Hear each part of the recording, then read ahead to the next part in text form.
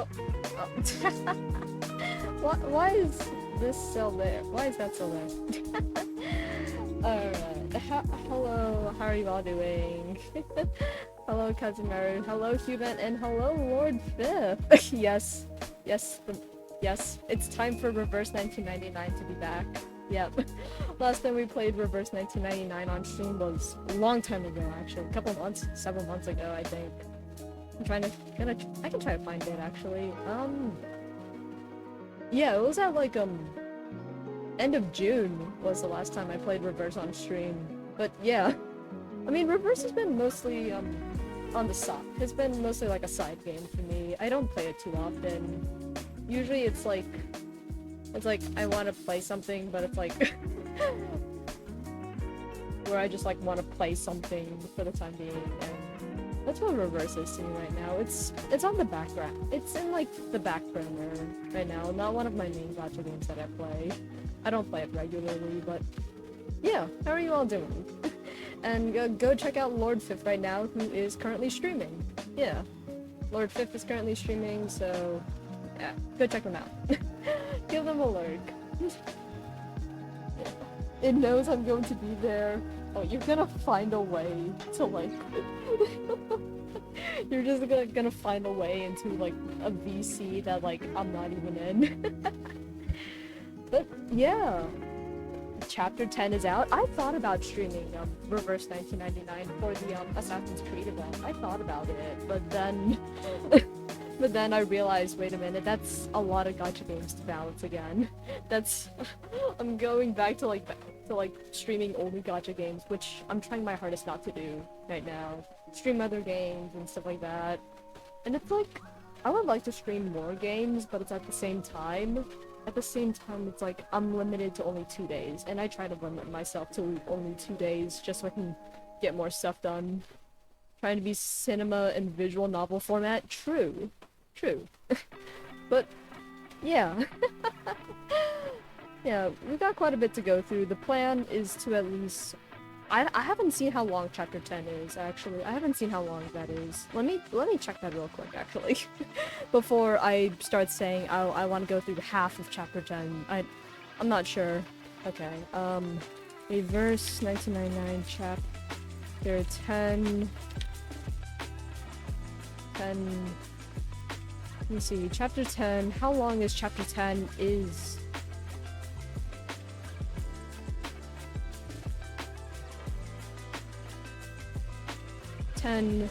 full story.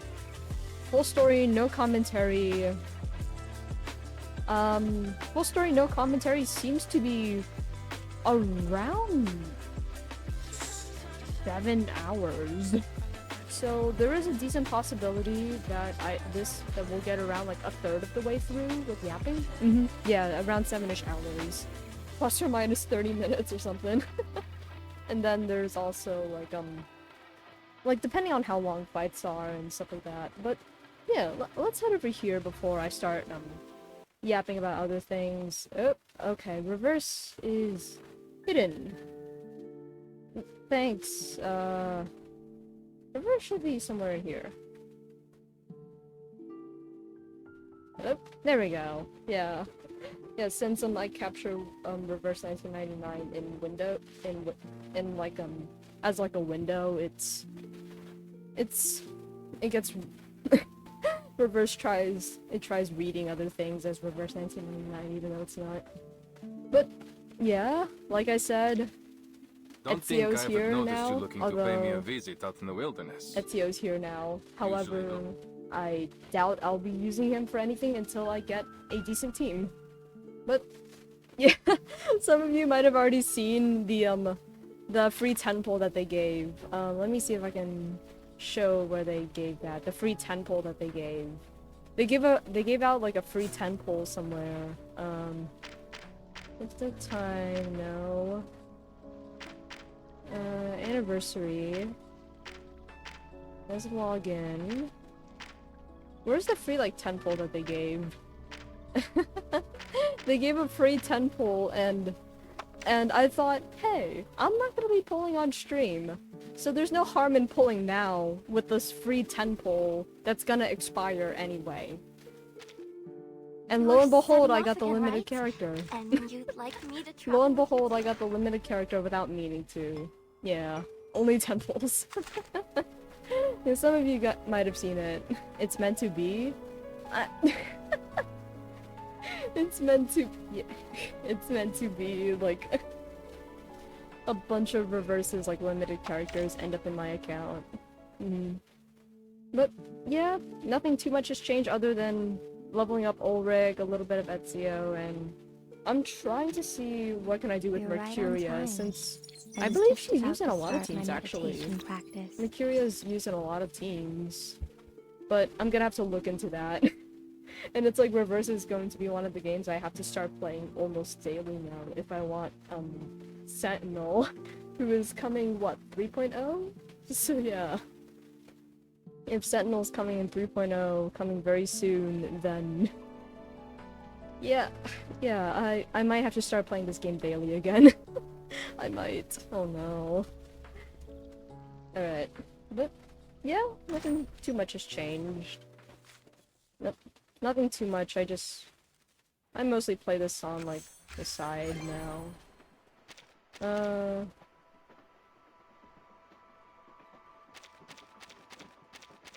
What the... Tooth... Oh! The tooth... okay. Okay. Alright. Alright. Time for me to figure out how Ulrich You've made it in. works. Actually, Oh, the you're lock kidding opens to me. any code. You're Put a kidding ticking me. timer on it. That's what You're gets kidding people me. scratching their head. Alright. It is time It's a communication. for this. But I think I've only seen part of the trailer. I've only seen part of it, I believe, in here. Unless this is the same one that I saw. It might be, actually. Oh. I think I found her. Ooh. The mother spirit slumbers to the south. Everything sounds good, by the way? Oh. I'm the only one left. What happened to your research team? How could traitors possibly serve them? Oh god. Oh, that looks so cute. No dear. A gesture of good faith. Oh What's your purpose in all this? my god, I'm actually so excited for this chapter. Oh my god. The road ahead will only grow more dangerous. Nautica! Nautica! Where are you going? At last, the moment has come. They shall lead us to the promised land. For the sufferer is returned. Oh my god. Oh my god. This is... God. 7 hours of story. Oh my god.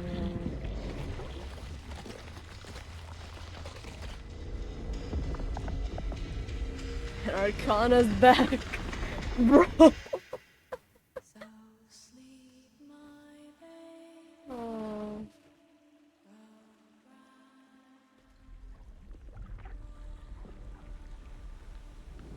If evil white hot. Oh, so you have a mother. Vertin, so you have a mother. Oh my god. Alright. I mean, there's an entire thing about, like, Vertin's mom, and there's, like, entire, like, things surrounding it. Yep. So you have a mother. Exactly. Alright, let's quickly playing this so that we can get this ball rolling. I want to get this ball rolling before doing stream. Oh, come on. Okay, we're good. Helpful person. Oh. Fate reader. And... Plop. Yep. Alright. That started, and now it is time. Anam no noem hostem et betum. Oh. My god. my Latin's so rusty. I studied Latin for 3 years, and now it's like I can barely I don't even understand this. Or I don't know these words. Something, something, something, and blank. Alright. I'm trying to remember where we left off as well within like the entire story, cause it's been a while since chapter 9. Yeah, so like Vertin and Soneto, they went onto the boat and the prison is in like flames and stuff. Yeah, the prison's in flames and oh, I haven't done hard. Oh, I need to go back and do these on hard mode. I am so glad I actually looked back on these, because I now realize I need to do these on hard mode. Yeah. Alright. Yeah, so there's that. So now... now Soneto and Vertin, they're in Antarctica. The sleigh, empty of its precious gifts, glides quickly towards the future. Alright, let's start. Paradise regained. Oh, isn't it that like Manus Vindicte, they're trying to like reverse the world back into their idea of paradise when the Arcanists were like at their strongest or something socially, right? That's their idea of paradise. So are they gonna succeed? God. The bad guys actually succeed? Oh my god. A sealed office, with a screen emitting a white light. A dial tone echoes through the quiet space before the call is answered. And just to make sure, it's been a while since I've streamed Reverse. All the audio sound good? Audio and everything good?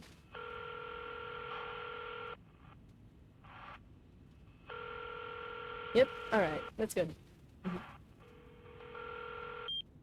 Right. Liaison Creus, here's the order signed by the Pax House. Oh, they don't even say the Latin. Oh my god. That bass, I forgot. Oh my god, it's oh. Beeping sounds come from the other end of the line, and soon the fax machine whirs to life. This is the Military Commission's conclusion. Contact Admiral Psalm of Xeno and lead the troops to these coordinates immediately. Is the Evil Granny theme song. Oh my god. Be prepared for an all-out battle. Yeah, that's Constantine. That sounds like that, or this looks like Constantine's like silhouette or something. Is it? Or am I going crazy? I haven't listened to Constantine's voice in so long. Creus. Oh. The other end falls silent for half a second. I've never received an order like this.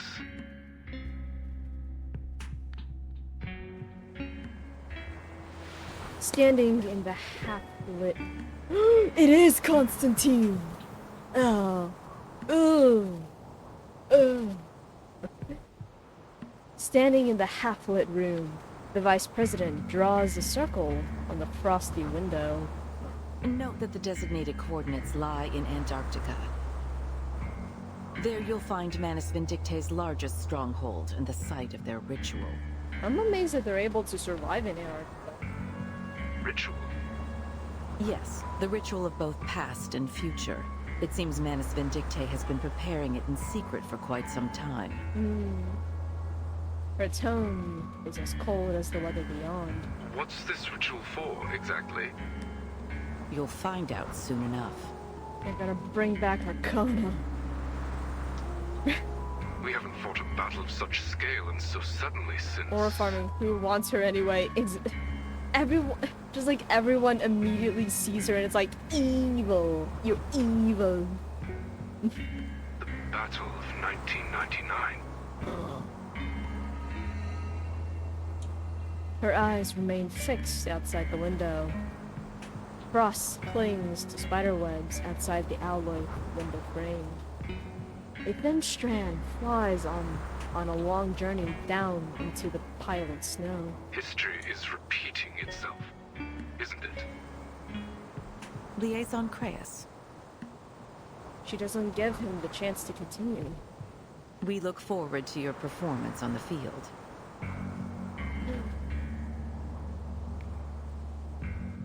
As you know, officers with successful track records are often given greater access to information.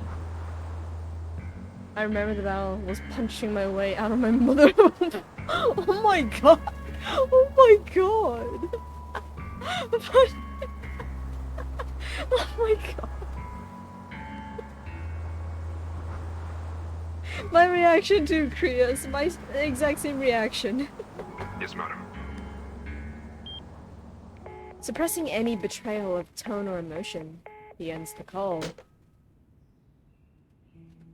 The screen's white glow illuminates the window again.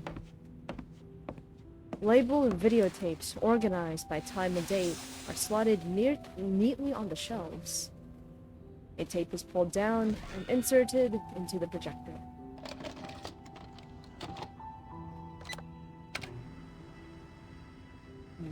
History is repeating itself, but we still have hope on our side. Screen crackles with static. Oh! A child's voice comes garbled by electronics. What's this? Oh! This little Vertin! He's small! It's a gift for you. Oh my god. This was like literally, this was probably moments after she was assigned to become timekeeper. A gift? Suitcase? Oh my god. Girl, are you not affected by seeing your friends literally get ripped apart and ripped apart quite literally? That's right. To celebrate your appointment as the Foundation's timekeeper. Mm-hmm. This is a moment to remember, Vertin. Oh. The child doesn't seem to understand the suitcase's significance. And yet, she has more questions. Who's it from? Why didn't they give it to me themselves? Oh. It's from an old friend. An Is old it- friend? Your mother? She left you a message too. Oh. She said, Ooh.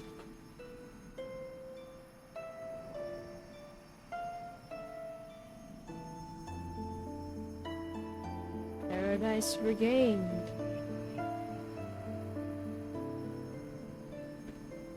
What did she say?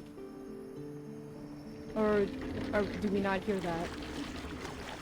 Oh, that's not a night. Okay, for a second I thought like it was like the ooze from like the Man Who's Been Dick Day ooze.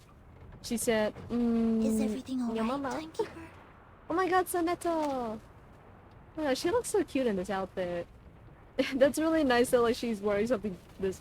That's actually really cute. Aww. And it's like they gave him more clothes. That's really. I'm fine. I haven't gotten a good look at like them in their like winter and like their more like winter outfits, I guess. Thoughts return to the present. What is this the boat they were A talking memory about? just came to me. No, the boat that they got on earlier, that they got on in like chapter 9 was like a little rowboat or something. The further south we go, and the colder the weather gets, the harder it is to shake this feeling of deja vu. Oh, It's like that titillation, pain and pleasure. Call it emotion or some physiological mechanism of the amygdala. God, what? They're making me use big words. Reverse. You're back to making me use big words and thinking about this, actually. I've been here before. Her companion's concern reflects back to her from the window. A deep breath suppresses her heartbeat. Will we be there soon? No. Words are cut off by bustle of the ship's docking. Her breath crystallizes into mist as the vessel stabilizes. Can you repeat that with simple terms? Oh my god, when I remember when like the first time Rover's been so relatable. Like the first time Rover's been so relatable. Can you simplify that? Although then again. Oh boy. Oh, do I need to log into? Great. Hopefully I remember. Is that the password? Weird. Oh, where's my phone? Okay. I'm gonna check something real fast. Okay, let me grab my phone real fast. Yeah, because you just reminded me, Hugh, that, about the 7TV emotes that were, like, hoping to come, like, the Rover, like, me reaction, where Rover's, like, pointing at themselves.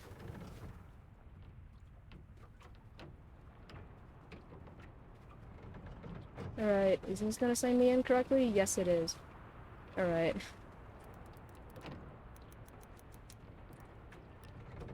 Alright.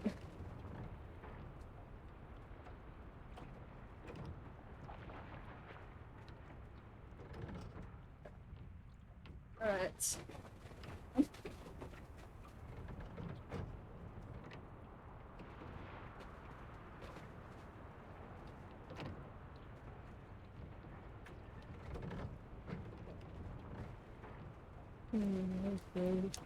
Okay.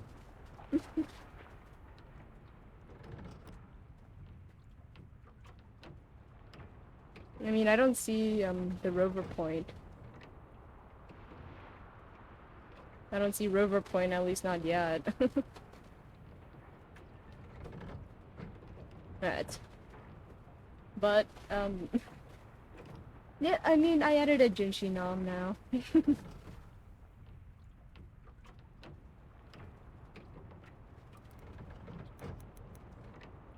There's the Jinshi Nom. Eating my funds, eating my asteroids. How could you? Looks like we've arrived. The two emerge from the cabin. Oh? Don't get blindness, please. Don't get blinded by the snow. An Arctic plane.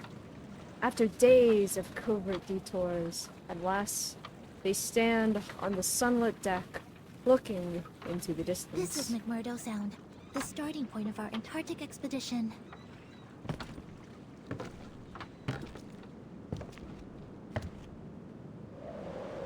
Oh.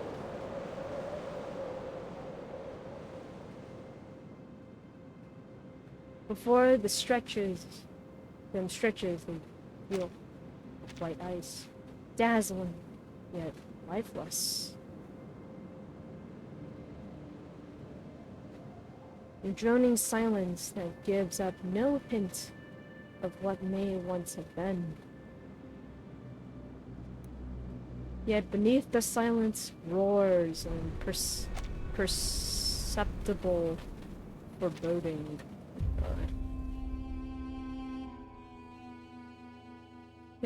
Iake revelatio iacem fumis. This will be the place of revelation, and it will also be the place of conclusion. Oh, is this end of first main arc then? Oh my god, is this chapter gonna be the end of like the first main arc? Oh my god.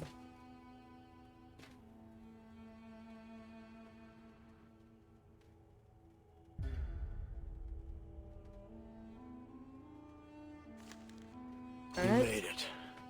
From the U.S. to Brazil to Australia. Storytelling is still unmatched? True. U.S. to Brazil to Australia. From a pleasure cruise across the South Pacific, through Argentina, and finally here. Your feet firmly planted on the southernmost continent on Earth. The enemy's been beaten back, retreated to this polar desert. here you are too. All because of a single command. Find that writer. That's all you've got. No plan, Yep. no place or time. Not even a full squad. Or Dr. Torres. I can't help but wonder what pushes you forward. What gives you the eagerness of a newly enlisted rookie? I don't know. I'd say it's your instinct to follow the path laid out for you. To satisfy the desires of those who watch from afar. That is your arcane skill, isn't it? Personally, I suggest you think twice before obeying a command.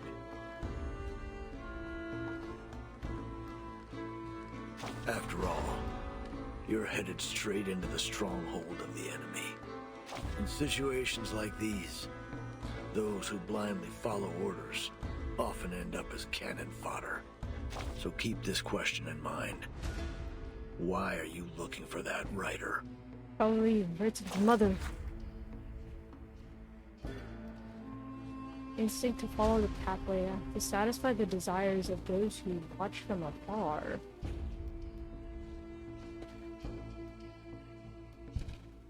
Has this game, like, fully talked about, like, or extensively talked about Vertin's, like, arcane skills? Cause I'm still, like, on, like, the edge of, like, I don't think I'm, like, fully understanding, like, what is exactly Vertin's, like, or, like, the full, like, scope of Vertin's, arcane skills. I feel like I'm not understanding it fully. I mean, is it ever talked about? Or extensively? Because I feel like they mentioned it, like, a few times, but not, like, in depth.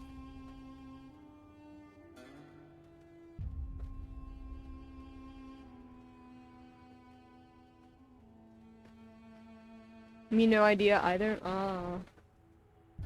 Yeah. Satisfy the desires of those who watch from afar. Other than able to brace the storm. Yeah. Yeah, the fact that she's essentially that she is pretty much immune to the storm. I don't think they talk too much about Vertin's arcane skill other than the fact that, like, they say that, like, her skill is fairly weak or something, or like she has very weak arcanum or something.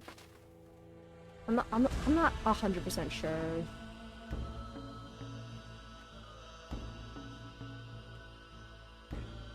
Yeah, someone who like remembers this or is like even more into reverse lore than me, please tell.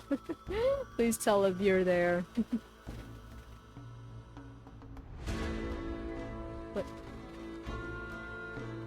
that is interesting though. The fact that it capitalizes and then quotation marks arcane skill.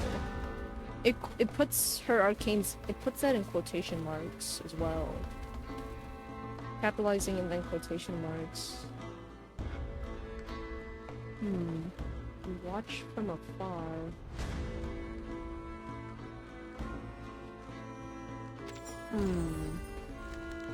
Let's... Oh, there's Nautica. The rhyme of the ancient mariner. Bored with heads bowed, the ship drove fast. Loud roared the blast. Southward we fled.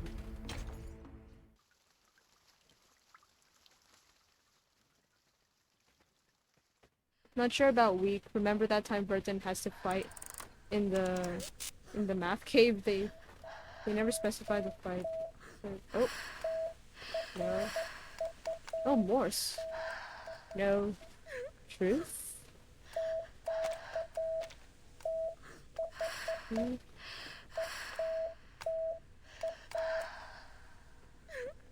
That's a Caesar cipher or something right there. That has to be some cipher.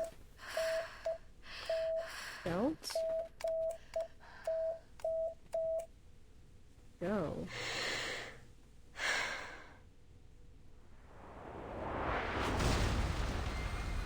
Entering the ice zone. Oh. Grab your telescopes, explorers.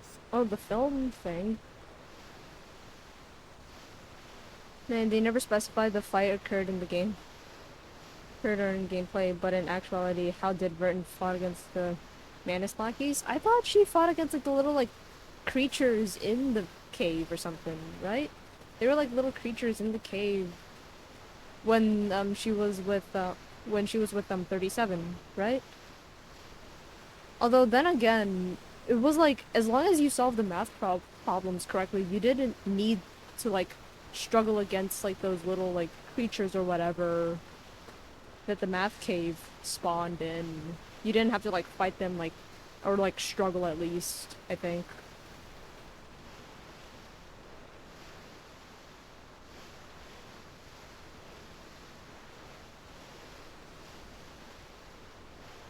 Not really, I think part before that, when there was a fog. Trying to remember.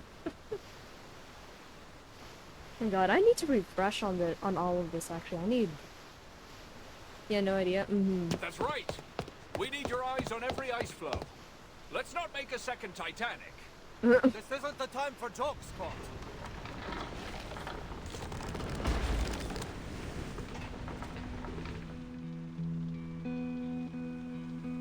Hearts thumping with excitement, our team set off. Thanks to our courage and careful preparation, it wasn't long until we crossed the Drake Passage. Oh. No matter how fierce the katabatic winds were, our will stood firm. In fact, the windstorm we met was very similar to the lab-simulated ones. It didn't take long for the captain to find a way to deal with it. Soon, we were sailing through the South Shetland Islands. There wasn't much there but black moraine and a few groups of Adelie penguins. Oh, penguins. It was clear to us that there was more trudging to be done before we reached our destination. But every one of us was confident that a journey of this magnitude would pay off with very many ancient secrets. When the sun dawned, we saw the lichen that grows all over the Icho Islands. Crimson, green, ochre, even the land blink couldn't pale those colors. That was when we realized that rocks can move too. I can't help but recall when the famous Gouvernoren returned with a full and bountiful load. We celebrated the harvest very amazingly. We opened a keg of beer and sang the songs of home under the rosy sky. The harvest bounty mankind's blessing be. We children blind from bases must be free. The mother spirit light within each glow guides us to the great current, nature's flow. Yes, we are the polar explorers. We are meant to be the challengers of the most unknown greatness. So, with this feeling in our hearts, we will continue our march into the depths of Antarctica.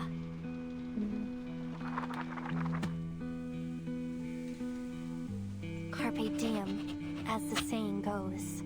I've never felt more joyful and fulfilled and worthy in my entire life. Oh.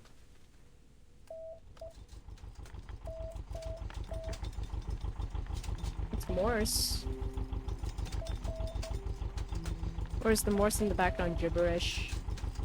A two-stroke diesel engine spurs. Sparks fly as the radio transmitter groans. I must send it out. Vertin shouldn't be able to fight there since she had the bracelet that prevented her from fighting Manus. Yeah, that's right. She couldn't fight. However, I don't think that prevented anyone that prevented the rest of the group from fighting or something. I'm not 100% sure. I don't remember fully. I don't remember.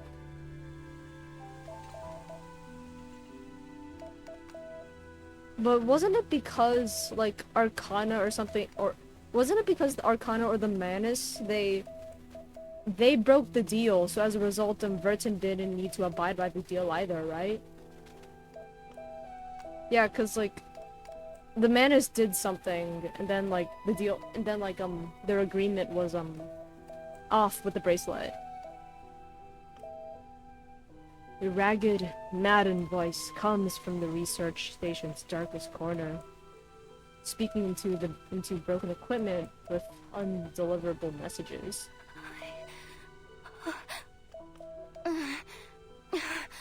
Calm down, Nautica. Calm down. This is your research station.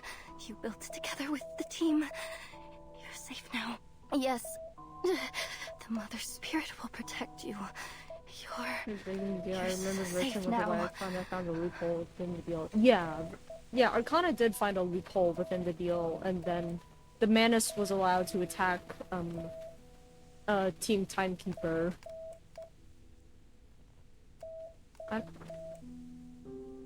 Yeah, in chapter 5 around. Yeah, it's been a while. Just try it one more time. Just one more. Her fingers keep pressing the broken transmitter key while her body shakes uncontrollably. Come on. You can do it. It's simple. You didn't go crazy. You have all your brains in here in your head. It knows all the letters of Morse code and how to send them. See? There's A and D and E, F, C. You know them all. Just use them to spell out the warning message and send it out across the whole world to everyone. It's easy. Like playing a game of tableau. Yes, so easy. I can do this. She munches down on a black, gelatinous fluid in her mouth. Ooh. And no truth. Yep.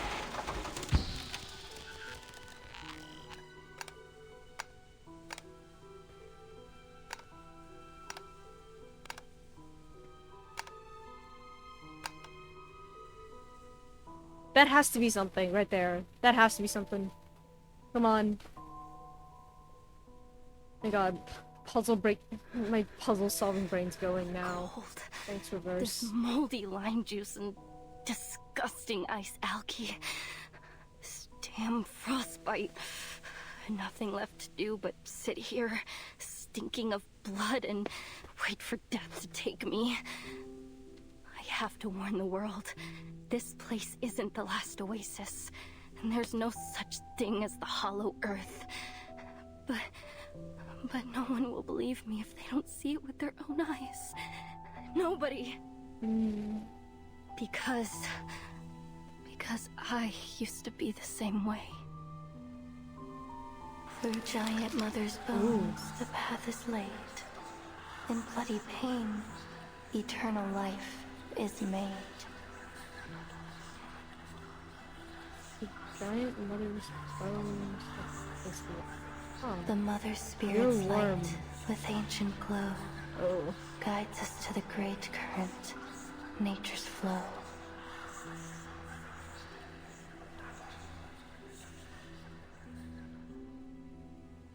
Not now, little Matu.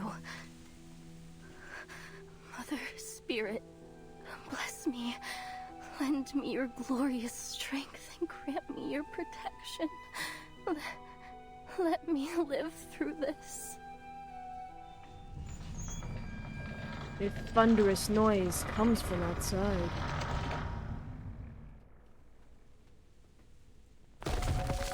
Oh!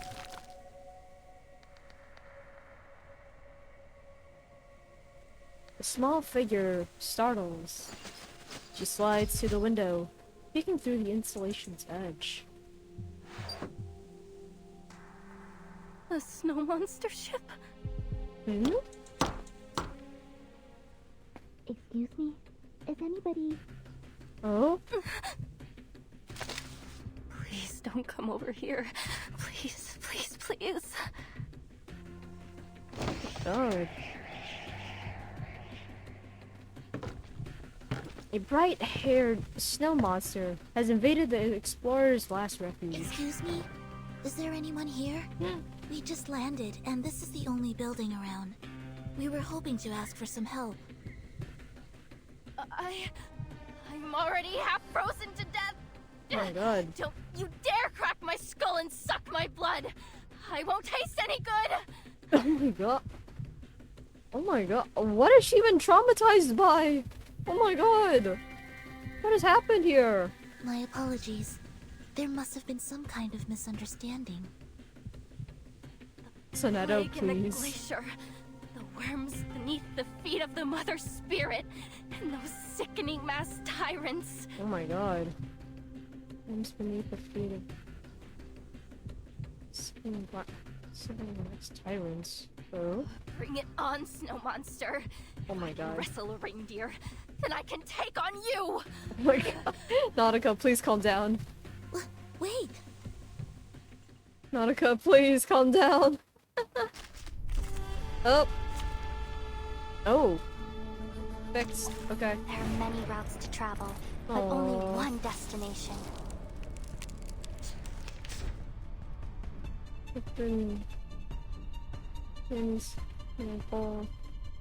Okay. Stay where you are. I'll fight you. She's not listening to us at all. She's cold and scared. She must not be in her right mind. Oh. Does Nautica hallucinate or something? Cause this... Do your best to calm her down. Just be sure not to hurt her. Understood. Maybe an incantation to keep her warm will help. Oh. Nice buff, damage dealt, damage taken, Clearing the okay. snow, breaking the ice. Find strength and true knowledge, and embrace solitude. It's alright. I know the moon, and this is an alien city. Oh, buff. Popped up, okay.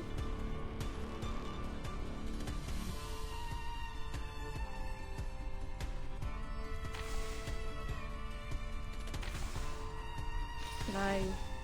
Alright. Clearing the snow.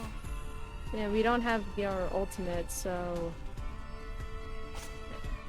Yeah, we don't have an ultimate, so we're gonna have It all be clearing the snow. Don't listen check to the through it false normally. whispers. Embrace the cold. It's alright. Sempre caro mi fu quest'ermo gole. Oh, come on. You gotta be kidding me. Alright. It all began. At least there's Find good strength damage and true reduction. knowledge. Good damage reduction at least. Sempre caro Don't mi fu debuff quest'ermo me. gole. Thank you. Alright. It all On began breaking to... the ice. And embrace Hopefully that's... solitude. It's alright. Yes, that Embrace will the end cold. it. I can feel my fingers again. What's going on? The heater went out ages ago. Oh my god, are your fingers frostbitten? Oh my god. It's a magic trick to keep you warm. Oh, magic trick. I'm glad to see you more calm. Please don't be afraid. Okay. We're not snow monsters. Rewards? The best reward is discovering a new fossil. Oh, or seeing a volcanic eruption up close. Oh. Okay. Okay, Nautica. But what has happened for her to be so You're traumatized like Not a that? snow monster? For her to have that kind of reaction to anything, really. For her to have that kind of reaction. Normal behavior, no mask, uses magic. Yes, warm magic. I can move my fingers again. She lost a 50-50. Oh my... She lost a 50-50 and saw Arcana take it. Arcana took her... took her 50-50. You're right, Matsu. They don't seem like bad people. At least not as bad as the snow monsters. Crazed, but still wary, she shrinks back to keep an eye on the intruders. The two newcomers seem without concern. They straighten the furniture and examine the scene as if looking at a puzzle. According to Mr. Olive, This should be the coast that Dr. Doris landed on. This plane is the way to the heart of Antarctica. We may still catch up with her if we pick up our pace. I see. But I didn't expect there to be a research station all the way out here. This place isn't on any map of Antarctica I've ever seen. It must have been built less than half a year ago. The facilities are quite complete. Diesel generators, snowmobiles, radio transmitters. Especially if, like, very little of it is broken. Sonetto steps forward. An empty can rolls to her feet. However, they seem to have run out of food. Her eyes turn to the cowering figure. We're just passing by. We mean no harm. Is there anyone else at this station that can help us? 100 days of solitude ends with a simple question. Nautica stands, half hobbled in the corner, rubbing her nose. 100 days, wow. All on her own. No, there's no one else. That's very lonely, actually. Only me. I don't mean to offend, miss, but you don't look very well. May I give you a health evaluation? No, no need. I'm fine. I'm an explorer. I know my body. I'm fine. You just take care of yourself, alright? She retreats back from the newcomer's offered hand.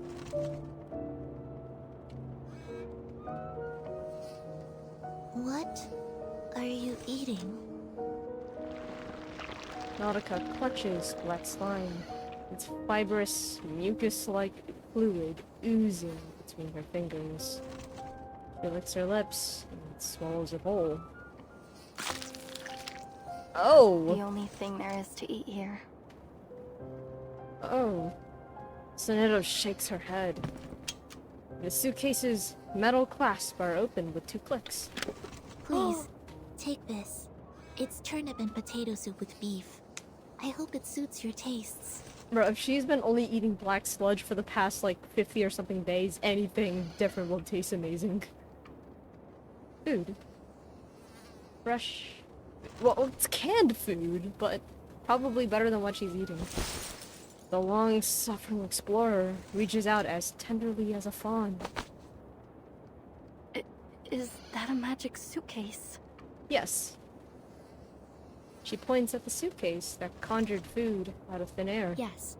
It's an arcane suitcase. It's bigger on the inside. It can hold food, rooms, even arcanists themselves. Yeah, roughly a couple hundreds of them so far. So you're arcanists?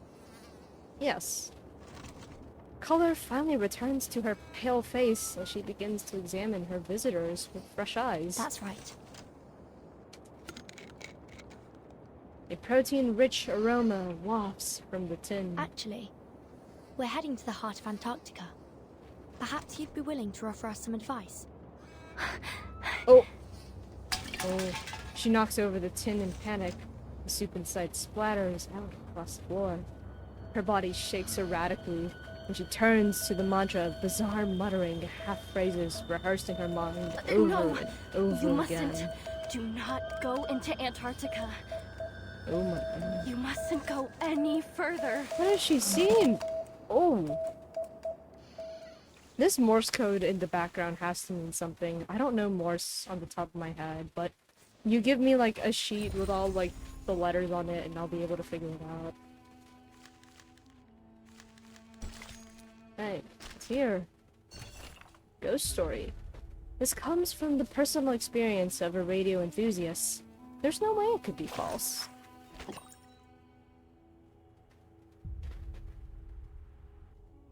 MYDA. Mike Yankee Delta Alpha SEVA. Okay. Abandon. SEV. Wait. Sierra Echo Victor. What is that? MYD? God. HLE. That's. What What is this? What is that? An icy road.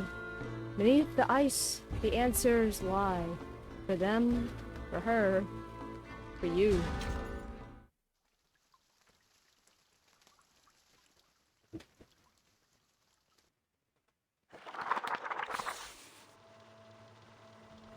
The true horror happened on the third day.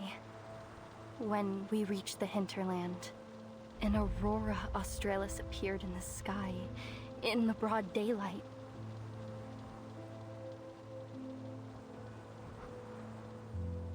Solar flares and the coronal mass injections that came with them caused the aurora to appear so bright that it was almost blinding. Frile saw it as a warning. She said that exploring the hinterland was a profanation of the Creator. The Creator? Oh my god, I need to remember. There's like a different like important characters or whatever, people in the Manus, and they're like the Creator, the Sufferer, and like a bunch of these other and like I feel like there's like 2 more other titles or something. I don't remember. Or are those like the 2 main ones at least? However, stood against her. He said that Your the mom snow brick windbreak we made would protect us. Plot twist, Arcana we is couldn't let all those days of hard work be in vain. Plot twist.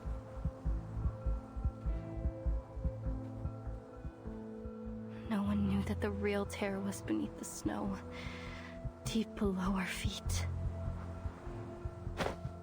The sextant was right. One of them is called Colin D. Oh!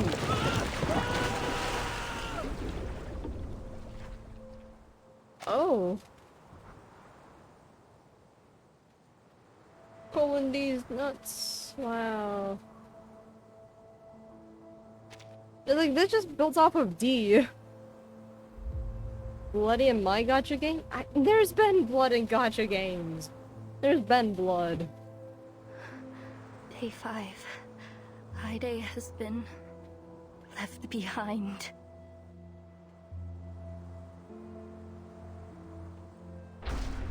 This is an emergency situation. We need some people to shift focus to rebuilding the windbreak.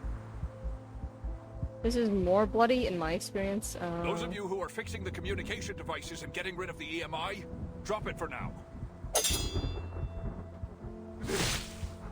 Devil! Oh my god. Demon!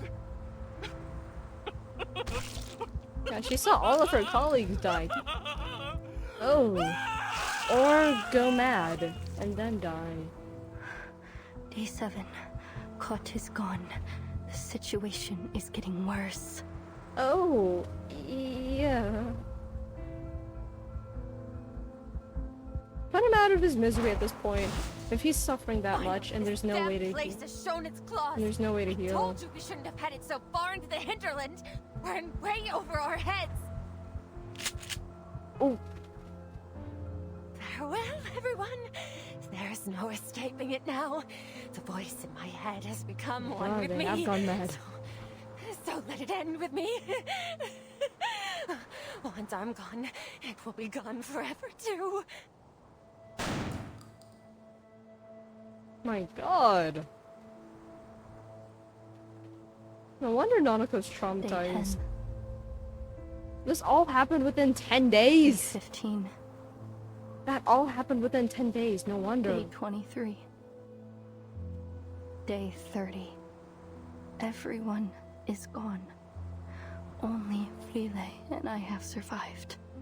Oh my god. 30 days, she saw almost everyone. It's okay.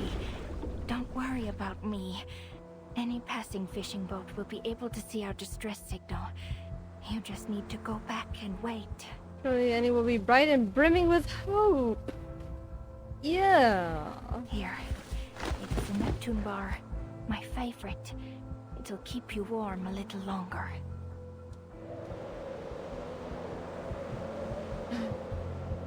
It's okay, she's just missing. We didn't see her die, but she is missing. Oh wow. Nautica closes her diary.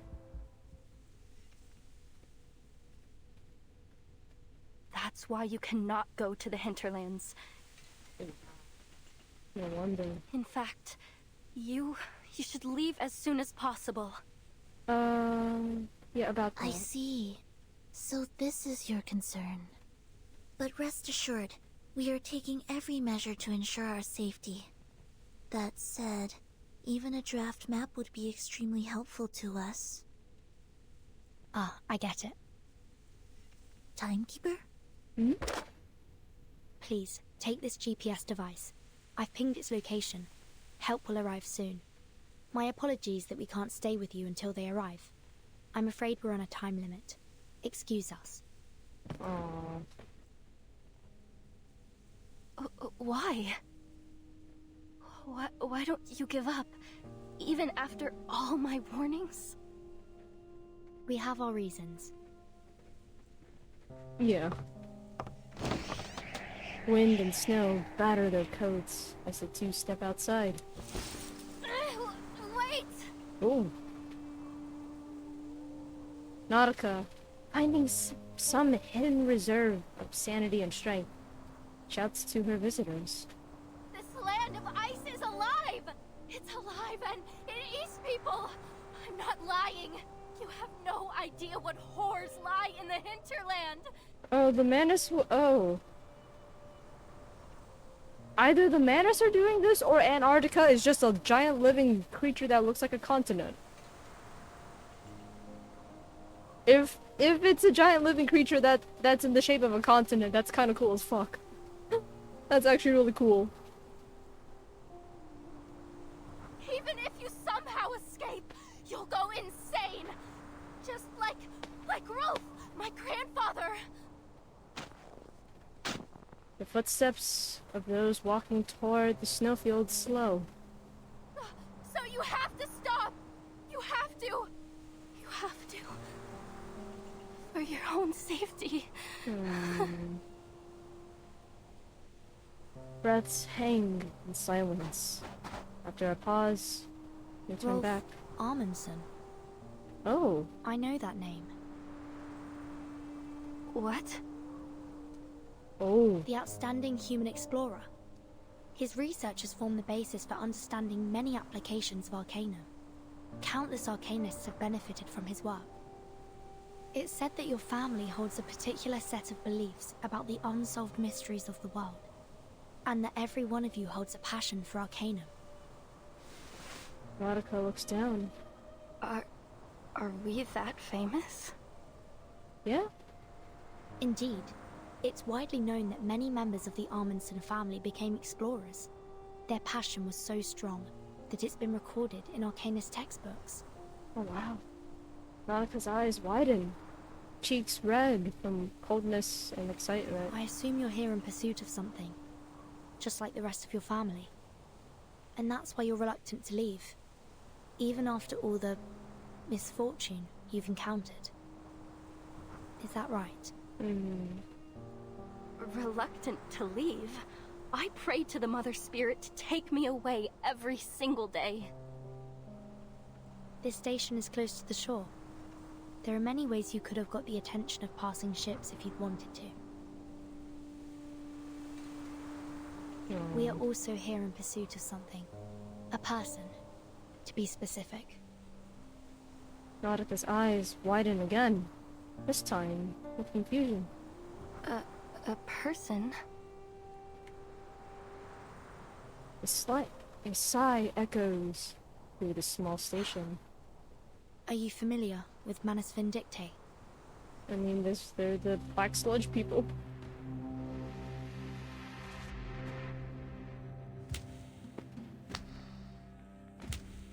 In a dark cavern, ritual symbols have been carved in a massive array, drawn in blood and papyrus ash. The lion's tail is placed at the top. Tides running blind by their every routine. Sacred scarab wings at the left. Gaining into heaven with obscene calamity. A seashell holding a spirit is embedded in a skull at the right. The breaker of death shackles shall rule us all. Black soil from the rebels is placed above the idol. The foundation of youth elixir from the cursed alchemist completes the offering. From this day forth and evermore. The young preacher stands at the altar's edge, watching distant shadows.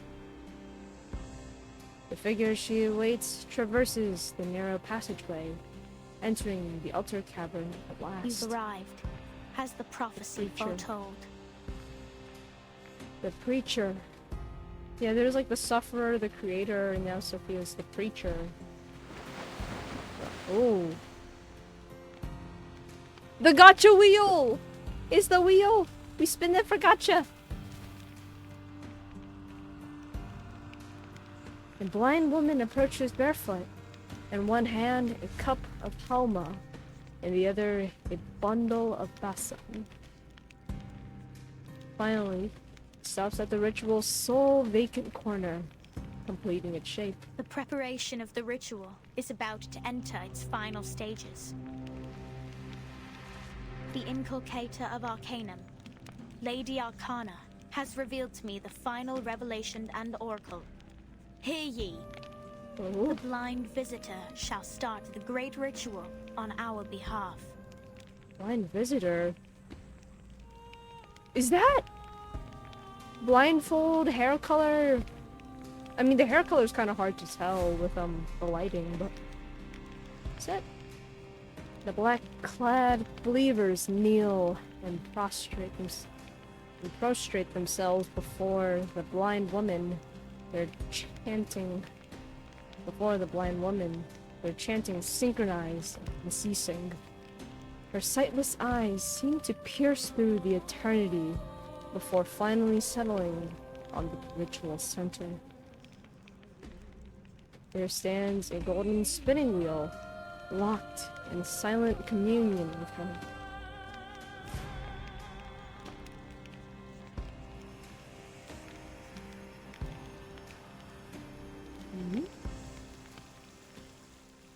She pulled a 6-star, guys. She pulled a 6-star.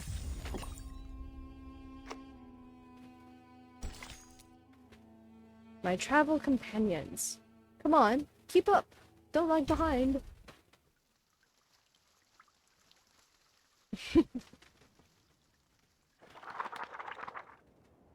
Alright. Manus Vindictae is an extremist pureblood arcanist organization. They used to act covertly to disrupt the world order in hopes of reviving Arcanum. That wheel probably rigged to get 6-star easily, bro. She rolled the wheel and got 10 6-stars and a 10 pull. However, in the last year, they've become much more active, even encouraging ordinary people to wear their masks and endure their trial. Class is in session. It's suspected that they went high profile in order to quickly attract more believers. Miss Soneto, what is this? According to our intel, they'll hold an important ritual in Antarctica soon. And we're searching for someone who may play a vital role in this ritual.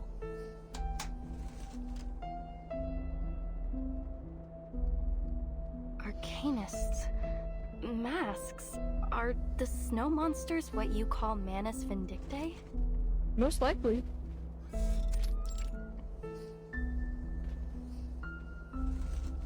Nautica's words are marked with a strange excitement. What exactly is this ritual they're holding? Circle. Sadly, we don't have much information in that regard. We're hoping to figure it out on this mission. Ritual. Arcane ritual. Do you know anything about circle rituals or anything, Nautica? Or what they're doing? Do they draw crazy circles? Wait.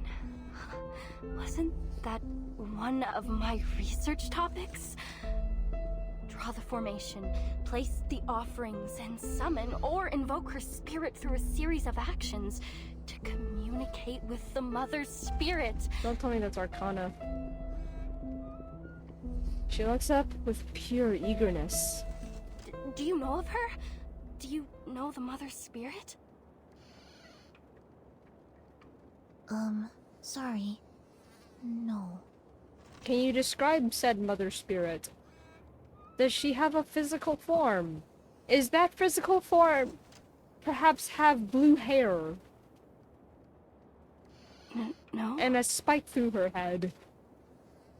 Please excuse us, miss. We have to leave now. Oh. And given that the communication equipment at the station isn't working... The suitcase opens again. This time, revealing a radio decorated with a flower. Miss Radio! You're a radio, you don't get cold.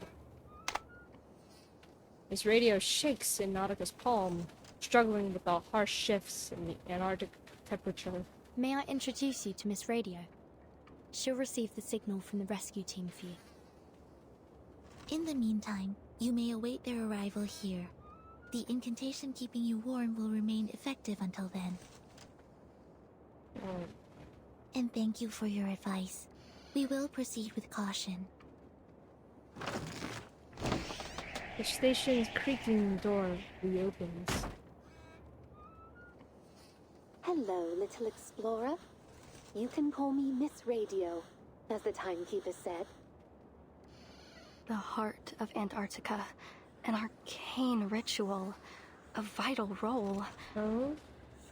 What else do you know, Nautica? The guide appears, then fades from human sight. If the devoted journey, let their songs unite. Damn it, Nautica. Little Matu is reciting a message from the Mother Spirit herself. Focus. The guide appears, then fades from human sight. If the devoted journey, let their songs unite. Hello? Can you hear me? Your topic, your research. I assume you're here in pursuit of something, just like the rest of your family. Their dream. Your dream. Oh? Matsu's voice snapped off as Nautica bolts to her feet. Oh, this is a chance of a lifetime. Oh? Oh my god, she gonna go with Vertin and Sonetto? The visitors' boats are already cleaving a deep path through the snow outside the station. The door closes heavily and slowly behind them. Wait! Oh!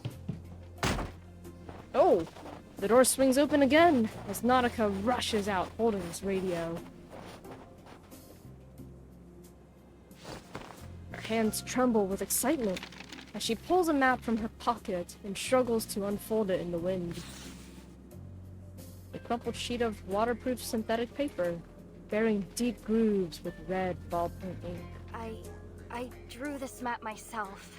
It's a draft, yes, but, well, in this situation, it is the authoritative guide on Antarctic mythological archaeology.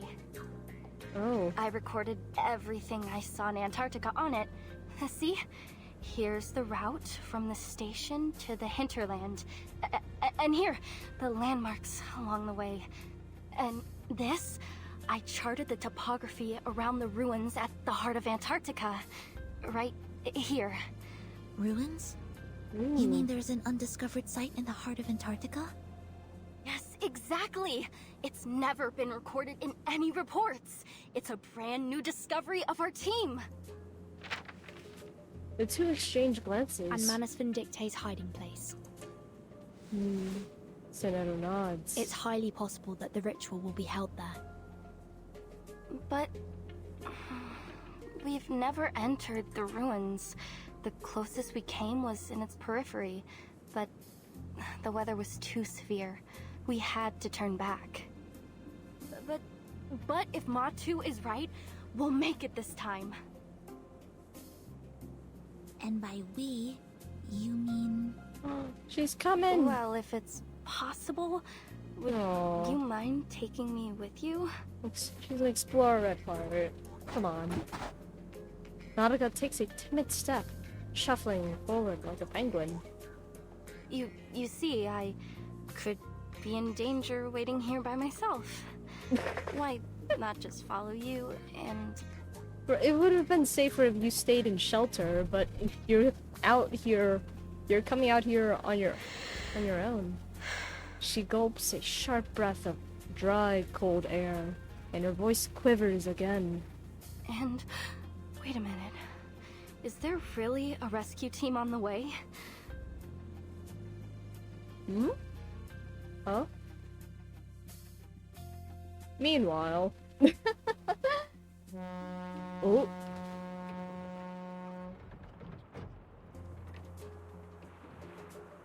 A small schooner enters icy waters.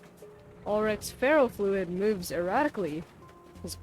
He grips a communicator in one hand while impatiently tapping the porthole with the other.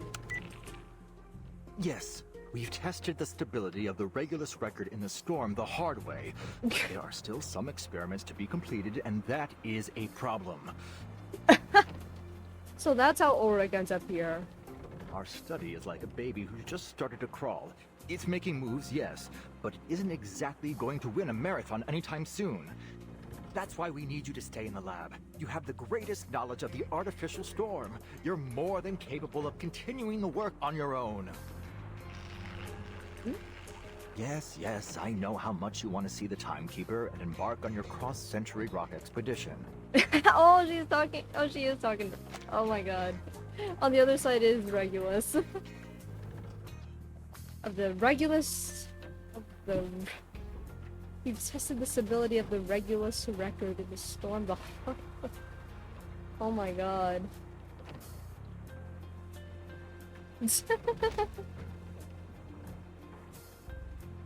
Cross-century rock expedition. But the experiment in Antarctica isn't one of your concerts. It's a gamble, and we're betting every hypothesis on it.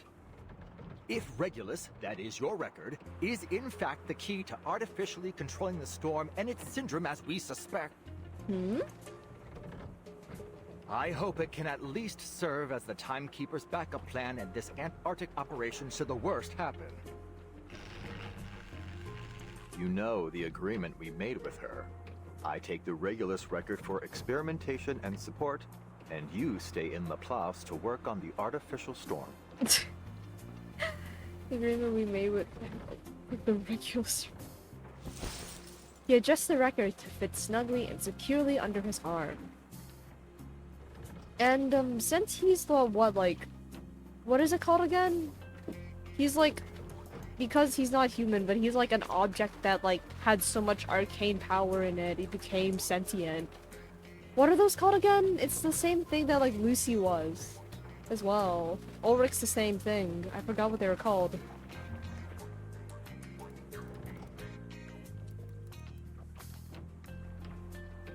I forgot what they were called.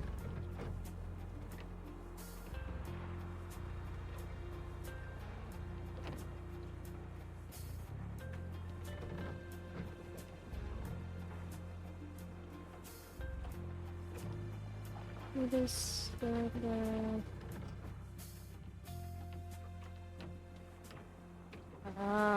what are they called again? I think it started with an A, but I'm not sure. I don't remember. He should be okay in all the snow then, right? Well, assuming the ferrofluid doesn't freezes, doesn't freeze or anything.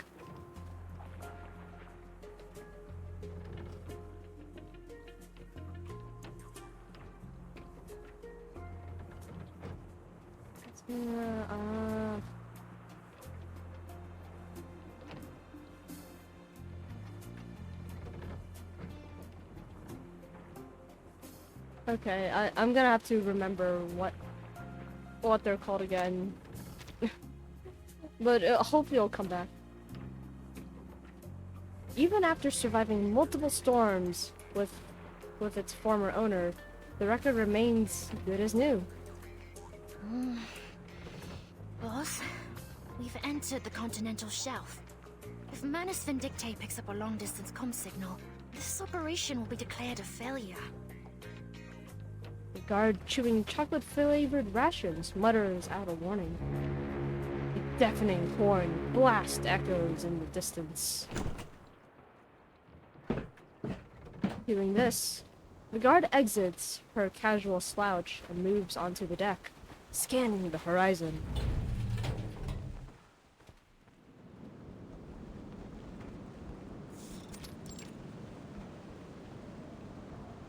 Oh, we finally met the Foundation's fleet.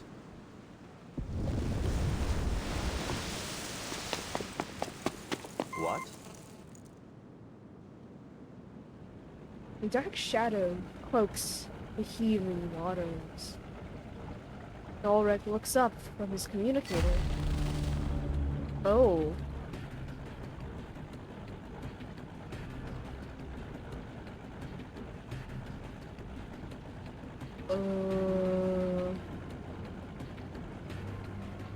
So is this the Foundation or is this Xenos? What on earth? The propellers spin fast against the swelling sea. The distinct aroma of burning diesel hits the air. Is that? At the front of the schooner, a sailor turns his face. Trickle, the battleship, and Dino, the destroyer. Oh, they deployed from Petropavlovsk-Kamchatsky. Travel halfway across the world to get here. Looks like they're finally on the last stretch to Antarctica. So this is, you know... From the north? Surely not. Yeah, that's right. Seems that Commander Kreyes and Admiral Somm have struck a deal. Oh. A torpedo explodes 100 meters away. A strange, animal-like scream is heard as waves splash over it. Hold on! Adjusting the sail angle! Oh, damn it! No one told me we'd be fighting on the front bloody line. Good. It's one of them armed Magnus beasts that the Manus modified. Didn't expect their first line of defense to be an actual monster. Zeno's elite expeditionary force versus the army Manus Vindictes gathered across multiple storms. This is gonna be a right hell of a fight. What is he so excited about? Come on! Help me at the helm!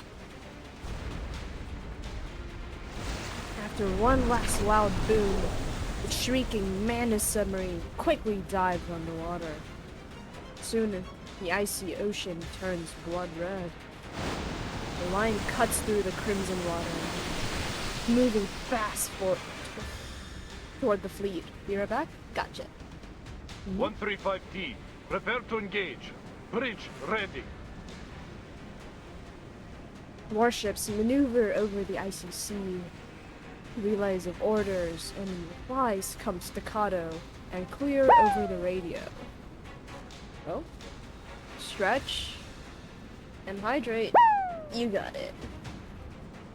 Hydrate and stretch. You got it. Alright. With the water.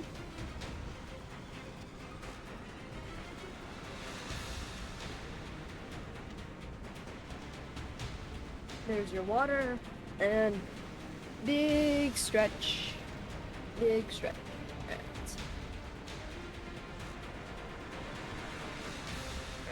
Pull back. Move forward. And cross. Alright. The guns inch into position, aiming to hit the water at 6 o'clock. Let's see if their liquid metal reactor can resist Type 65-76 torpedoes and our aerial firepower. Oh my god. Attack! Oh. Fight?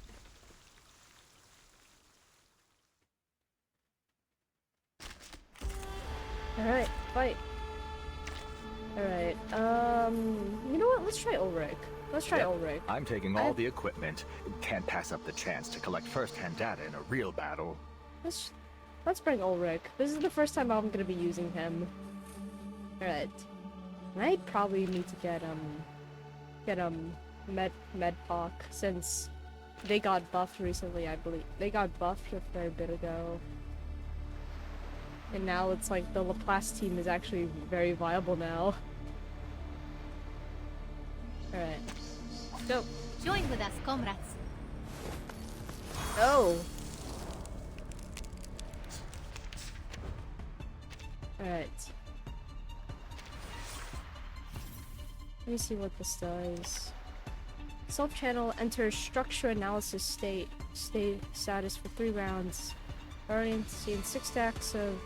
The transfers up to 5 dynamo, okay. Self-channel enters frequency analysis, 3 rounds. If Guardian status is...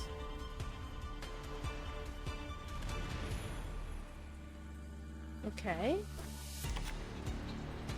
Ultimate Might. Yeah, so he builds a lot on Ultimate Might then. Okay. That's a lot on Ultimate Might. Alright, time to crack some codes. Charging. Loading. Let's see what this does. Decode complete. See if it's any good. Encryption complete. Faraday's Miracle. Target confirmed.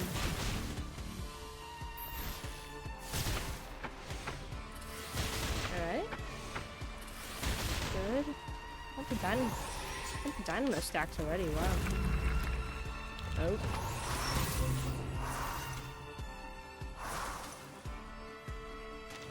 Okay. I admire your courage.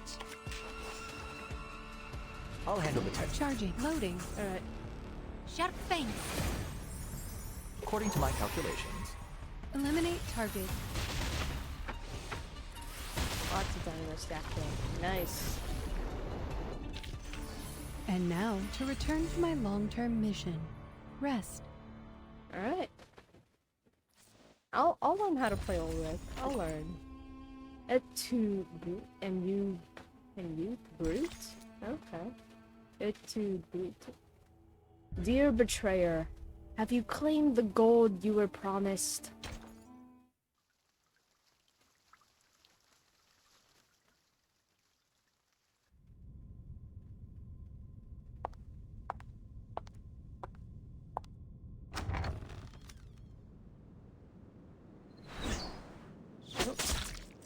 Oh.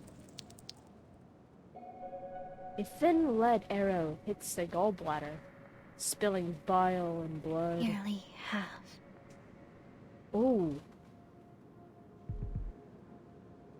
The young apostle grows pale, her breath faint as a whisper. What?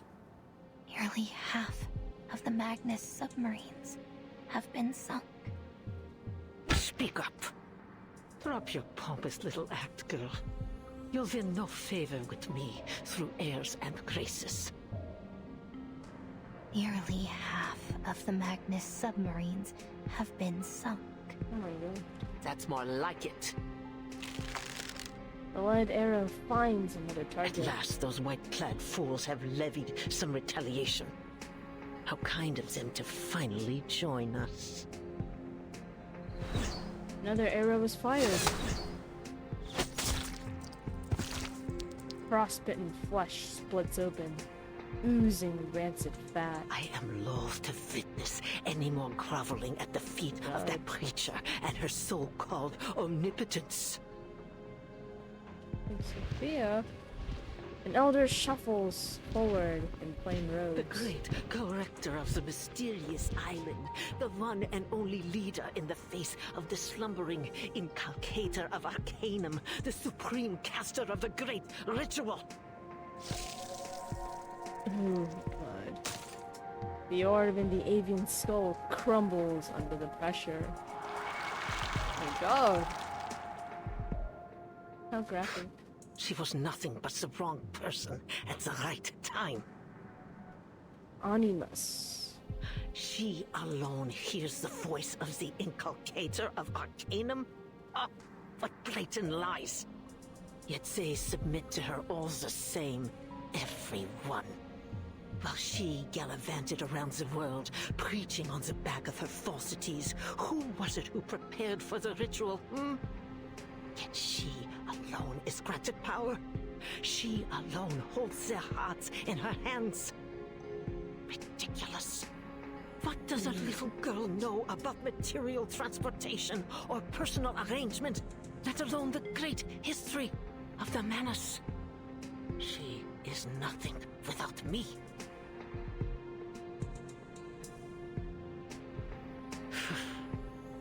It is not you to whom I refer, girl. But you'd better keep that tail firmly planted between your legs. Your actions aboard the Free Breeze have garnered much attention. Attentions that could easily have been avoided. Now the whole world has their sights set on the southern hemisphere, and it's all thanks to you. No amount of ritual materials can make up for that. This is precisely why I was against giving power to you infantiles in the first place. Arrogant, reckless fools. There's not an ounce of self-control to share among you. God, so harsh. The Foundation's army will break through our first line of defense soon. If we don't stop them, their advance will be halted. Words falter mid-sentence. Antarctica's no place for them, no matter how many machines they send. Their war efforts have been naught but a desperate attempt to prove to themselves that they are not utterly without plan.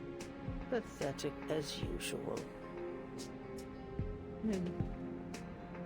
You're right. There's no need to concern ourselves with the insects scurrying beneath our boots. Our role is to support from the outside. To ensure the ritual proceeds smoothly. That's all. What driver straps the blinders to your face, Or were you simply born unable to perform more than one task at a time? Oh, this old woman's mean. How do you ensure the safety of the interior? Fudge. The young apostle knows her breathing to grow faint, allows her breathing to grow fainter, struggling to keep the absolute appearance of humility. I'm not sure what you mean. The Admiral's Sentinel unit. What is its status? Igor's unit? They've set up defenses in multiple locations along the coast. They're on high alert for possible Foundation partisans. Defense sitters. How could they possibly serve our great Mother of Resurrection? It's an insult that they were ever allowed to set foot on the Holy Land at all. But the Preacher has treated them with the utmost respect. They did bring the key to the ritual, after all. Utter foolishness. Those heathens are not even willing to undergo the holy trial. Standing among these unblessed, unguided simpletons is the greatest humiliation to befall Manus Vindictae since its inception. Thank God! What is this woman? I don't like this woman. Animus. What are you? Oh, despite this, it is of little matter in the face of the ritual. The great Mother of Resurrection. That is our only goal. The pitiful remains of the bird are flung at her feet. God. They were just toying with a dead bird? The tents are pitched, yet exhaustion lingers like frost on a cold morning.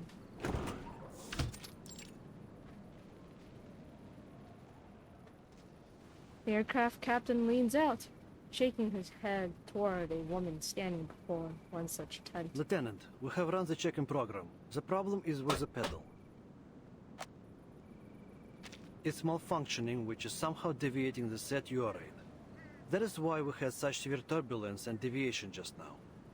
I suggest we do not fly Canis Minor until we have done a complete overhaul. The weather is just too extreme in Antarctica.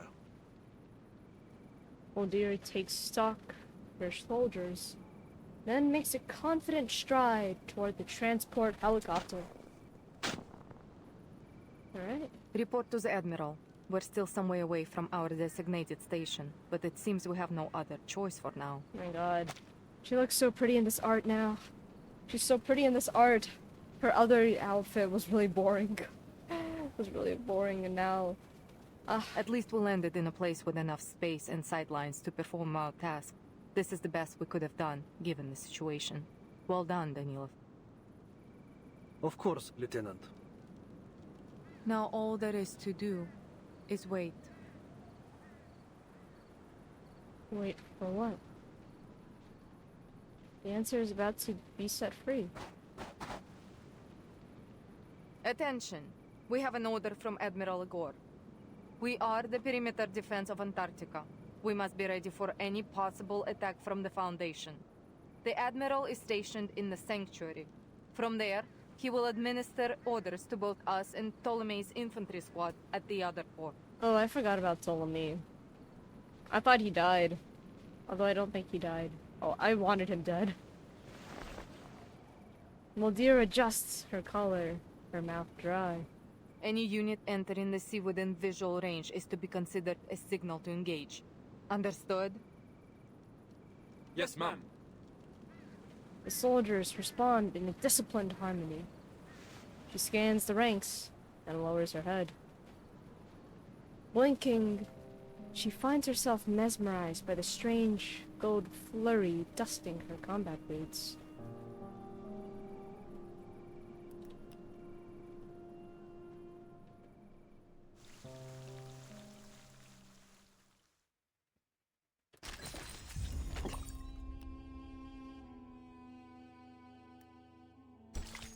Have a safe journey.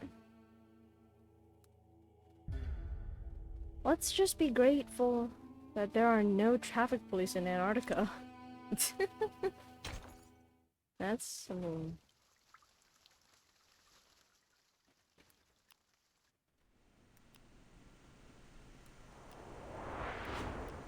Timekeeper, are you sure this is the right direction? Please trust me and my map. This is the way to the ruins. I promise. We need to catch up with Dr. Doris as soon as possible. Hold on tight, everyone. I'm going to speed up. Oh? She on a snowmobile or something? Down. Just a bit. Yes, she is on a snowmobile. The tiny blue flower shakes wildly in the wind, straining to grow toward the sheltered sun. The snowmobile races across the frozen plain, its driver's face composed and certain. Yet her passenger's eyes widen. Wow, incredible! You really are an arcanist. We couldn't figure out how this thing worked. The new model with the Chevrolet bumper, only Frile was able to drive it. But you knew how to drive it as soon as you touched the handle. Are you trained to use human technology at the Foundation too? If you are, it would be a huge case support to my study on Arcanist lifestyles. Do you guys think Vertin has her driver's license? Do you think Vertin has a driver's license? The truth is, I don't Miss remember. Amundsen, the timekeeper has never driven before. Oh! Never mind. I guess it was answered there. She does not. Vertin does not have a driver's license. No wonder Sonetta was so terrified. As the world streaks past in a blur, panic creeps onto the backseat passenger's face. What did you say? Don't worry. Great. I'm generally a proponent of safe driving. Generally a proponent. Generally? Oh. What are those snowdrifts ahead? Hydraulic ice towers! Pull over! Stupeo Swift. Oh. Slow quickly. Oh my god.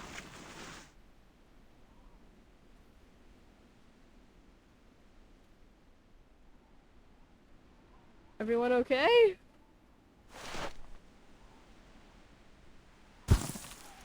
Oh.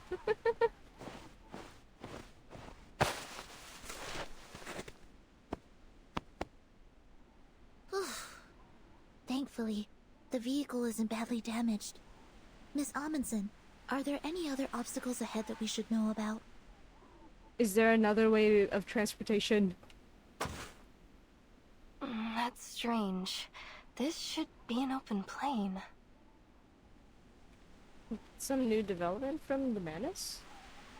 Nautica lowers her binoculars, muttering in confusion. Oh, black sludge. She stumbles backwards as her feet slip over an outcropping of ice. We should take a detour. This place isn't suitable for snowmobiles. I don't think the snowmobile is suitable to be used. Where the ice had failed, a burst of steam succeeds in sending her sprawling back onto the ground. Miss Amundsen, are you okay? I'm fine. I'm alright. Her tough talk dies on her lips. She sniffs the air, her face stiffening. Hmm? Has my nose gone wrong? Uh-oh. Or are we carrying rotten food? Oh, no.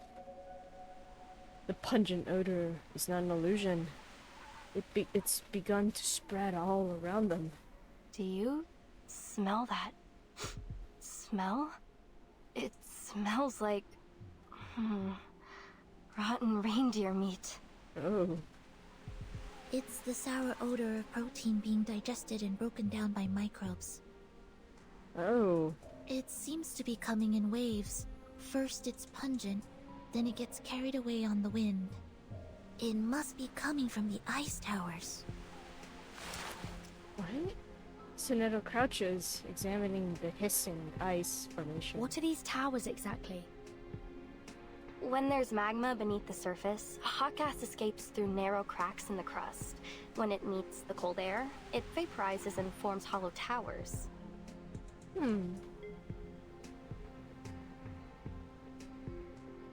They're often seen around volcanoes. But there's no volcano here. Crouching on the ground, Nautica's fingers gather crusted deep deposits from the vent's rim. Ugh, it's so stinky. The sulfur dioxide in lava does have a strong smell, but it's not as sour and smelly as this. Besides... She begins an analysis at breakneck speed. Beads of sweat roll down her forehead as she shudders involuntarily. The last time my team and I were here, these towers weren't. That was less than 100 days ago. They shouldn't have formed so quickly.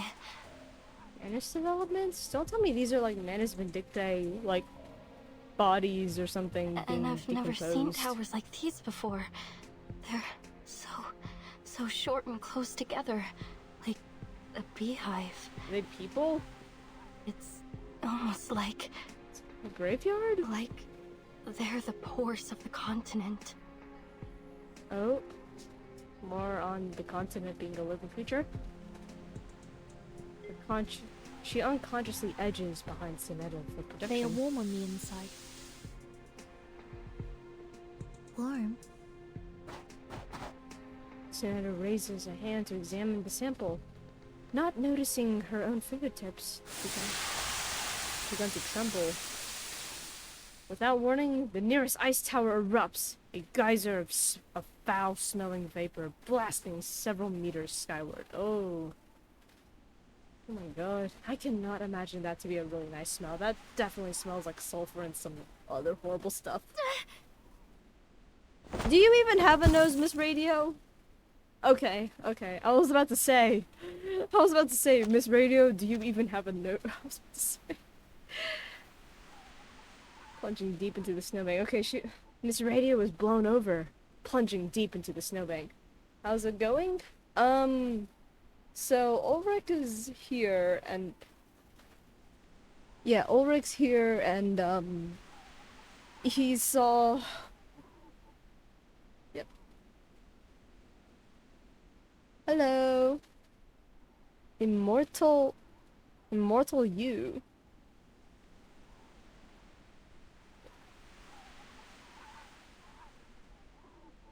Or immortally? Immortally you? How are you? Hi. Oh. Don't hurt my precious flower. This radio is so... Yeah, and now Nautica is... We've learned Vertin doesn't have a driver's license. We've learned, we're now at these strange towers, and... Yeah. And Nautica is now coming along to figure out what the hell is in the center of Antarctica. Oh.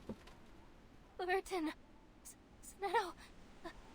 Look. Don't tell me these are this is a graveyard. Yeah.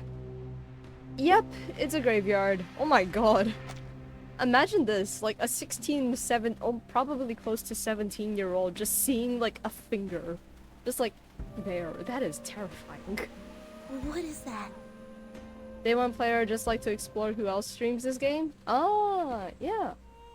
I started sometime around when like Isolde was on Banner, I believe. I started around that time. Right around like chapter 6. Although I don't play this game. I don't play this game too often. Usually, I mean, I used to play it regularly, but now it's more on like the side now. I mostly only play it whenever like there's new story or like big update or event that I want to like read that I'm interested in. Smell the tower. Her voice jumps an octave higher, then soft. It's meant to be played as a side? Yeah. Yeah, it does make sense given like how like quick reverses dailies are, as well as like a bunch of other things. It makes sense for it to be played as like a once every like probably like maybe like twice a week or something game.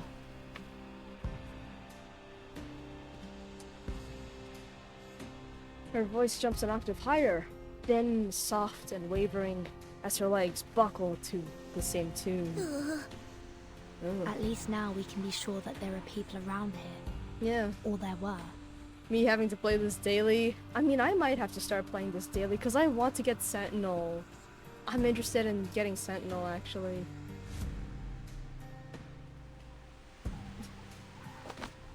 Let's head further in. And I don't have many polls. I have like, I think like 29 polls right now. I have 29 polls, so I might need to play a decent amount. I already have Nautica? Yeah. Yeah, I got Nautica on like of the free 10 poll. I got Nautica on the free 10 poll, so yeah. Yeah, cause I blew a bunch of like a bunch of my like saved polls for I had to hard pity mine. Oh no. Yeah, I blew a bunch of my like savings and polls. I blew a bunch of that away for the Assassin's Creed collab to get Ezio. I had to hard pity Ezio actually. Yeah, I didn't get Cassandra though. I only got Ezio. Wave upon wave. 62 polls for Ezio. Wow. I went through a bunch of polls to get him as well. I went through a bunch. 30 polls for Cass? Nice. Wave upon wave of snow stretches out beyond them. Steep, rigid formations vanishing into the distance. After struggling up the shifting slopes, they finally stand atop the snow waves. Oh. Timekeeper, over there. Huh? What did they find?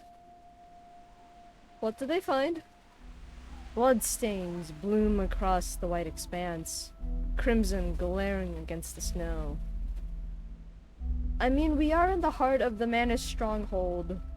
It makes sense for things to look very grim. But my god, this story has gone so dark now. Albeit, Chapter 9 was pretty dark on its own. Give goosebumps at times? Yeah. Although, Chapter 9 was pretty grim and dark already. Like, they're getting so much more grim now. A massive research station looms ahead. Got the blood the way that the bloodstains look like handprints as well. That's scary, actually. The blood has been smeared over its doors in violent streaks, a grotesque statement to the tragedy within. Let's take a look. It's too cold for almost anything to decompose here, I think. Are you sure you want to look at that, Vertin? I think it's too cold for dead bodies to, like, decompose normally. Vertin? Oh no. Nautica! Yes. I can't go. Girl's traumatized. I mean, it's Antarctica. There's creepy stories in that continent. True. Yeah, there are a bunch of, like, really strange stories there. And in the end, I feel like it's, like, fairly hard to, like, confirm or debunk some of these stories or explain them due to, like, the international laws around Antarctica. All the international laws around it and stuff. Her refusal dies, half spoken in her throat. Oh. If you're traumatized, if you can't go in, it's okay. You don't have to, okay? You don't have to look at dead bodies, okay? Vertin for whatever reason, wants to look at the dead bodies. Nautica clenches her jaw tight against the shivers of both panic and cold, and takes a step forward. Go, no, don't.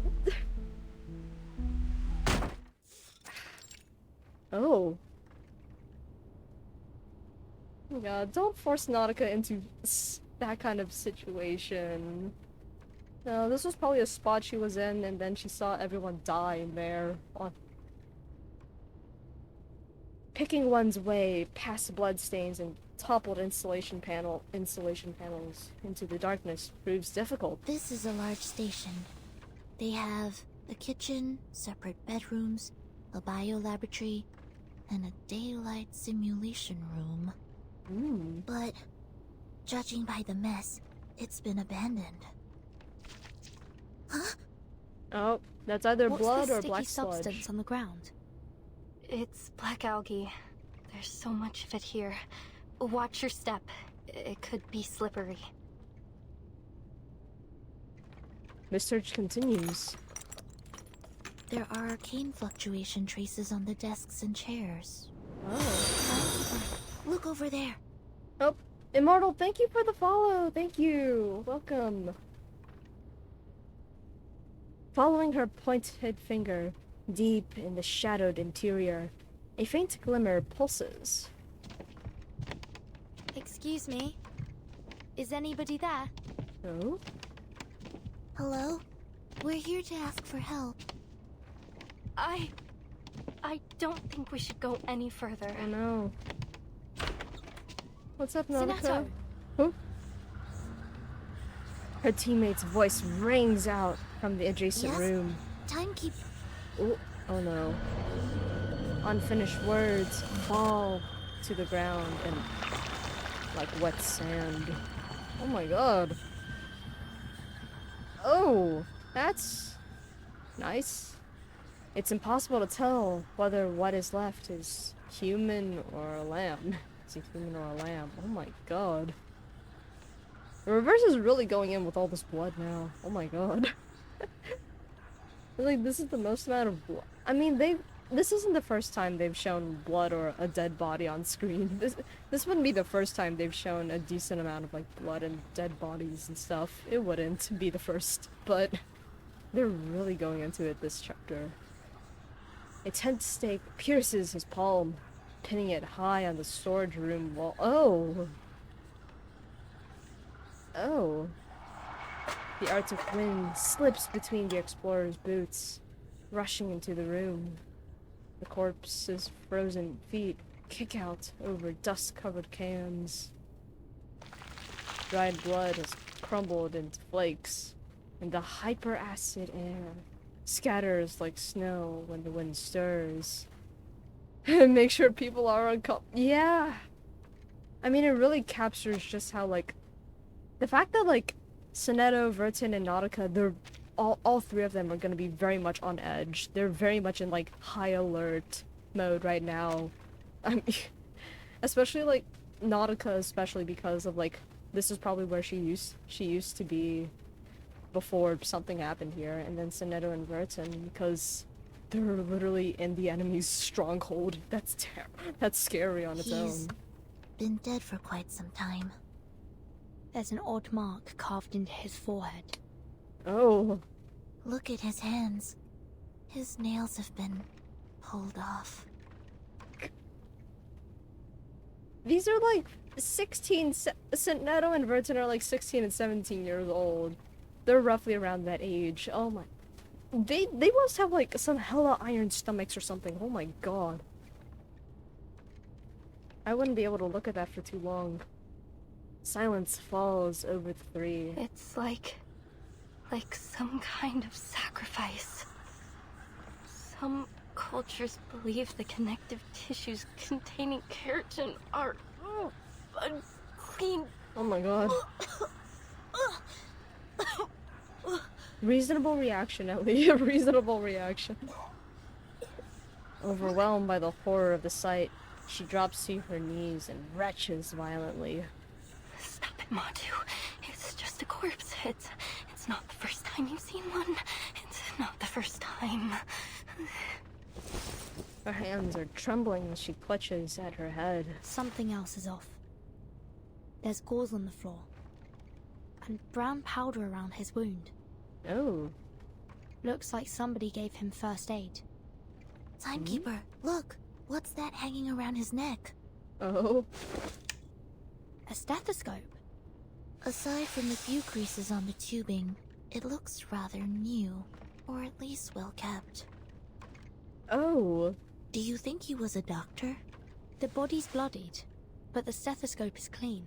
Yeah. It was put on afterwards. Which means someone came here before us. Their analysis reaches a conclusion as their eyes meet. Dr. Doris. Blue Puck.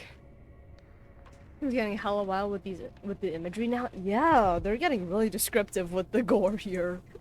They're getting very descriptive. Let's take it off and have a look. Last time we saw something like this was Tuesday's Motel, I think. Yeah. Although they did show what's this guy's name again? When they did show like the gunshot wound and everything, and like all the blood and stuff. Although they were rather very descriptive with like the motel baby and everything around it. The instant her fingertips brushed the stethoscope, the bloodied windbreaker, wool tops, desiccated skin, atrophied muscles, the horrific truth fractures before their eyes. Timekeeper, watch out! Is it a trap? She stumbles back instinctively, yet the remains collapse toward them with gravitational inevitability. Oh my god. Sounds like they brought back the horror writer. Yeah. When the dust clears, only 2 grotesque tent stakes remain embedded on the wall. Oh, oh my god. Bro, did this dead body fall on top of Vertin? Oh my god. Within the great eternal mystery, even death itself shall die instantly. This is Sophia's voice, right? I'm starting to think it's Sophia's voice.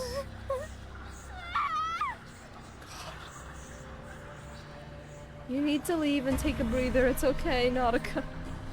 She screams in a raw burst of terror. Too long, bridled, now explodes. This is exactly what Machu said would happen. I told you we shouldn't have come here.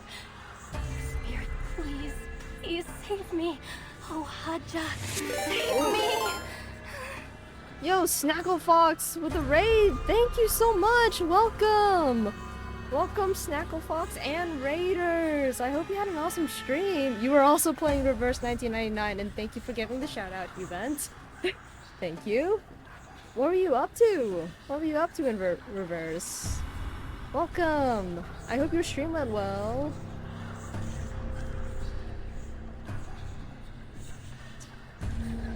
Let me drop you a follow. There we go. Yeah, it's one of my favorites. That's good to hear. That's good to hear. Reverse is definitely one of my favorites in terms of story. In terms of story and the storytelling. They've nailed telling a story through visual novel. They've nailed it. But yeah, welcome Raiders. Since I think you're all new here, I'm going to introduce myself. My name is Rexer Zenith, but you can just call me Rex, your friend from another dimension. Yeah, I stream pretty much I try to stream every Monday and Friday at 10 p.m. EST or EDT, whatever time.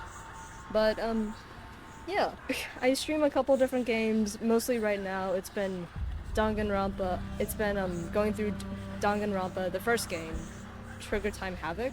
Yeah, my first time playing through that. There's Pokemon, and like every now and then one of the gacha games, whether if it's Arknights or Wuthering Waves or Reverse. But yeah. Oh, what's up, Kaz?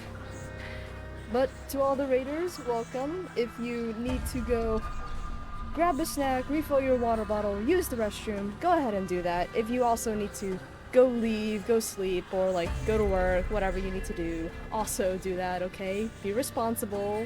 And when was for all you able-bodied people, when was the last time you stood up? Oh my god, this music with the Nautica is so terrifying.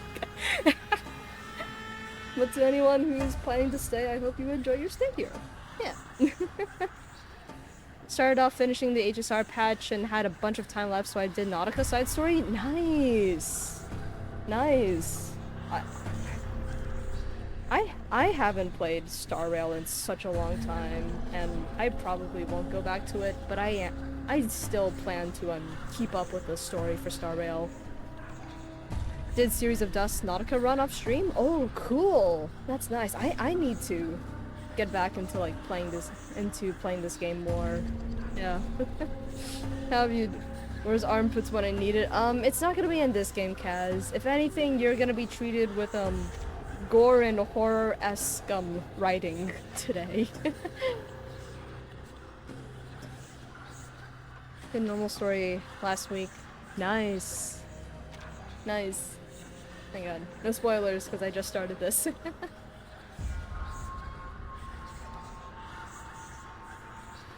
Oh, this is the AK collab, right? No, this is Reverse 1999, not Limbus Company. Limbus Company has the Arknights collab right now. And this is like, it's like perfect time for me to start playing Limbus Company, to get into Limbus Company finally, after being like a tourist. Being like a tourist and only watching like fan-made content and like occasional clips of Limbus Company. And now it's like and I was like, this is like the best time for me to actually get into Limbus Company now, but oh my god, this music! This is like terrifying. It's so tense. Assassin's Creed collab was last patch. Yes. Yeah, it was. 11 hour. I was done with life. Yeah, a 12-hour shift is rough. A 12-hour shift is rough. Oh my god. Nautica's teeth sink into her own fingers as her frenzy deepens. Miss Amundsen, it's okay. Just take a breath. But hopefully you get a good rest, Kaz. Rest well. No. You don't know what this means. Those poisonous monsters, those beasts. We had 3 back-to-back limited characters. Oh my god. Oh my god. Yeah, I managed to grab Liang Yue. I managed to grab her and then Ezio. I didn't get Cass, but yeah, I ended up accidentally getting Nautica, even though I wasn't planning to. I was planning to save a bunch of pulls for Sentinel. Timekeeper, she's... That's it. Oh no. It's over. Everyone will be eaten, and you Calm down, Nautica. You will be left all alone. Well, let's leave this area, Nautica. Let's leave. Oh god. Nautica collapses and curls up on the floor. Just you and their nails. Alone. Nails? Nautica team is very fun to play. I haven't looked into Nautica team. Yeah. I'm getting back into Reverse after like not playing since Assassin's Creed collab like launched. The day that it launched, I played Reverse for a very long time and then I haven't played it since. Well, I did start playing it like on a somewhat daily basis within the last couple days since anniversary patch released. But yeah. But yeah, I realized that like Sentinel like goes well with Nautica, and I need to build Semmelweis now as well. Sentinel will go really well, but what's the current team for Nautica right now?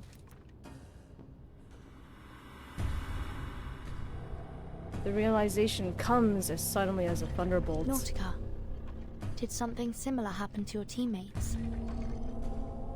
Nautica, Semmelweis, Ezra, and Eternity. Oh, okay. Alright, I have a half built Semmelweis, but my Ezra is built. Yeah. I don't think I have Eternity on this account on here though. I don't think so. But if I do have Eternity, I probably forgot and I didn't build her. Now paralyzed by her growing terror, Nautica seems deaf to all questions. Oh! Timekeeper, watch out! Oh! Wolves! Suddenly, human-sized monstrosities swarm from unseen corners. Prepare to engage. Corners around them. Wolves are actually pretty large. Do not underestimate how large wolves actually are. Copy that. The beasts snarl, breathing in and out with hungry and aggressive pants. Much a good one. Ezra Euphoria can work with both Nautica and Lucy team? Yeah. Yeah, I mean, I'm currently running Lucy team. Yeah. Yeah. Yeah. I got a couple... I got like P2, I got P2 Lucy when she had her banner. Let me see. Let me check real quick. Okay, so I don't have Eternity. Okay. I don't have her. Near. I grabbed Lucy skin. I'm poor. I'm poor. Okay. I open my wallet and a fly comes out of it. Okay. I open my wallet and it's dust. It is nothing in there. Okay. Join with us, comrades. Oh. Oh. Why do they have black sludge coming out of their mouths? That's not good. These are the biggest sled dogs I've ever seen. But working dogs shouldn't be this aggressive. They should, yeah. I'm sensing very familiar arcane fluctuations. Thank God. Manus Vindicte must have done something to them. So you say you have a piece of lint in there? Yeah, it's just a piece of lint and like crumpled up and like a crumpled up receipt in there, probably. Alright. I still need to learn how to use Ulrich, actually. I still need to learn how to, because I have no idea how he works. I have no idea how this man works. There's structure analysis, frequency analysis, both give ultimate might, give ceremonious, dynamo into pulsing field. I need to learn how to use Ulrich, right? I need to learn. Plus Marcus and Ulrich skin. Oh yeah. Oh my god, I need to get back into Reverse, because now there's like, now that like a bunch of like characters got like their like Euphoria and stuff like that. It's now like there's like a bunch of teams are viable now, and like older characters are now like really good and like and stuff like that. Like I know like Medpoc and stuff has a team with like Laplace, right? with their Euphoria, and then there's like, yeah, there's a bunch now. I need to get back into this game and how all of this works. I need to get back into it. Charging. Loading. Alright. The perfect That solution. clock is good almost anywhere Mirage. now. Yeah. Target confirmed. Alright. You enough to kill? Good. Keep going. For our dream, comrade. Alright. Through the field mission evacuation instructions never covered. Though the field mission evacuation instructions never covered how to outrun a pack of monstrous hounds, somehow the well-trained team manages. You are not outrunning dogs. You are not gonna outrun a dog. Realistically, you're not. But in deep snow, the beast's superior speed and stamina render the end of their chase inevitable. I removed Manus Vindicte's effect on them. They should have calmed down by now. I think the only 1.0 units I don't have are Lilia and Kakania. Wow. Oh wow. Now you bet you would not. Maws snap wildly, just inches from snagging their fleeing prey. Matu, the Mother Spirit will protect me, right? She'll protect me. Yes, she will, won't she? Timekeeper, there's the snowmobile. Is the snowmobile working? The snowmobile stands loyally in the clearing. Really? Really, snowmobile has come to save me. When I'm terrified of dogs, I get a speed boost. But is the speed boost significant on top of your speed stat? How good is your speed stat? And how good is the multiplier? Because if you're multiplying nothing on top of nothing, then... Get on, Miss Amundsen. Give me your hand. Grab tight. I'm starting the engine. You call me... No, I'm calling you unathletic, okay? There's a difference between being called fat and unathletic, okay? Like, I'm unathletic now. Like, there is a difference. Oh my god, these dogs. The engine screams to life, throwing a spray of ice shards into the air as its treads churn, a glittering mist rising beneath it. So you think I'm fat? I see.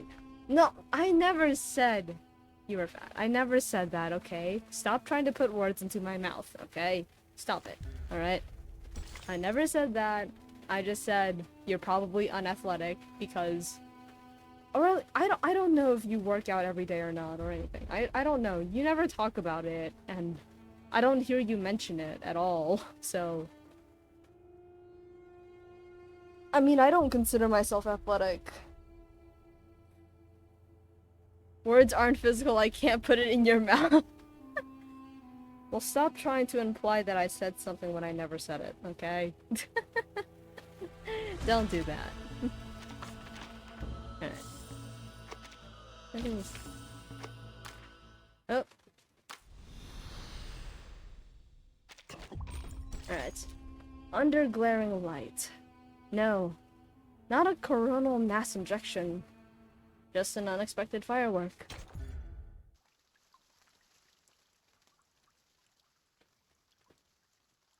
Alright.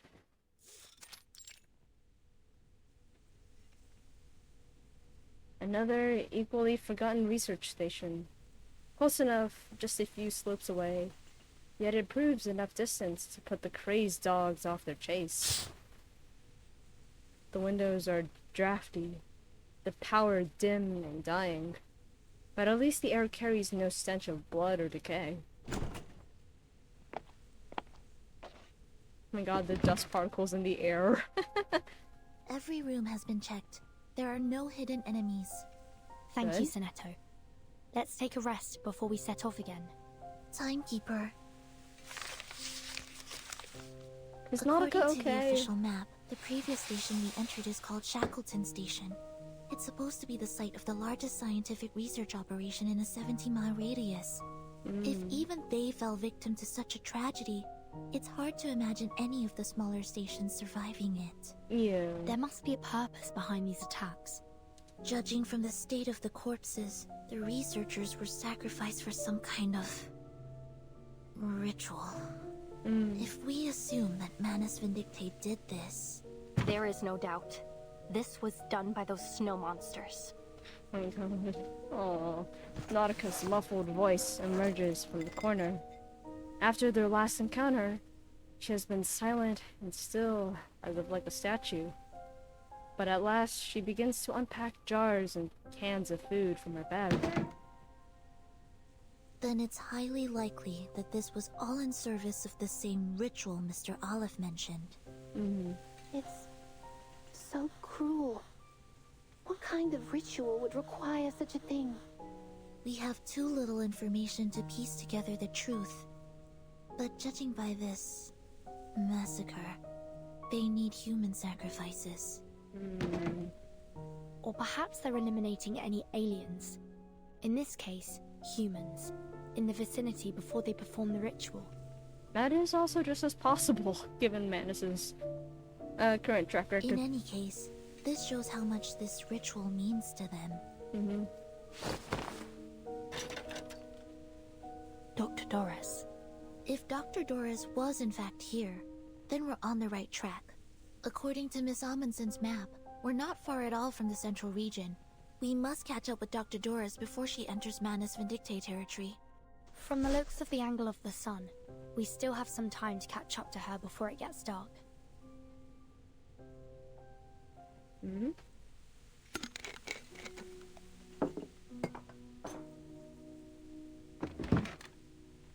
Nautica arranges the food by type and size, muttering under her breath. Mother Spirit, thank you for feeding us and for everything you provide.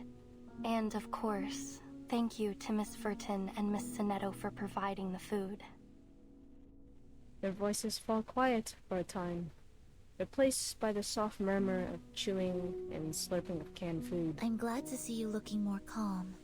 Sorry, I wasn't always like this. She stammers out an apology that gathers into an explanation. I was...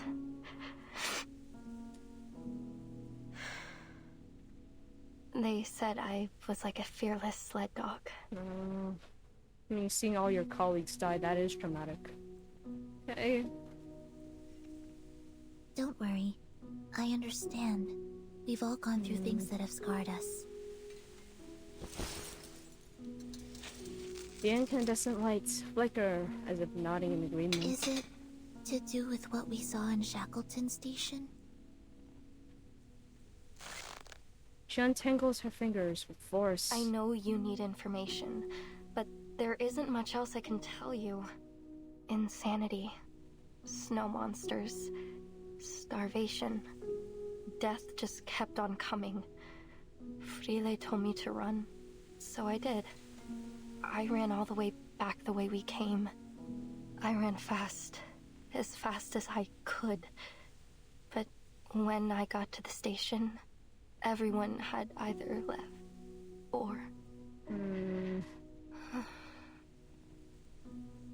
She stops, unable to continue. Words aren't necessary to piece together the rest of her story. I'm sorry.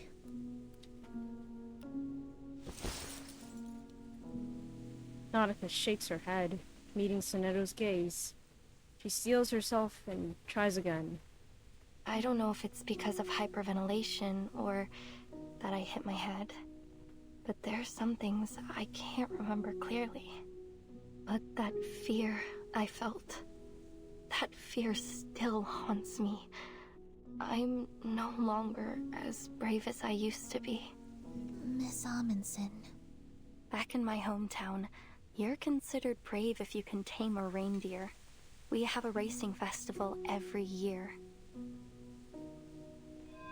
Whoever wins the race serves as the voice of the Mother Spirit. They hear her voice, and it beats its rhythm in praise of the sun, and the flag of our village is raised high into the sky to declare their victory. I was the best dog and reindeer trainer of my age. I always thought I would be the one to beat the drum one day. But now, even my sled dogs are gone. They were so brave to venture all the way to Antarctica with me. Oh, her eyes drop. The words still don't come. Her fingers twist back together. Untwisted, untwist, then twist again. I'm not that girl anymore. The air feels damp. Damper than it has any right to be on this cold, dry continent. Soneto turns and pulls out a thick stack of documents, meticulously organized, as always. Miss Amundsen, I thought you'd like to see this. Oh? What do you got, Soneto? An expedition diary? Oh. Oh, did you take all these from Shackleton Station? Yes. Due to the urgency of the situation, we were only able to grab a few documents. We thought you'd have liked to look through them had we not encountered those rabid dogs. So we took what we could before we left. That's A nice. survey of the Antarctic cryptobiosphere, an index dictionary of arcane ruins, a polar guide to the arcane cultivation of vegetables. Oh, wow. Incredible.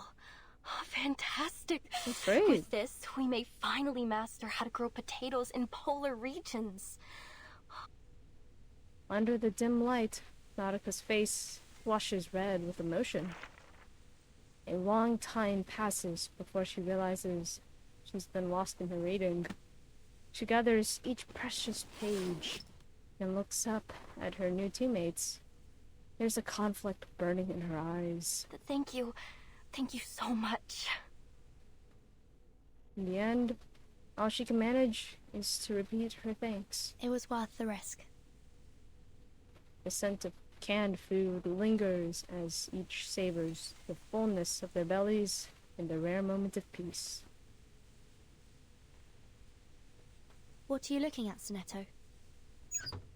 Soneto closes the door, looking very grave. The sun doesn't seem to have moved at all since we last calculated the angle, Timekeeper. Really? Oh, is it the midnight sun? If only I had the eyes to see it.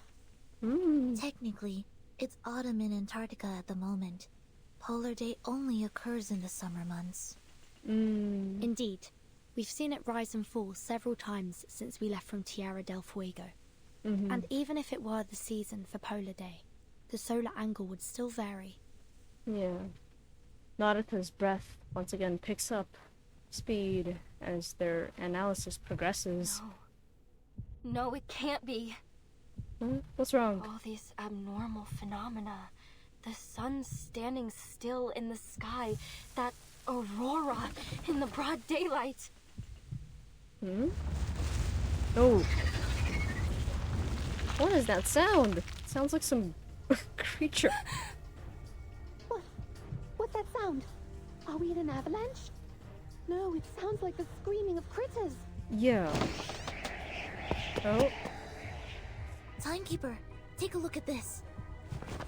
They burst out from the station's door. Weird creatures flap their wings in the cold wind, hissing desperately at the intruders. It's the snow monsters! They're flying beasts! Miss Amundsen, stay back.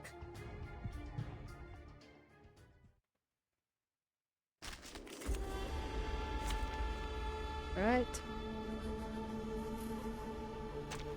Let's go. Battles can be just as informative as codes. You just have to know how to read them. Alright. Are there... How many parts are there in chapter 10? How many parts? It's 1999. Chapter 10. How many parts are there in there?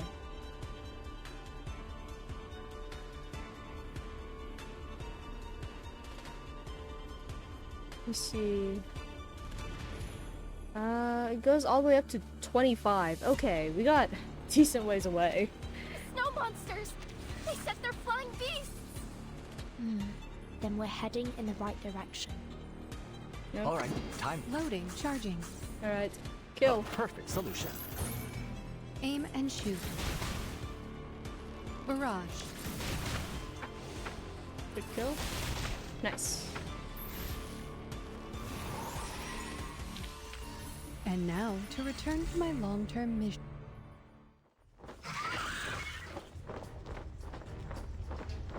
With a piercing shriek, Yelitiao plummets from the sky. And as if perfectly aligned, it lands square and heavy on their Porsche snowmobile. No. She dashes out, desperate to save the vehicle, teetering on the edge of destruction, only to be held back by her companions. Oh!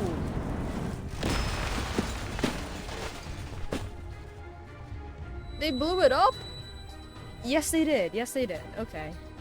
Flames shoot out first, followed by a screeching roar. A rise to its grand finale. A spectacular explosion. My eyes! So bright. The transmission tears free from the blast. The snowmobile lies scattered across the white ice field, flames still licking over its spilled fuel tank. Blinded by the smoke rising from the fire, they make out a glowing mass that brightens the endless daylight sky. No. That was our only means of transportation.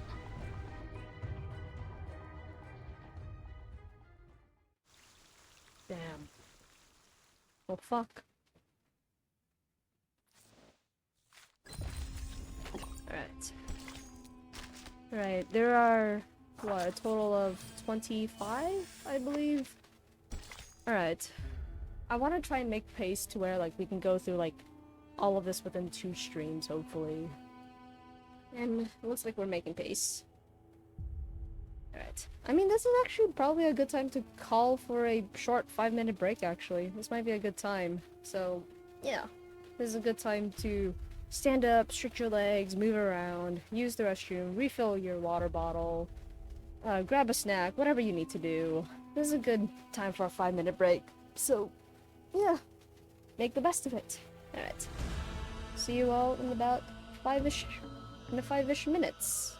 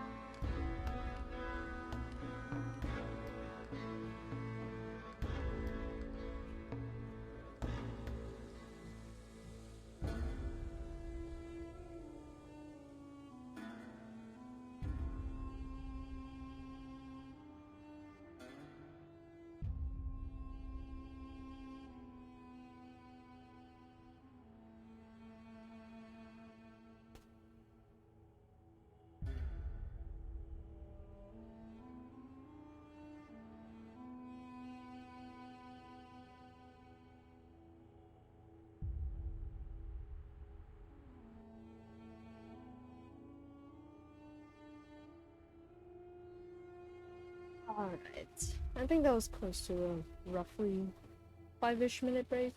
That was close. 5-ish minute break. Hopefully you guys took advantage of it. Did something good with it. Alright, but it's time to continue. Alright. So we're here with Muldeer and the rest of the group. And what is? Oh. Alright, so okay. Try to see where they all roughly are in all of this. There are little penguins here, I just noticed that, and what looks like to be the Manus Circle thing. Alright. Welcome back, thank you. The worst journey in the world. We hope someone found joy in the ride, even if just for a moment.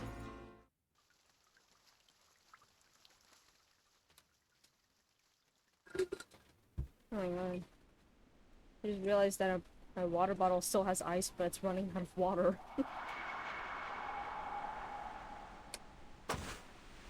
They trudge upward through the deep snow. Great. Mother Spirit. I'm almost there. Just a little farther. Unsteady and fresh snowpack makes it near impossible to keep a steady footing. Each step comes with a wobble as she rebalances herself. Traveling on foot was never a good choice for an expedition. Evil snow monsters, sled dogs, and mad critters. Oh! Her ice axe slams deep into the packed snow. Now endless daylight, endless glaring sun. Is all this because of that ritual? What the heck are those snow monsters trying to do?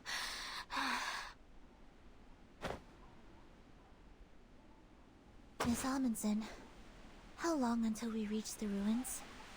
Might be a while. I don't know. I don't know.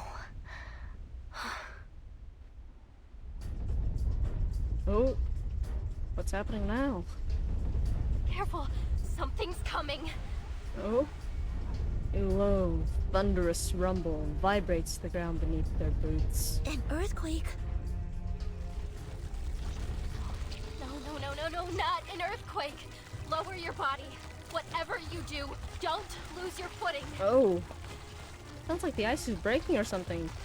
The black substance surging beneath the ice shatters the frozen layers, erupting out over the distant ridge. The creeping darkness spreads downhill, fracturing the earth as it advances towards the cluster of research stations.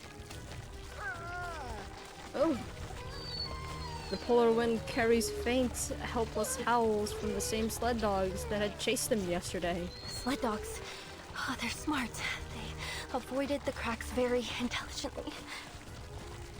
Nautica murmurs under her breath, unable to hide her concern.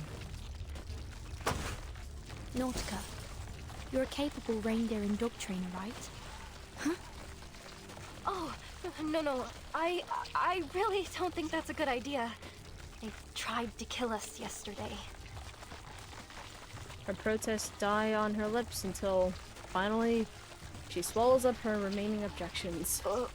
Well, maybe I can give it a try. They might still have some sense. Well, if they do have some sense, that's actually really good. That's really good for us. On hands and knees, she scrambles up the slope. But it's been a while since I last gave any orders. What if they don't listen to me? Well, we don't know. We won't know if you don't try. Come on, Nautica. Time to hit the drum. Her eyes widen. Then she nods. You're right. Hit the drum. Ba-dum-ts. Oh.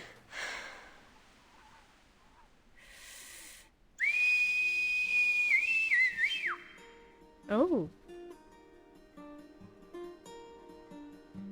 A long, clear whistle pierces the air from Nautica's chapped and cold lips as she waves her arms wildly. In the distance, the frenzied sled dogs take notice and gradually quiet. It's Smo! She sweeps her arm backward in a grand gesture. Chaotic snow scrambling sound. Chaotic snow scrabbling sounds carry from afar. The long, unruly dog team now stirring to command. You can do this, Nautica. Try again.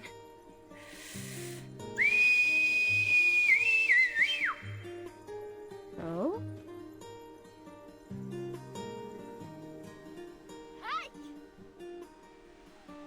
A pause hangs thick in the air.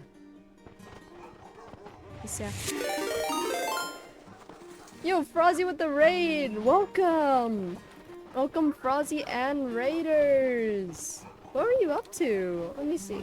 What were you up to? I was lurking in your stream earlier. Yeah. What were you up to? Smells like old guitar strings. Oh. Oh. Do you play guitar?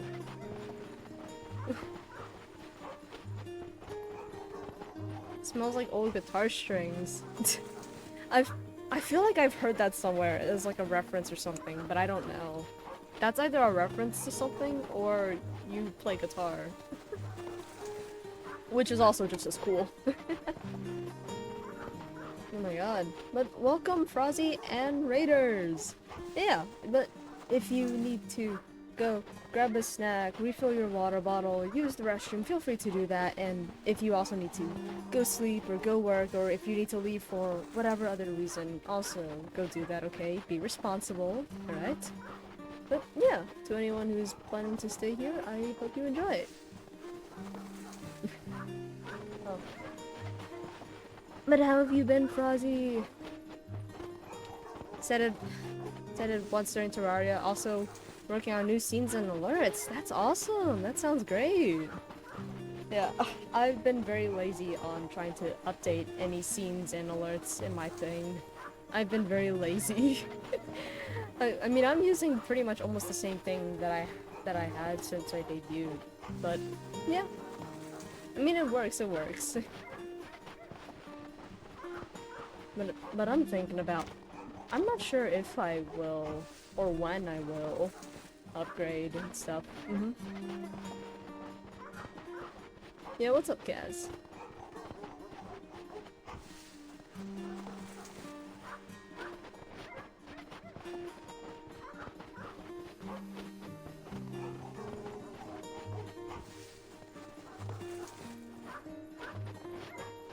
Which Arknight's character do you think I fit personality-wise? I'm not asking who's the most degenerate Arknight's character there is. Shut up! I was about to like start like going through like the entire through like the list of like who is like decently down bad. Who's like fairly down bad as a character overall. And I'm trying to think, cause like so many of them I feel like they aren't like blatantly as horny as you are. As blatantly, at least. Still the same scene I made in DaVinci Resolve, so why not make a new one in Blender? Ah, because I have no idea who to cosplay. I see. Personality-wise... Let me see, let me think. Because...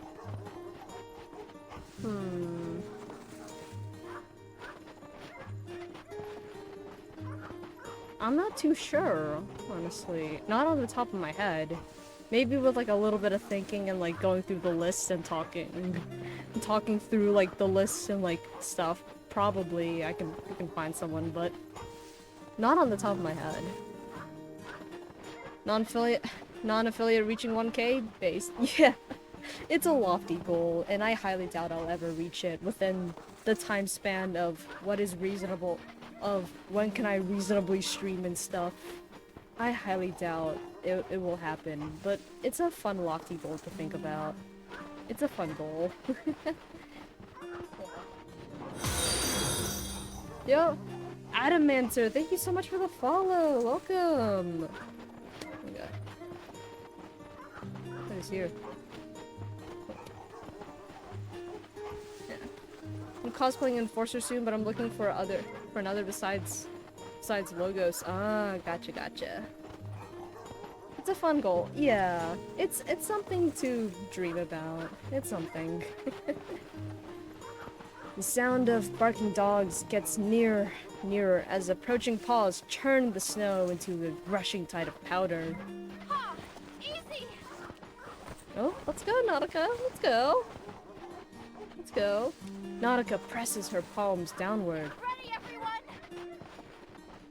Her legs are shaking, but her eyes glitter with exhilaration. Timekeeper, are we really going to do this?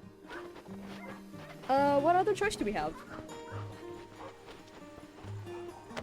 The dog team is nearly upon them, still half-winded as they speed forward. Yet, in a single swinging motion, Nautica pulls herself up and over the top of the lead sled dog. Oh my god. Miss Radio rustles, nearly tumbling off from her perch. Oh! Oh my god! Oh my god, they're riding dogs. Holy shit. They're riding dogs. Aw. Sonetto and Miss Radio. Aw. That's such a happy smile on Nautica. That's so cute. Oh. It's like after such like depressing, horror-esque like stories and descriptions, it's like, here's something happy for you. Oh, holy mother of... What are you doing? I have no idea. Straight ahead! Straight ahead! Aww. This is such a cute scene, actually. The dogs charge down slope without hesitation, ignoring any potential pitfalls that may be hidden in the mist. Oh, right! Pat them around the head and neck. That will help you bond with them. I suppose that makes sense. They are dogs. Fingers brush over a sled dog's head. Coarse, yet soft fur slipping between them. I hope Ulrich has come across friends as reliable as these. Oh. Nautica presses low, burying her face in the soft fur behind the dog's neck. I did it! I did it! Aww. These are the biggest sled dogs I've ever seen! They look almost like wolves, if anything. Just based on their size, they look more like wolves.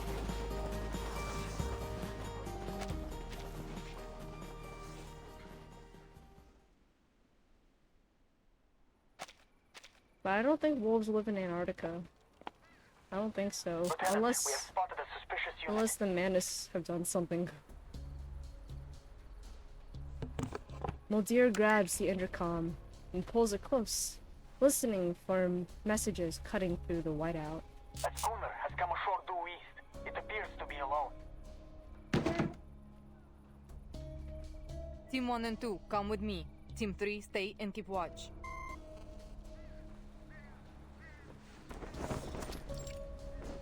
No? With mutual trust, the disciplined soldier moves in perfect and silent synchronization, slipping behind a natural barrier beneath the ice shelf. With an anchor's splash, the schooner drifts up against the icy shore. Target presents as unarmed, but we can't rule anything out yet. Team 1, follow me. Oh. Oh my god. Vertin literally speaking into existence. An ally for Ulrich. Team 2, stand by at bunker A2. Keep your eyes on the coast. We don't want to be caught unaware if they send reinforcements.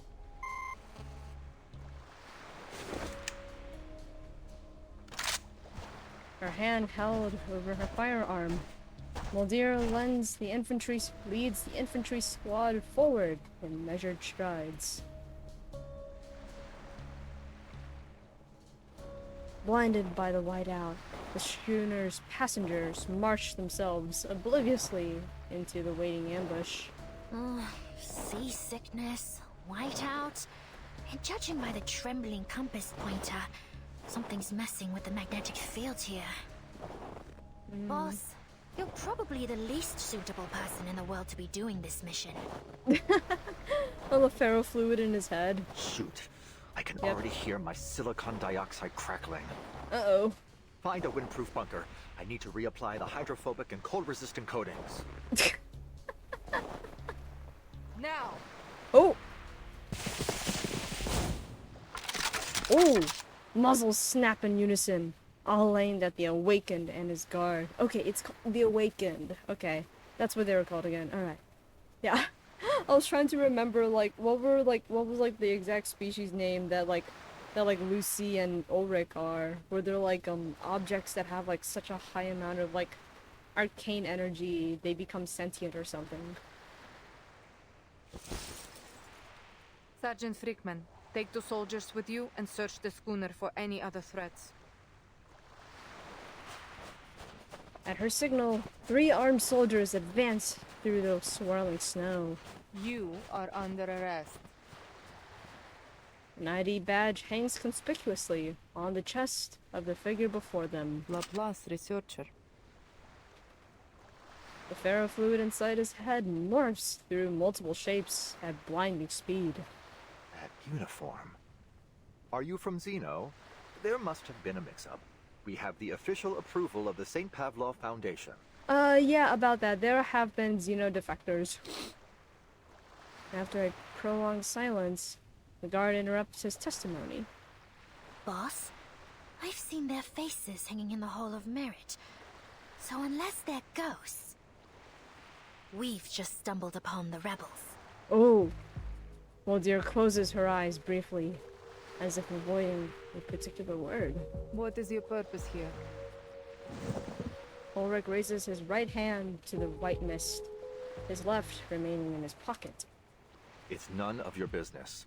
All you need to know is that we're not a threat to you. We came here alone. No backup.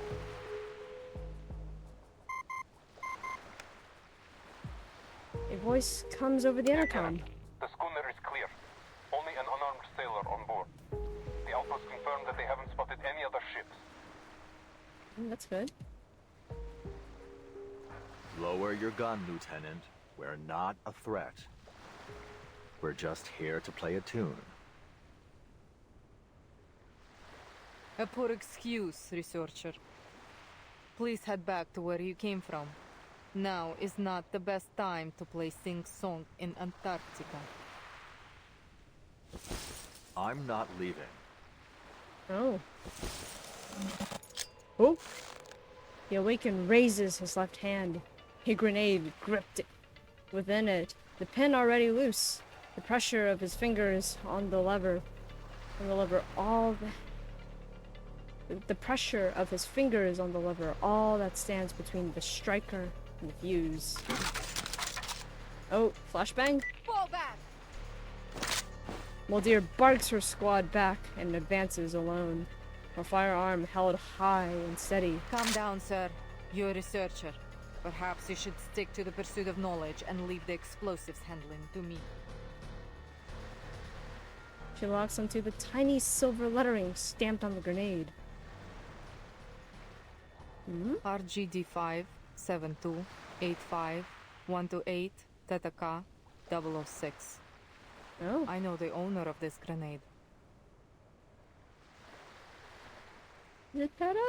After the first storm, all Xeno equipment was codified under a particular numbering system and distributed among the platoons. But the number on this grenade belongs to someone special. Someone in an independent team. Oh. Someone who has a unique code on all her equipment, including her famous SU-001 Veya flying device. Oh, Lilia. It's Lilia. Slav. So, you've been in contact with Team Timekeeper. And what if I have?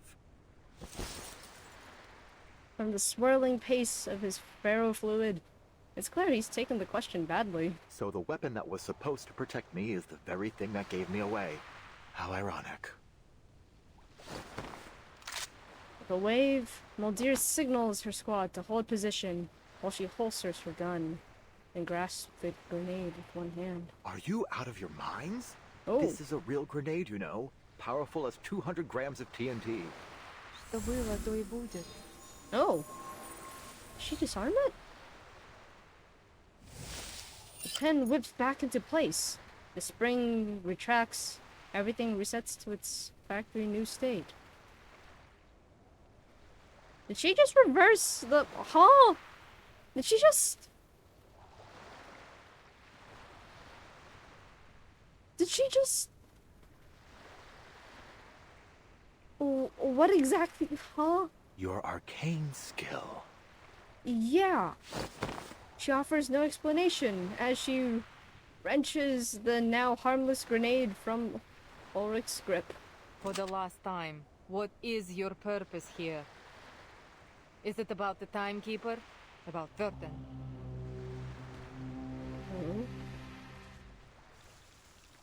Oh.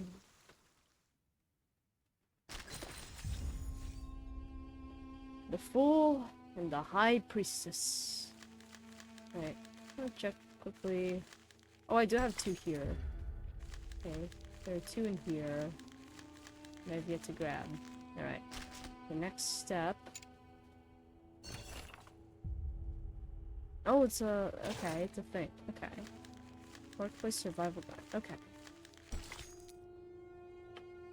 The Fool and the High Priestess. The introspective wields the blade of defiance, while the defiant wields herself in introspection.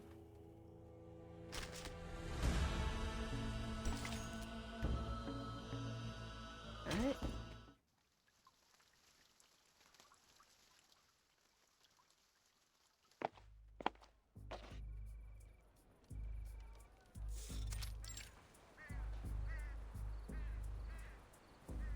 Muldir's finger is tense around the intercom. Yes, that's right. Given the helicopter malfunction, we would be hard-pressed to make any movements unless absolutely necessary. We still have plenty of resources. We're prepared for the long haul.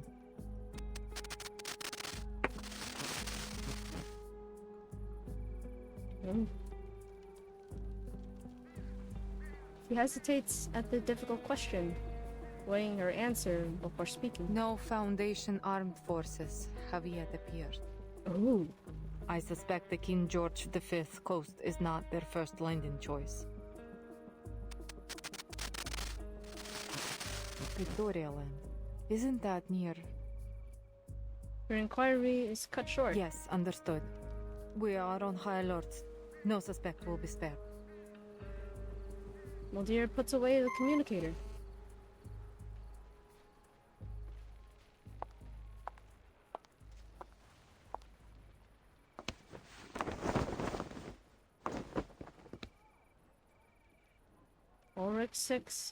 Ulrich sits restrained, along with his guard. All that chatter, yet you didn't report the thing most worthy of reporting.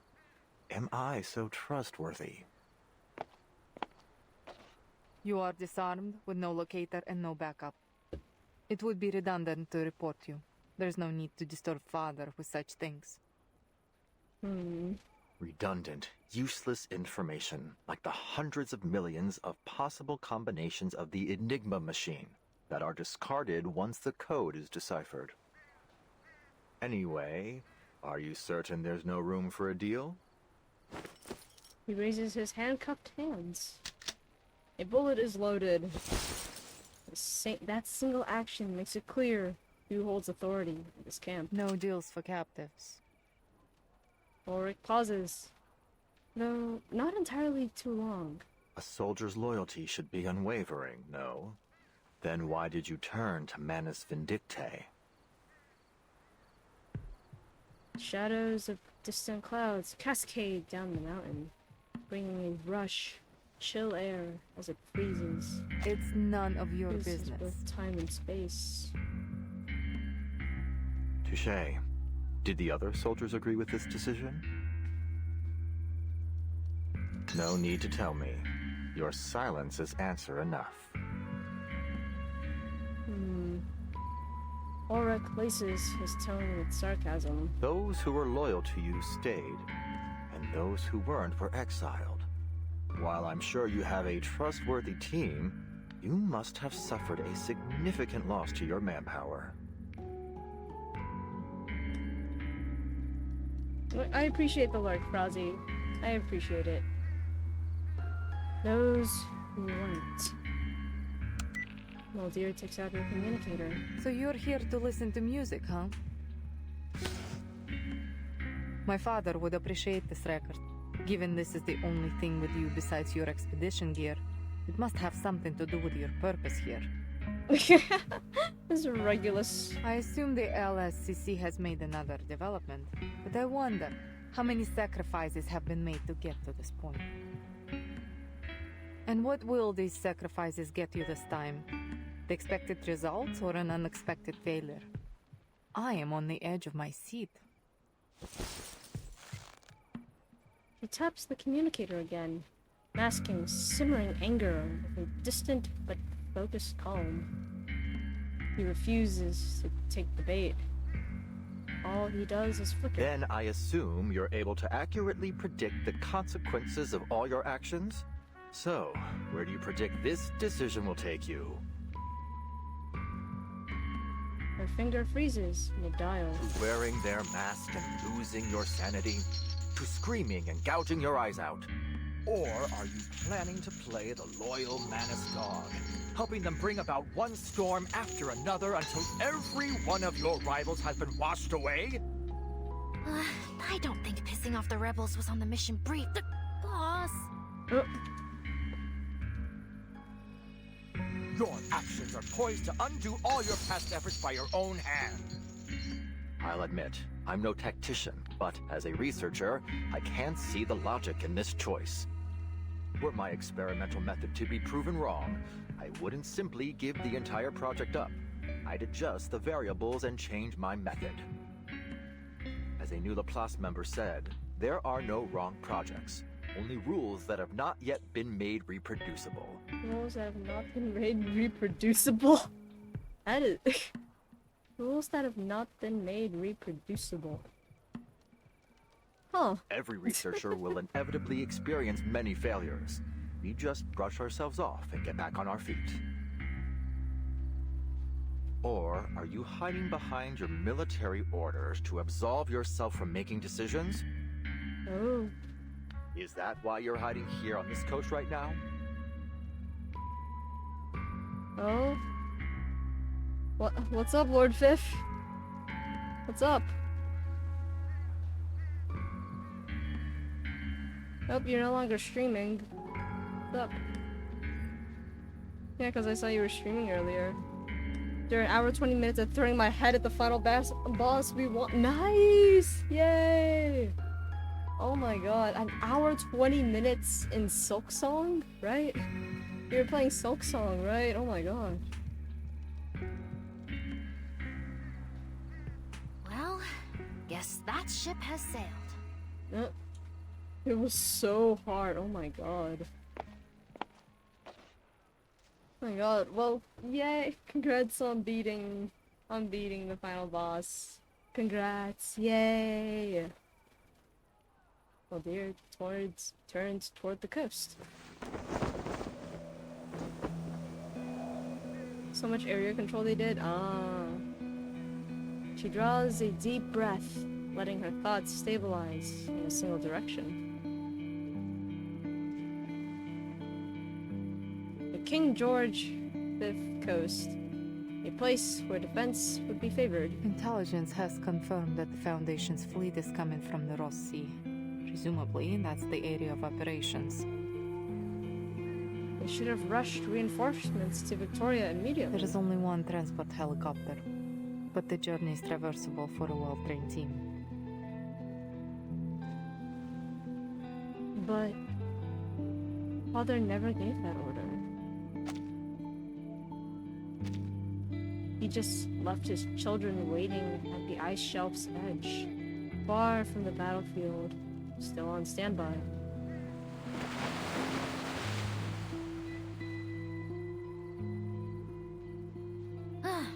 Looks like this mission is a great big fail.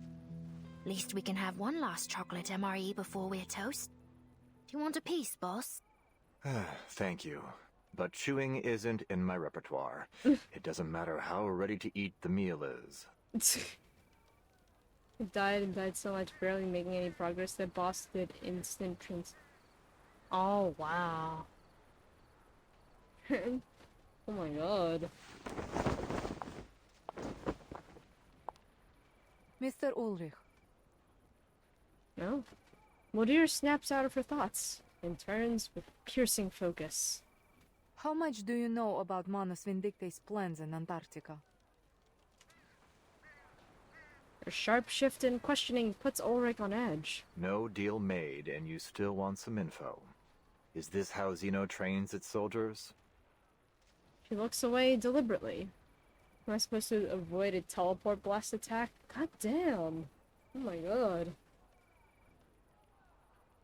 Honestly, I've never been much of an interrogator. The day I But play before I Silk pour Song you into will be the Terra Nova Bay, I have to know who or what is behind your mission here. The day I one day play Hollow Knight and Silk Song would be the day I finally get good at 2D platformers. It was one of the best endings I've ever seen. Oh wow. I've heard so many good things about the series. I need to play one day. Yeah, I know. Even if off stream, yeah, I mean I'll probably play Hollow Knight, the first game, off stream, and depending on your guys's like depending on what you guys want, I might play I might consider playing Silk Song on stream or not. But yeah, the moment Hollow Knight goes on sale, or Silk Song, I am buying it. Wait, what? That's what I did. I legit wanted to skip some stream days for Hollow Knight. Well,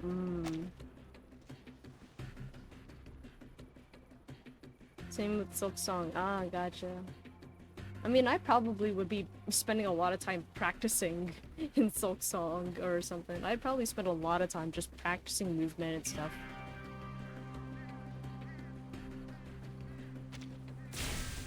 The ferrofluid flickers, circuits crackling inside. The situation appears hopeless. Sergeant Whitegloves, Sergeant Friedman. At Muldir's call, 2 sergeants flank her on either side. Take him back to the old building in the station. That will be a more suitable location for interrogation. She signals with 2 fingers, and the sergeant seizes Ulrich by the arms, dragging him away. There are a lot of styles you can play as. I just stayed as original. Wait. You don't know what you're doing. You're making a huge mistake. There's no response, no reaction.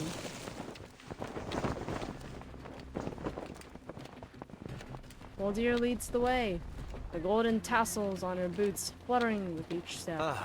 Improvised speeches never really were my thing. Negotiations have failed. Guard! Oh! A throwing knife slices through the restraints. The guard's freed hands immediately find a pistol, concealed by an optical arcane skill. Watch your step! Gunfire cuts through the swirling snow. She's a tricky one.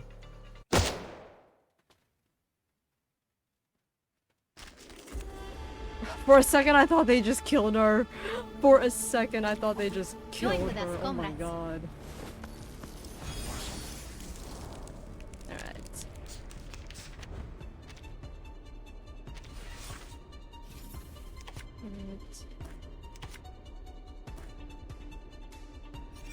Let me see real fast if there's channels. So damage reduction, and then ultimate might. Okay. So we want the damage reduction one right now, probably, which is scanning mode. Okay. Scanning, and that's the one with the hand. Okay. I'll handle the tech support. And then which one of these guys has 16 HP. Okay. You can target probably Charging. 1, 2. Loading. According to my calculations. Barrage. Eliminate target. Enough. Come on. Alright, it's enough to get this that started at least. Nice. Lieutenant, sorry we're late. Actually, you're here just in time. There are more of them?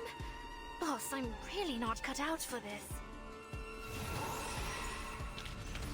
Keep going. Luckily only one For wave our dream, right now. comrade.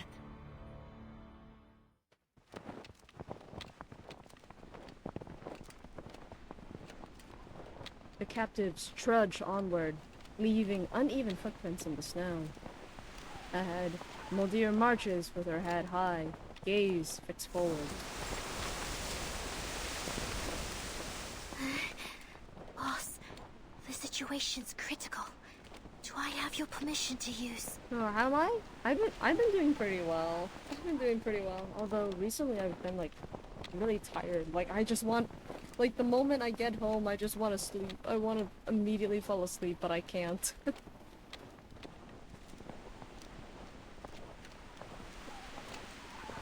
And how have you been, Lord Fifth? How have you been? The whispers drift up with the wind. So close to death, yet you're still in the mood for chit-chat. Oh no, have you tried running? I mean I haven't ran like seriously in a long time actually. I haven't done that in a long time. The guard flicks the intercom on her chest. Sometimes good, sometimes bad.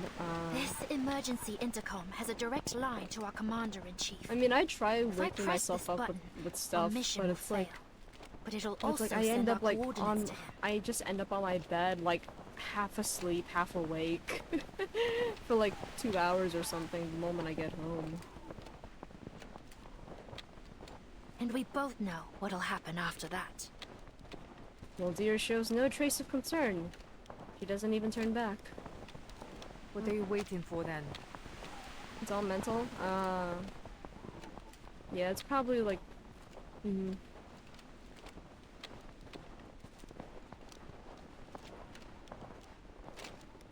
Press it. We're ready. Oh my god. You getting better sleep though? Yeah. That's good. That's good. I feel like I've been getting like some like rather strange sleep, I guess. It's probably the best way to put it. Started taking melatonin gummies since health. I only get 4 or 5 hours of sleep per day and it ruins me. I mean, I try to get at least like 6 hours of sleep. I try to get at least 6 minimum now. Yeah, I can't keep forcing myself to live on like 3 hours of sleep. I can't keep forcing myself to do that. But I'm trying to force around like 6 hours of sleep at minimum. Saturday I sleep for 12 to 14 hours. I mean, I feel like if I take melatonin's like strange for me. Because like every single time I take melatonin or anything like that, my body becomes really sluggish, but my brain is still like racing and I can't fall asleep. Just like my body feels tired. I can't move a finger or anything. However, my mind wishes to think about said topic, about XYZ topic or whatever. I don't know. That's like my experience with any amount of melatonin.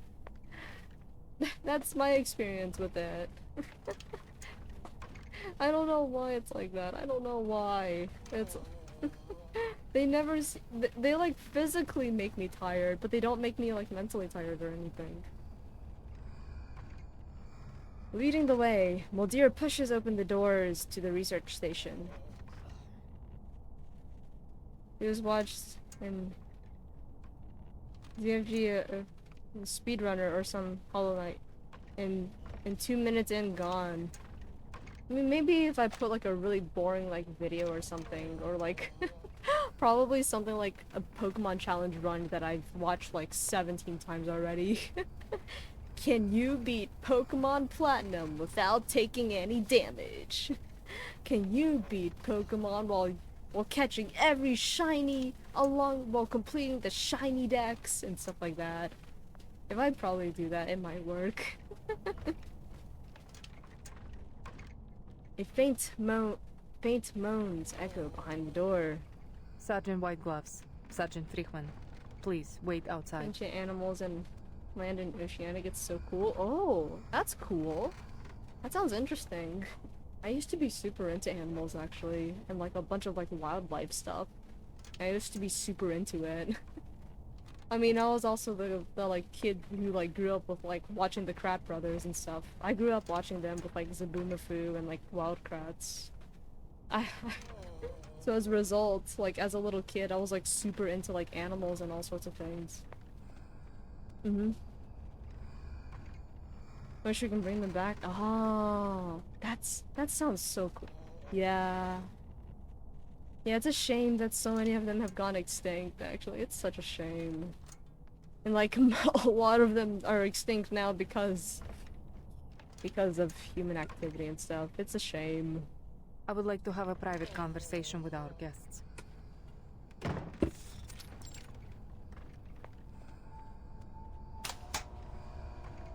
Oh!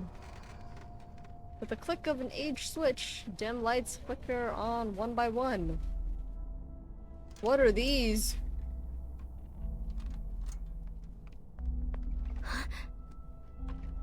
Are they dead?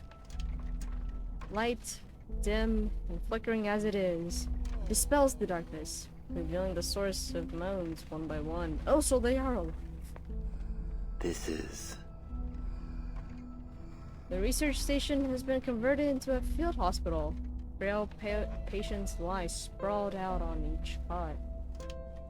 Deep-sea predators during or before the Jurassic period. Oh wow, that's cool. Oh, like, there's a bunch of different, like, predators. You had, like, iconic, like... You had, like, iconic creatures, like, what, like Megalodon, Mosasaurus, and a bunch of others. Plesiosaur? Right? There's, like, all sorts of... Yeah. all sorts of creatures back then. The aftermath of Manus Vindicta's actions. Yeah. Moldeer's face is half shrouded under the dim lights. They have slaughtered researchers from stations across Antarctica. Most died immediately, while others were taken to their base. They didn't tell us why. These are the people we found who were still breathing. They don't look... Are they all humans? His indignation is clear enough. For the most part. There are some of our kind, too. Oh. There's some Arcanes. She approaches a cot and gently tucks the patient's hand back under the warm blankets. When we first arrived in Antarctica, we were hit by a blizzard Very near Manus fascinating Vindicta's knowing these base. animals eat either each some other of our or men in flying animals on a daily By basis. the time we found them, they had all suffered Yeah, serious that's mental true. breakdowns. Yeah.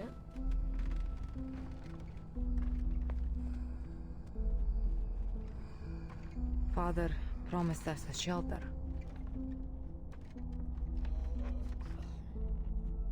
Moldeer would hate me. I would be trying to hug her all the time. Aw. I mean, they've nailed Moldeer's design here actually, because her previous one in chapter 8 of Reverse was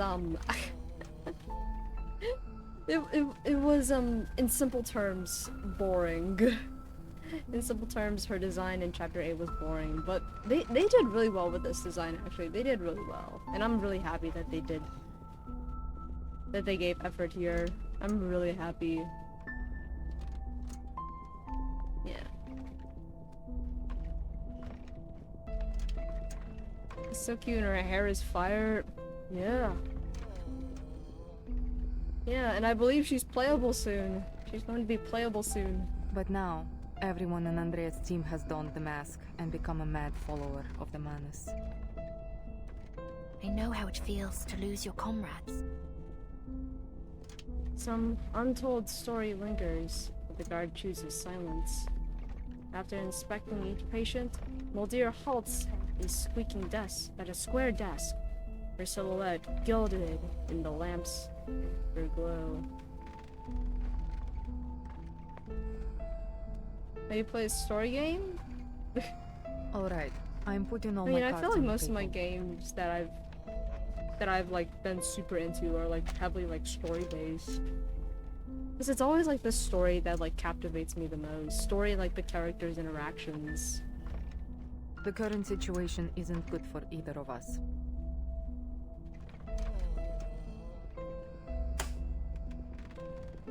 We need to trade information if we want to stay in the game.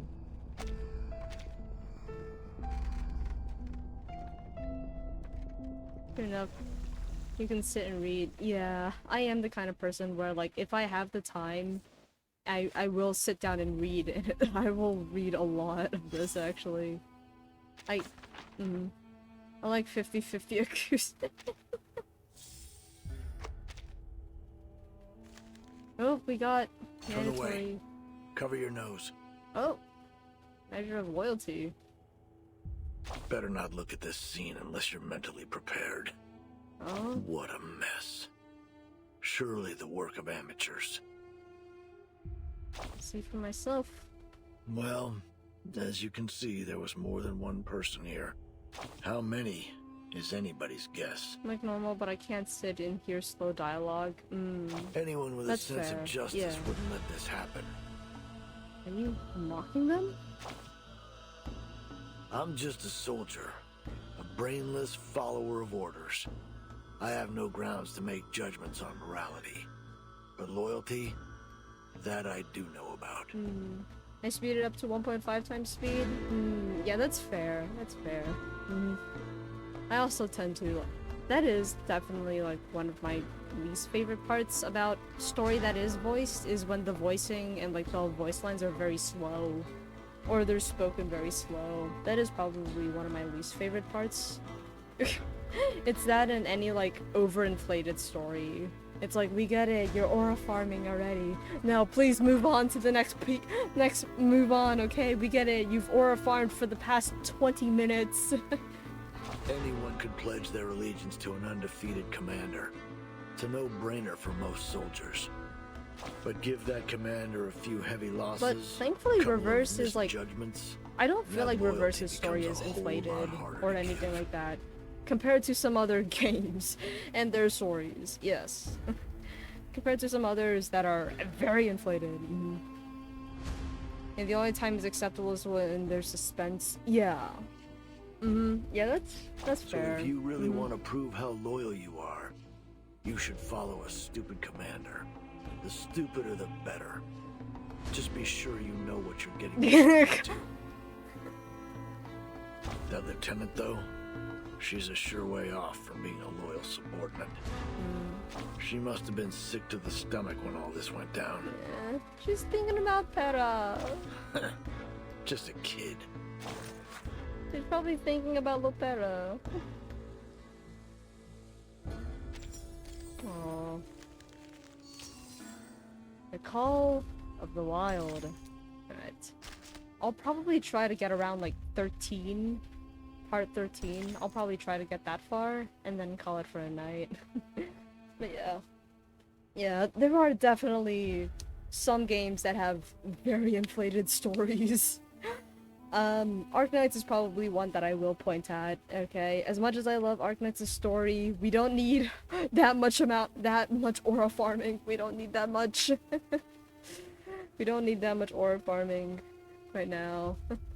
I mean, the story could probably have, like, a decent amount of it can be cut out, honestly. Of all that inflated story stuff. But it's still a good story, though. Honestly, I don't know how Arknight's story is still going. Oh, they have story planned for, like, the next decade. They've had story planned out. Story that was released last year was planned out all the way back in, like, 2018. So they have a lot of stories to tell, and in the end, Arknights is able to tell so many stories because they tell the story of so many characters and locations. So as a result, they have like all these like characters and locations that are like potential storylines and like and stuff like that, and they can just like keep going off of them. And they have so many characters now, man. I can't keep up with all of the playable characters, with all of like the operators, the playable characters. I can't keep up with all of them anymore. There's over 300 of them now. I played Brave Frontier. That story ended when we killed Holy Emperor Karna Master. Brave Frontier. Let me see. Oh, it's this game. And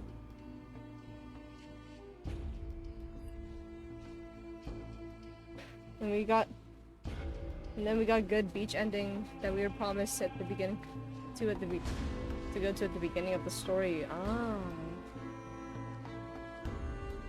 I mean, the main story of Arknights has gone through I think they're in their third arc. The third arc now. Cause there was like the first main arc was which was Reunion, and then the second main arc was like Londinium and the Sarkaz, and now we're dealing with Originium and ex-wife from way too long ago. Yeah. The Call of the Wild. We need to continue with this. Instinct, faith, and the turn of fate. That's all it takes to succeed.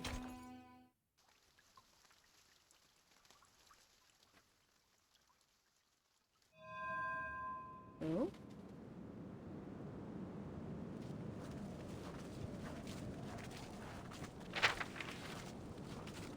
That's odd. What's odd? Nautica looks down at her map, then at the surrounding snow slopes and peaks. She repeats this several times, searching for familiar landmarks. Are we lost? My team reached the outer perimeter of the ruins twice. The entrance should be right around here. Oh. She rubs her gloved hands together, the fabric rustling softly. Sorry, Vertin. The terrain here is nothing like I remember. Just so you know, I've lost all radio reception from the Foundation. Uh-oh. No signal, no landmarks, no working compass, and the terrain doesn't match what's on the map. That's not good. What should we do now, Timekeeper? What else is there other than to keep walking? What else is there right now?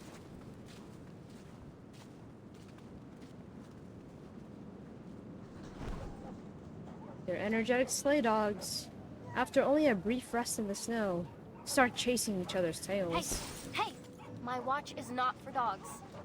Give me that. Shoo! Shoo! I think you'll be fine with continued stories if we constantly get world or country level threats on all turns, but we are slowly opening up to reason why bad things are happening. Constantly go.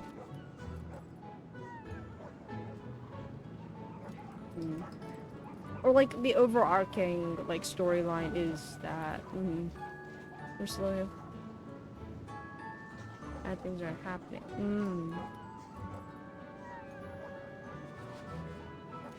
Nautica wipes the drool off her antique watch before storing it safely in her pack. The dogs play in an Ouroboros-like circle. Happy whimpers filling the air. I have an idea. In fact, the answer's right in front of us. Follow the scent. And they follow scents? How good are they at tracking? Shh. Watch. Dr. Doris's stethoscope. Oh, yeah. Like progression of world building? Yeah. I mean, Arknights, I'd say, has like one of the most developed fictional worlds in terms of world building.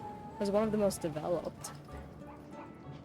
Most, like, developed and thought out. Definitely. You're right. It's been staring us right in the face. The sled dogs are canines after all. They should have a sensitive sense of smell. Yes, if we give them a moment to smell the stethoscope, they may be able to track down the scents left on it. Let's hope it works. Hopefully. The dog releases its companion's soggy tail and lowers its snout to sniff the stethoscope. They smelled something. Oh? Let's Hop go. on their backs. Forward, dogs.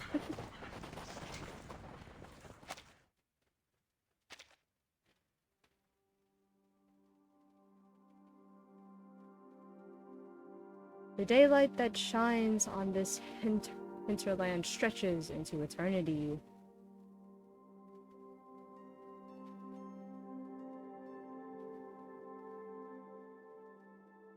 Movement across the icy waste seems meaningless without reference points, just as none could say how long the sled dogs run before their sudden halt.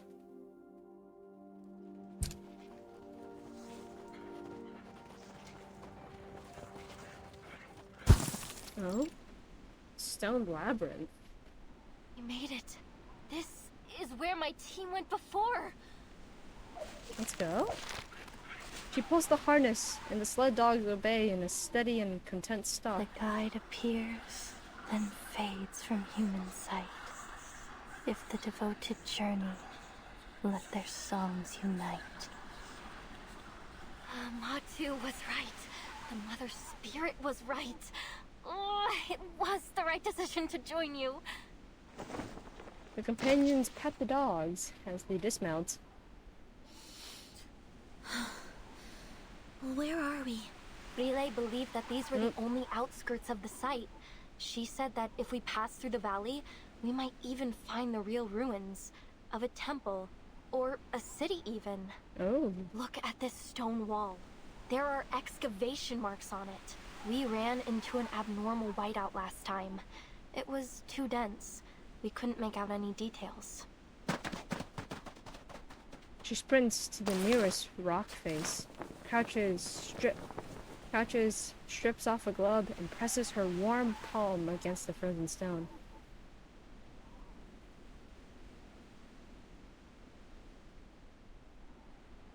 I've never seen this kind of rock before.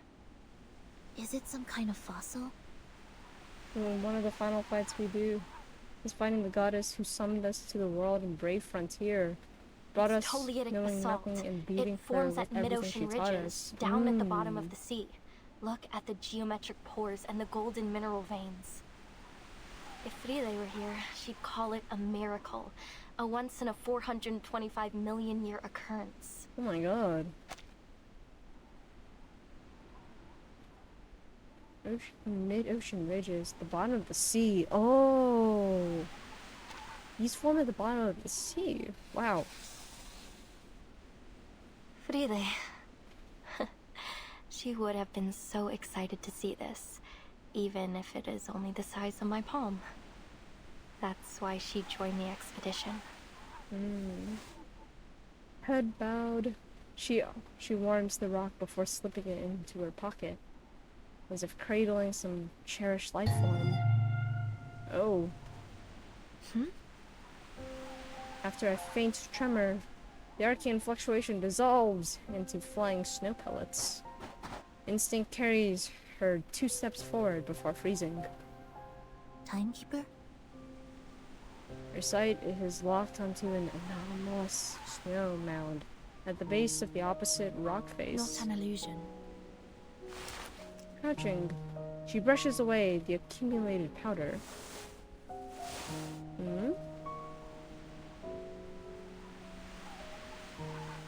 Oh, the typewriter. A portable vintage typewriter. I read about this typewriter in the file. Miss Whiterum and Nala also mentioned it. In this era, it typed terse reticle records for the drowning girl, recorded Sao Paulo's raucous nights, and bore witness to Ushuaia's poetry society. That's right. This is Dr. Doris's typewriter. Another one of her belongings. Is it too coincidental to be mere chance? Yeah, she is always carrying this typewriter. For it to be left behind. What's this all over it? Scale powder?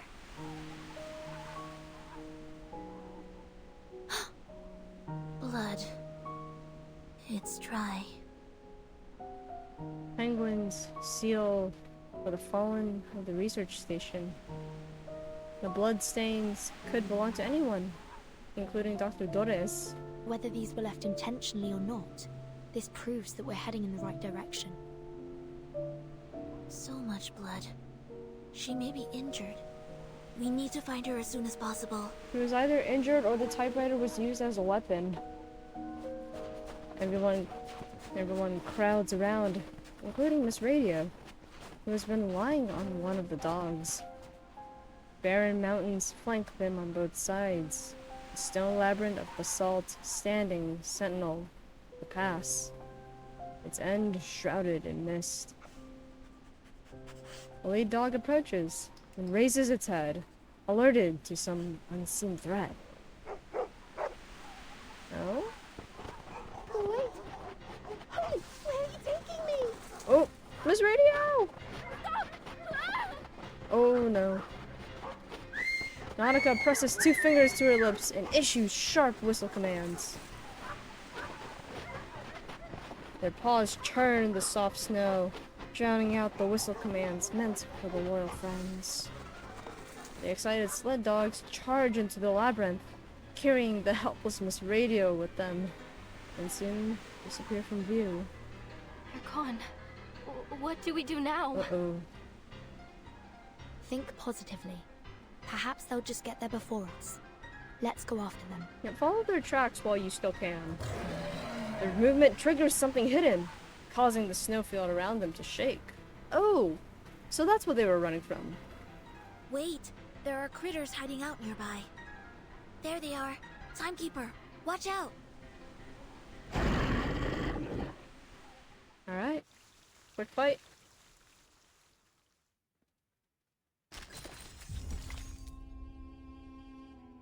Oh, never mind, no fight. This passe sur la... Niege? Niege? Ah?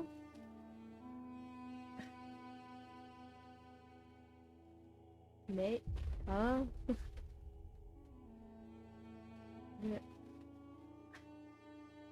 I can't read these anymore. It's always darkest before the dawn.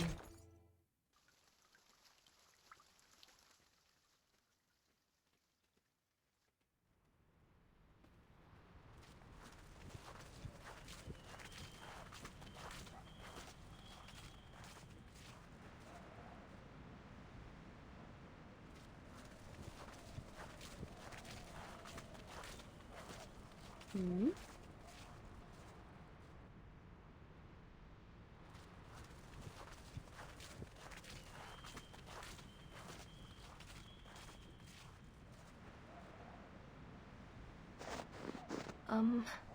Guys? Yeah? Exhausted, Nautica finally breaks the silence of their long trek. The chief assistant waves her glass fetter, inscribing a tiny EI beside them. To its left are 5 preceding numerals in solemn sequence. Yes, Nautica. We noticed it too. This is the 6th time we've passed this stone wall.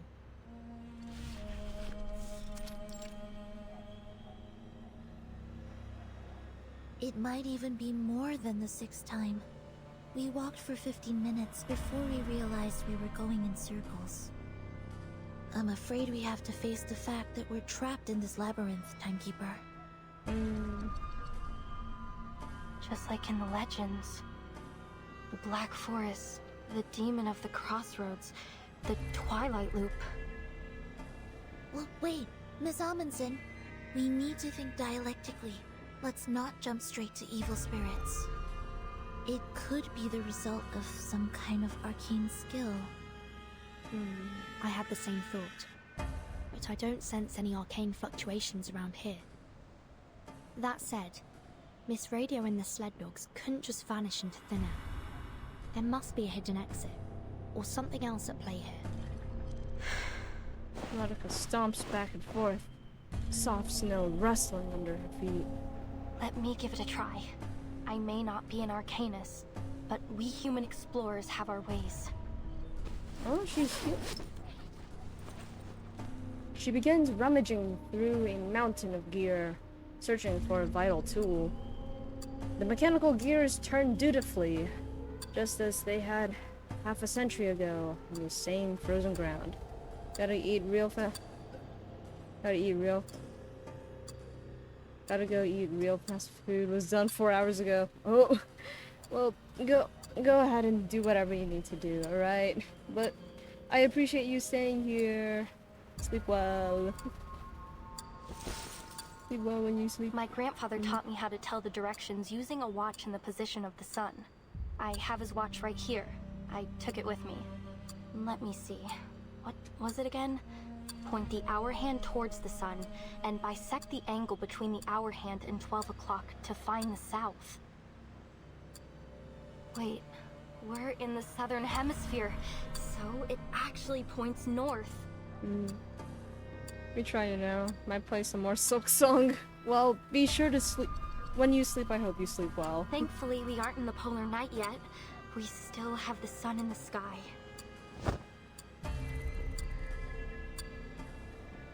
Her excitement soon falls into silence. Nautica shakes her head and curls up, giving the appearance of a startled armadillo.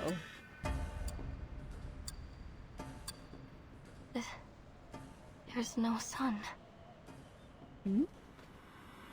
North, south, west, east. The sky is smothered under thick clouds in every direction. Snow and mist scatter enough light to see. Now, the now red sun lies hidden away. Manus Vindictae's ritual is affecting the day and night cycle. Don't worry, Miss Amundsen. There must be another way. Timekeeper, I suggest we try to exit this area first. Agreed. We can't afford to risk any more time in here. Especially in, like, an area we don't know how it works.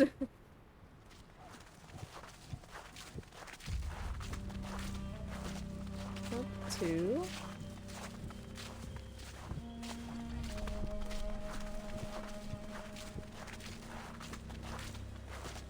One.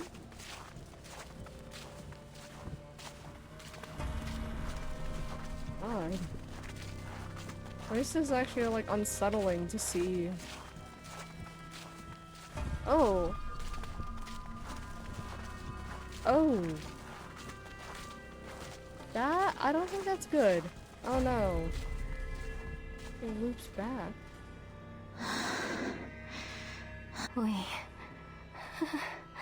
We're back at the beginning again. I've been keeping an eye on the sled dog's footprints. We've been following them all this time, yet we still seem to be going in circles. How did they disappear? Along with Miss Radio. Is this a trap? A trap that only lets dogs leave? I don't want to be stuck here forever. But the ruins are just behind the pass. They're so close. Is it really impossible to get there? But Matu told me that it's different this time. This is the closest I've ever been. her voice shakes as she looks into the distance, brimming with expectation. Across this land, the Mother's light is sown, and through all things, her spirit clearly shone. This is what I came for. Oh!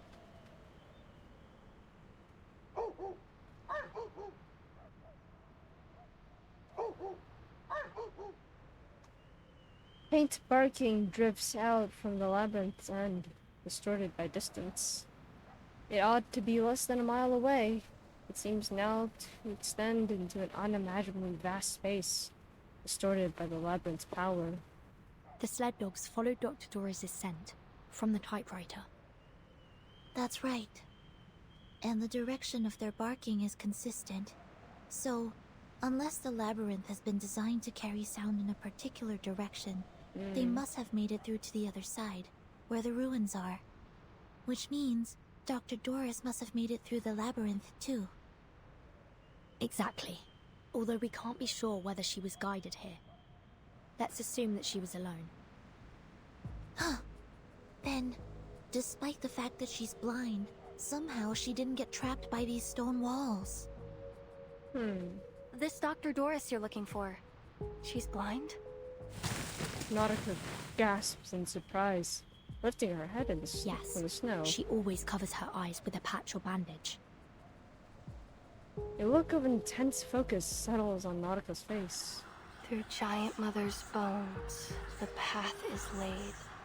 In bloody pain, eternal life is made. The blind seer walks, and we her path do take. For all will shift in the Evernight's wake. Are those proverbs from the legend of the Mother Spirit? Yes, they are. Could this folktale from your hometown actually derive from reality? I mean, a lot of, like, folk tales and stuff that get passed along, a lot of them do start from, like, a piece of truth. Even in my hometown, many people think this proverb is an expression of the people's want for spring after the long polar night. But I've always thought that there is something else behind it. You see, the blind Dr. Doris wasn't trapped, and the dogs who followed their noses also made it through the labyrinth. We looked around this labyrinth. We looked for landmarks and for clues. We even looked for the sun to guide us. We looked. That's the difference between us and them. We've only been using our eyes. How is this spooky? It's... Are you saying that... It is certainly, like... I mean, so far my brain has not need to wrap around, like, complex things like in Chapter 9, but... It is definitely a bit unsettling. Maybe, if we close our eyes, the true direction will be revealed. Oh? My eyes! Close your eyes, Vertin. 37! The small. Only when your eyes are closed will your mind open up. The usual reverse experience.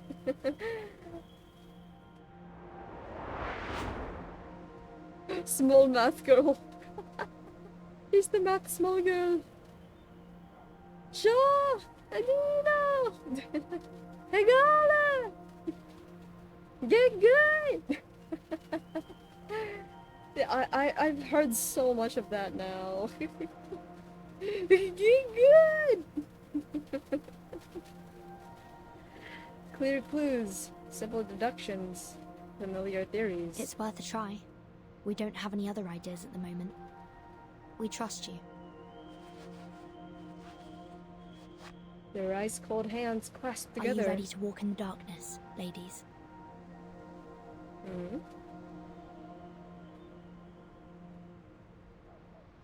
She closes her eyes. To be continued? Oh! It's pitch black around you. We have to feel our way forward. Pari la simane, doni polvo, rimane, doni man, pagata, la panzulova. The fact that I immediately knew, I was like, Pari do la sima, oh, doni, Nani pan Vertin Nano Pantinana Nano Pantinova. I immediately knew. Oh god. Choose your direction. As you explore in darkness, your awareness will fade. Find the exit before disorientation reaches 100. Okay. If you're unsure where to go, tap and find the right way. After use, it requires 2 rounds to recharge. Okay. Move out.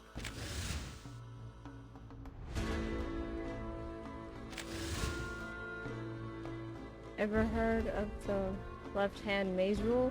Said if you follow your left hand along, you'll eventually find the exit. Well, that also applies to the right hand. Yes, because a maze can be seen as 2 sections divided by the correct path. Follow the edge of one and you'll inevitably reach the exit. I mean, that is if the maze is made without a loop, though. If the maze has a loop, then this doesn't work at all. Makes sense. Why don't we give it a try? My gloves frozen to the rock. I would go right regardless, because you know right is always the right way. I mean, both will work just as well, typically. Both will work, but... Alright, let's just keep going right. There it is.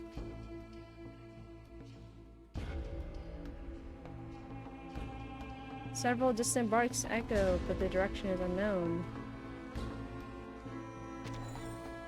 Down. Patch.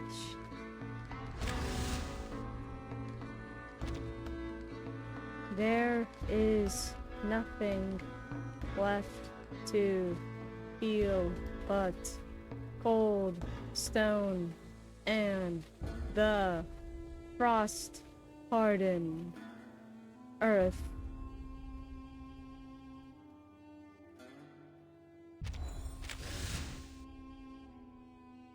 We tried climbing the rock face.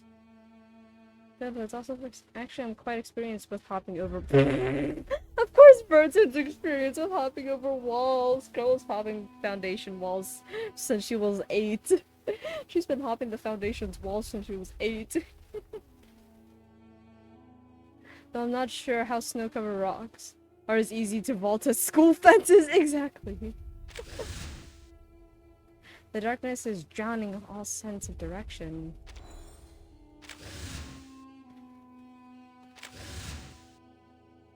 Another fork in the road. Since our scientific tools aren't working, perhaps there is some time for Arcanum. A pair of divine rods or pendulum would work, but unfortunately our supplies are limited. Golden fleece, a Ouija board, and some incense. What a strange collection of items. Golden fleece, a Ouija board, and some incense. Ouija board could contact the dead. Maybe there's a friendly soul nearby. I don't... If they knew, they'd be wandering. Would they still be wandering around here as ghosts? Yeah. Viscous liquid seeps into every crack between the stones. The scent of blood hangs heavy, demanding caution.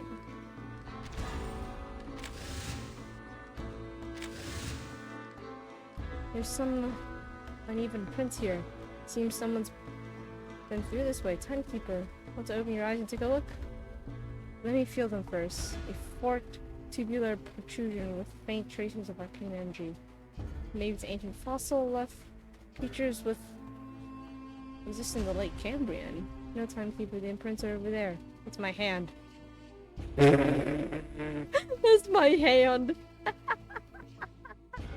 Hey yo, Vertin, why are you holding Soneto's hand? Whoa. The wind blows here. Cold nub. Right, we're out. Matilda's seething. Oh no, Matilda! Matilda was here. What? Let go of Soneto's hand! Let go! What are you doing? Let go of her hand! Through the darkness, she follows old footprints along paths of melted and refrozen ice. The snow here feels different. It's harder than the last path we were on. Then that means it's been, like, compressed for some reason. It's been compressed down. I don't think we came this way when we were following the dog's footprints. Did we? Basalt, stone walls. A path that can't be found with open eyes. I see it now. The designer of the labyrinth used these stone walls to create an optical illusion. We miss this entrance over and over again. Right. Even if the dogs hit into a wall, they could still follow the scent. Of course! The Mother Spirit is always right.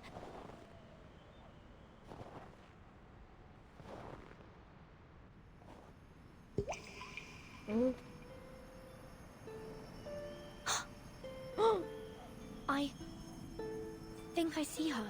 Oh. What do you see, Vertin? No. No. It's gone.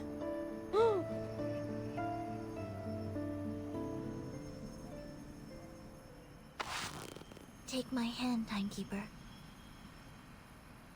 Unprotected. Actually, they're probably wearing gloves, so it is protected handholding. Still, darkness floods her vision, but the edge of the gloom still reveals a scattering of faint light. Through this flickering, directionless world, a golden melody pierces the silence. Miss Erd, what is the answer that you're searching for? Footsteps? Timekeeper? Miss Sinetto? Miss Amundsen? Is that you?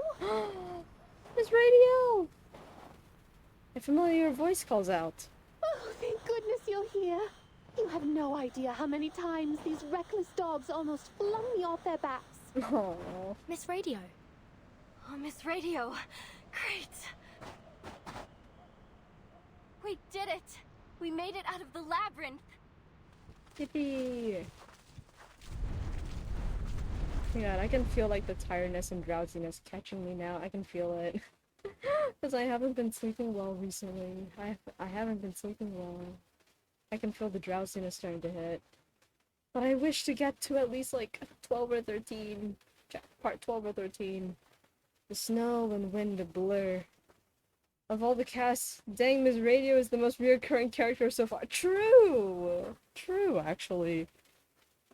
She is the, out of like the subcast that is not like our main characters, Vertin and Sinetto. Our most reoccurring character is probably Miss Radio, having shown up here and a bunch of other places. Where are we? Oh? The wilderness lies silent. Why is this music playing? Cries of ancient creatures, streams bordered by tropical jungles, and the life they held. All that once flourished and has... come on. Once flourished has since vanished in this barren land. Life's meaning emerges at the confluence of cosmic dust and time. When it comes to its silence and sounds, its textures and shape, it just follows the flow without compromise or resistance. Across the firmament, the rhythm has been struck.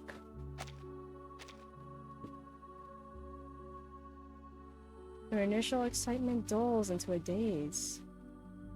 She stands frozen, unable to look away. When reverse tries to cinematic, but I want to read. Yeah! I wish to understand this story better. I wish to understand it better.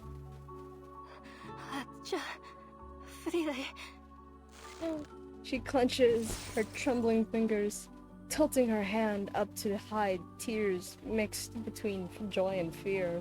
I made it. I found it. It's real. The Mother Spirit does slumber far to the south. The legends are true. And I found it. I'm scared that the Mother Spirit is related to the Manus, because every time the, like, the Mod 2 voice speaks, it sounds like Sophia's voice. Its ancient architecture whispers our forgotten histories. The air hangs so heavy that nautical sobs seem to sink straight into the earth.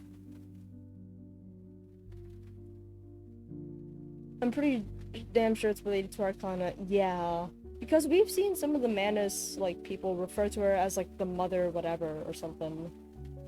We should keep moving. I have a feeling that all our questions will be answered once we pass through that gate. Or at least a lot of them will be. And you'll probably have more questions, realistically. So, the unsettling sun's cold light bounces between the walls until the heavy doors swallow the last glimmer. A colossus frozen in the sky that gazes down upon all visitors.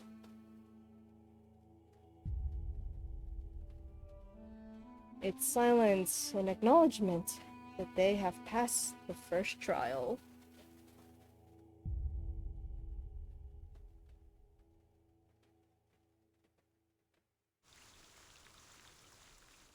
To be continued. Alright. Success. Alright. Congratulations, you cleared the stage. Though I hardly thought it'd take you so long. What does that mean? The answer was right in front of you the whole time. Just cover your eyes. Funny. You had to do the very thing the enemy wanted you to. I mean, humans are mostly guided by sight, and probably Arcanists too. Most of them are guided by sight. That was your third lesson. Hands serve to control. As for the first and the second, well, you've already seen the digestive and excretory systems. Save us both the time and look over your logs if you're curious. Back to the topic. You almost died in there thanks to the false intel from your eye scouts. Luckily, Brain Command reacted quickly enough to prevent the worst from happening. You better set a second in command to avoid this kind of thing happening again. I believe my mouth can do that. What?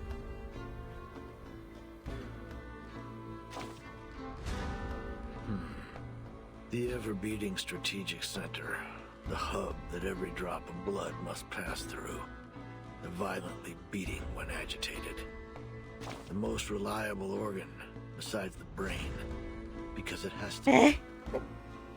If only it didn't have a mind of its own. That'll surely lead to destruction, whether it beats fast or slow. You should be a critic. It wasn't my intention to talk like a Renaissance artist, but when you reflect on Michelangelo's painting on that grand ceiling, there's no choice but to do so.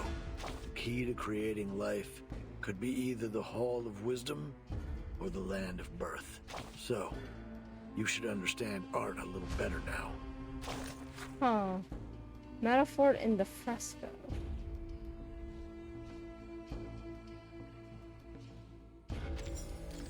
That is an interesting piece of dialogue.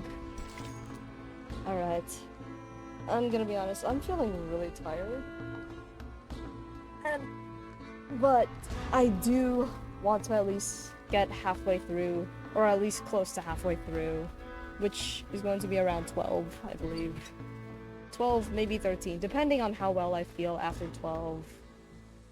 I'm probably gonna call it for the night really soon. Alright. Just another Laplace experiment. All is prepared, but we are but a single step from a successful experiment.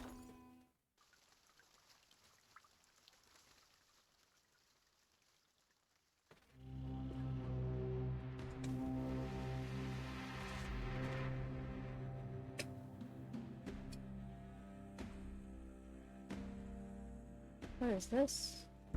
What's the aspect ratio?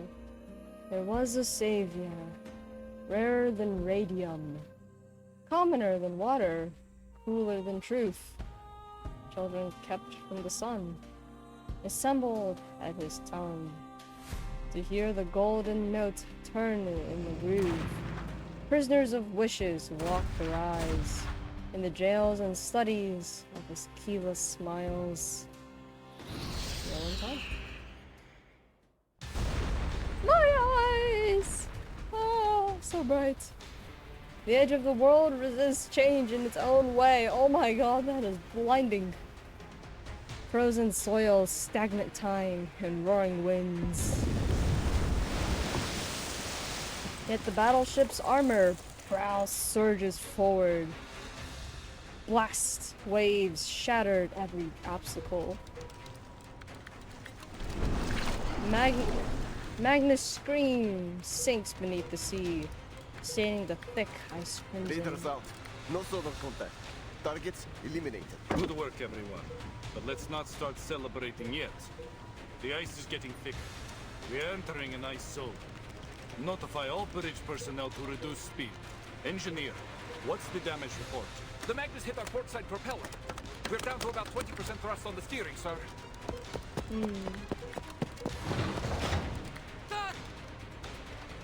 The sentry bursts through the door. Visual on an iceberg at 12 o'clock! Closing in fast! Holy Russian, yeah. The captain leans into the high-powered telescope. Speeding iceberg? Really? What did I tell you about staring at the snow too long? It messes with your vision. The first mate takes the telescope next. Oh? What do we see? Idiots! That's no iceberg! It's a fin! A massive one! Something's Oh. under the water! A Leviathan! A Leviathan. A shiver runs down the captain's spine. Bringlove! All systems engage! It's a freaking kaiju! Ah! Weapon targeting system. The weapon targeting system were targeting systems were alive, but the bottom of the battleship takes the first brutal hit. All units, report your status. Water in main battery magazine. All watertight compartments are under pressure. Captain, we're going down. That's not good. Uh-oh. Understood. Flames erupt across the nearby sea as the frigate's fuel tanks ignite in the blast. For all these years, we have fought side by side with Triglav and the 3 frigates. Not once have these old girls let us down. The menace must be desperate to stop our landing. Sending a Leviathan after us of all things. God. The captain stares out at the colossal creature as it looms closer and closer. Its piercing shriek tears through the air as a prelude to another charge. Let them try. Then bring out the vial! Stop at the Ross Sea. Oh my god. Ship's going down. Let's play instruments until we die. Oh my god. The captain presses the communicator on his chest. Triglav to operations. Initiating detonation of the onboard array. Oh. They're gonna blow up. Static hisses briefly before the signal dies over Antarctica. Yet within moments, precise and clear orders are reissued. Operations to Dida. Steer clear of the ice zone. Fall back to defense line A2.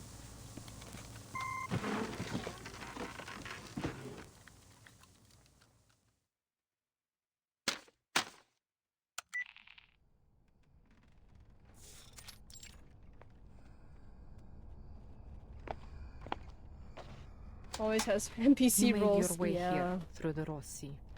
The front lines must have given you a grim taste of the war. The Manus won't let the Foundation set foot on Antarctica, not without the fight. The ritual is too important. They will stop at nothing to see it happen. So here's my offer. Reciprocity. As a gesture of good faith, allow me to share some intel on their movements with you first. Oh, there is such a glow up. Yeah. I'm so happy they redesigned There's a her so ruin of an well. ancient city deep in the heart of Antarctica. That is where the ritual will be held. A ruin? Here? Against that mountain, yes. But it isn't just any ruin. It's Manus Vindicte's stronghold. Rituals, preparations, high-level meetings. That is where they all happen. Oh, wow. In order to secure the continent, they have fortified the coastlines, covering every possible landing point. The Order of Enlightenment is stationed at King Edward VII Peninsula. The Apostles' Brotherhood controls Mary Birdland, and the former Xeno Sentinel unit has deployed its forces along King George V coast. The terrain is already a natural fortress, but that wasn't enough for them. They have deployed a number of arcane-modified beasts, several Magnus and a Leviathan, if my intel is correct. Oh, no way! A Leviathan? I heard you could sink Australia with one of those things. Oh my god. Australia is huge. Muldeer presses the communicator to her ear as battle reports crackle through.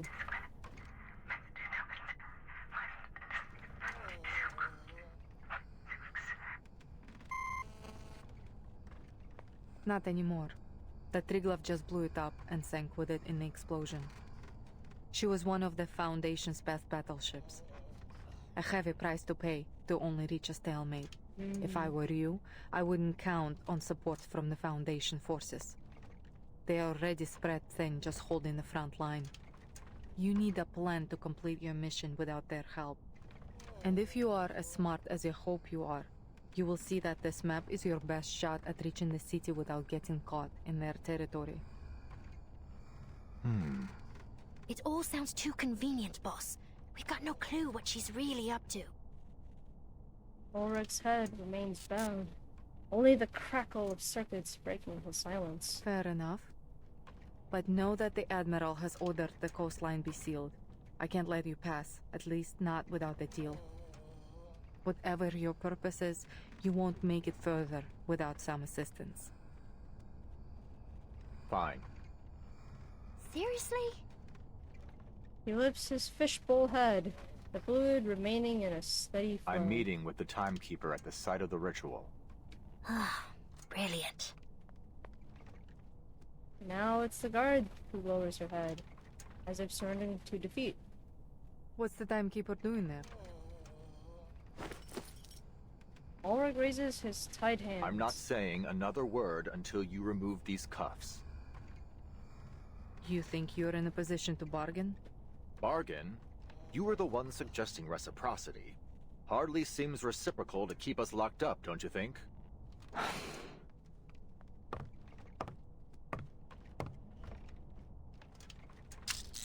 The key clicks into the handcuff's lock. The bolt turns, and the now freed captive flexes his wrist. We really are here because of a song. The record is the key to everything. Oh. Regulus, what have you composed or created?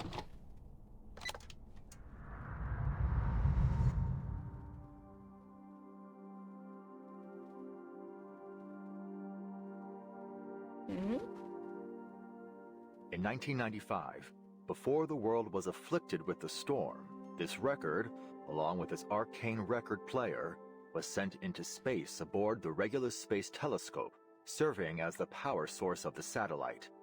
For 12 years, it took pictures and transmitted them back to Earth. Then, in 2007, the satellite crashed near Aldeburgh, destroying everything but this record in the process. 2007. That would have been 1966, right after the Sixth Storm. Precisely. A rock music enthusiast from that era found the record and later brought it to Laplace. She is now a member of the Timekeeper squad. This chapter is a tons. Yeah, the flex is wild. Yeah, I know. Their budget has increased. The budget has gone up. Found error. Place down. Oh yeah, that was talking about the opening scene. The last image transmitted from the satellite was timestamped April 16th, 2007. Even after the storm sent everything back, the satellite's timeline kept moving forward. Okay, so the storm only affects within the atmosphere or on or like close to the surface? Are you saying that the satellite crossed the storm? How? More like Tears of player base. We believe it's because of this record. It's the only material that has been proven to be immune to the storm. Oh. In our previous experiments, it reduced the severity of the storm syndrome afflicting one of our researchers and slowed its progression on me. Wait, what? But those results were from small-scale isolated tests. We've never tried it in a real storm. Since replicas of the record haven't demonstrated the same immunity as the original, we've developed an upgraded amplifier system for it.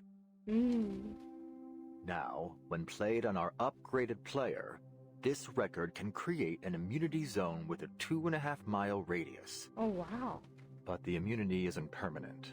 We found that the element Regulus in the record is consumed every minute it plays. At best, we're looking at 12 minutes of protection with this original copy. If Manus Vindicte succeeds in triggering another storm with their ritual, this record may be our last line of defense. That's why I brought it here. And that's why I need to get it to the Timekeeper.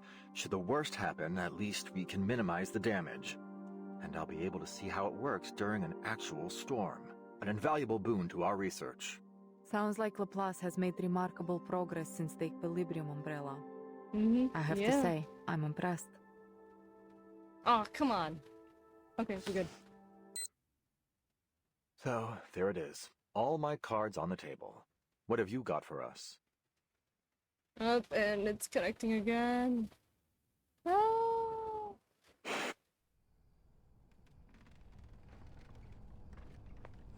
The actual location of the ritual is in a sanctuary hidden in the heart of that mountain behind the city ruins. First a city, now a sanctuary. Boss, she's got to be messing with us. I am telling the truth. There is a tunnel in the city that leads into the mountain. Only the chosen are allowed through. And you can bet that the tunnel will be heavily guarded. Muldir turns aside, processing the information absorbed from Ulrich. 2.5 miles of immunity, you said? That's right. I'll need to know the size of the city and the length of the tunnel to figure out the best placement for the record. I have an idea. Keep guard. Oh? Yeah? The mountain's interior is hollow. The sanctuary sits right in the heart of it. It used to be an active volcano, but it hasn't erupted for centuries. The elevation of the volcano is 11,616 feet. That's just under 2.2 miles. Oh, wow. Ulrich exchanges a glance with the guard beside him. Boss, it's not exactly easy to tell what you're thinking, you know. Surely you're not taking her seriously, are you? I sure hope she doesn't die. Well... What the hell are you doing here? Go see your... Oh! Muldir will go see Lopera soon enough, okay? Hopefully. Hopefully Lopera will... Hopefully Lopera and Muldir will mend their... will mend all the broken... Yeah. Even though your safety is not guaranteed. I mean, given how helpful Muldir has been to Ulrich so far, who's to say that Muldir won't get like a referral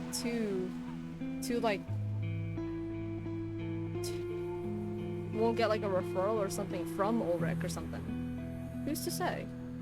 Maybe Ulrich will say something, or maybe because I will put a bullet in my sister. Ah! Ah! No! Oh my god. I do hope that like they're able to like fix their bond now, cause Muldir was the only seemed to be like the only sibling that, or like only piece of family that Lopera was actually able to get close enough with. Muldir was the only one, was the only person, and for that level of betrayal to happen, that hurts. It's a lot. 3 figures emerge from the abandoned research station, now repurposed as a field hospital. The 2 freed captives adjust their clothes, ready to depart. Muldir hands the map to the guard. Scaling the mountain isn't going to be easy. I have marked the dangerous areas on this map.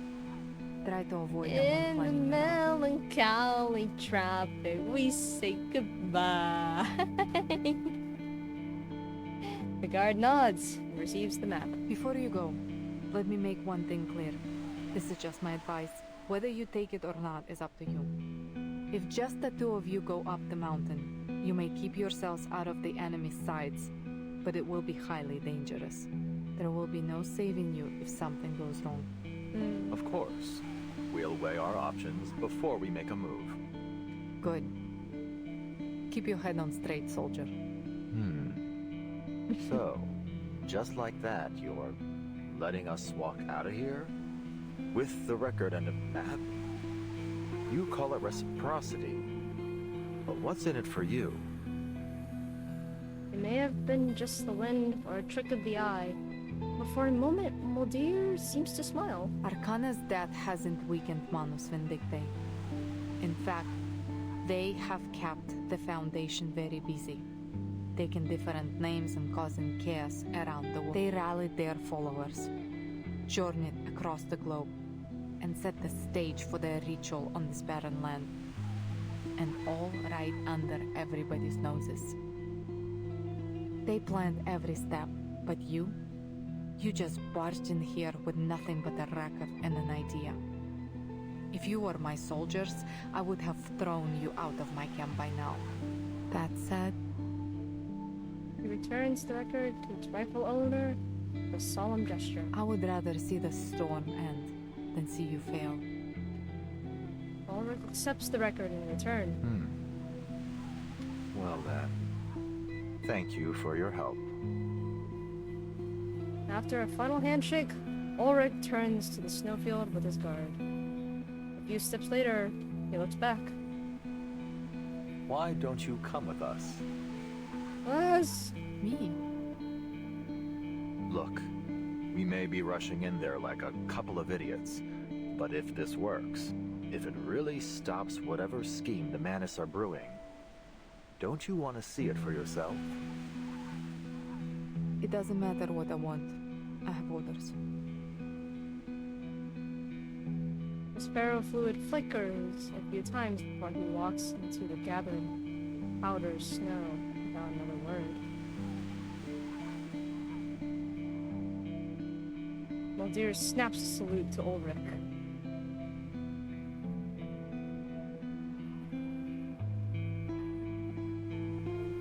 He lingers.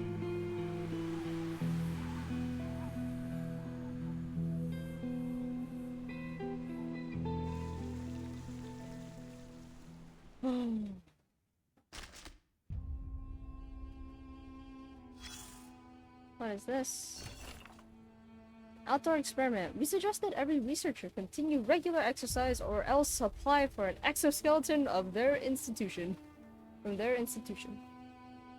Stop flexing your storytelling. In all honesty, it could be seen as, I guess, the fact that it's not animated could be seen as like, oh, you're not animating this, you don't have the budget, yada yada yada. But at the same time, the fact that it's reverses style, this almost like visual novel with like actual novel like descriptions and everything.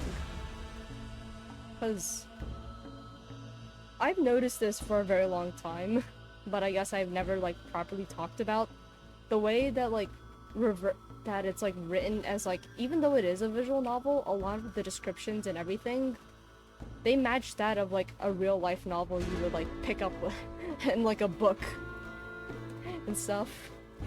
They actually fit. Alright, what's this? Oh, I knew this wouldn't exactly be a Sunday stroll. The guard pushes another obstructing boulder aside with effort. But I didn't think we'd literally be carving our own trail through the wilderness.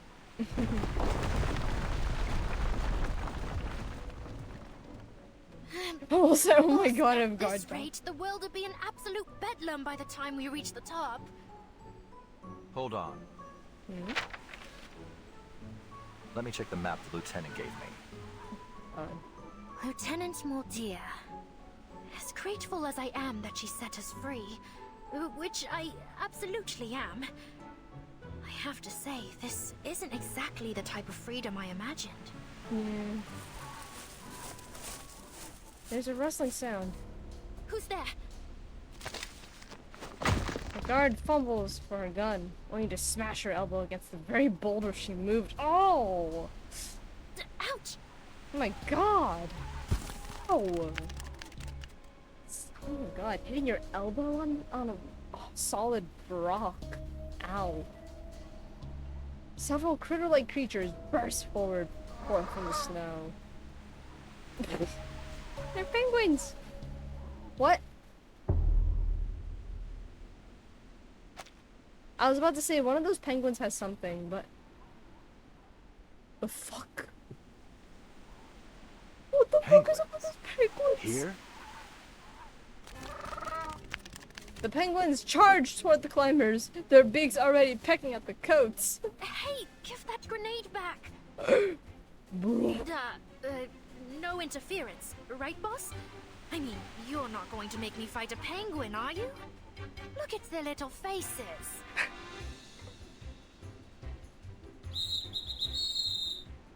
All members of the Sentinel Unit Antarctic Advance Party, attention! Oh! Oh, wait, no, that's Buddy Fairchild, right. That's a squirrel. The penguins wobbled to a perfectly aligned row, like well-trained circus performers, or perhaps even soldiers. Alrighty, let's see what we got here. Rookie guard, check. Awakened researcher with a fish tank for a head, check.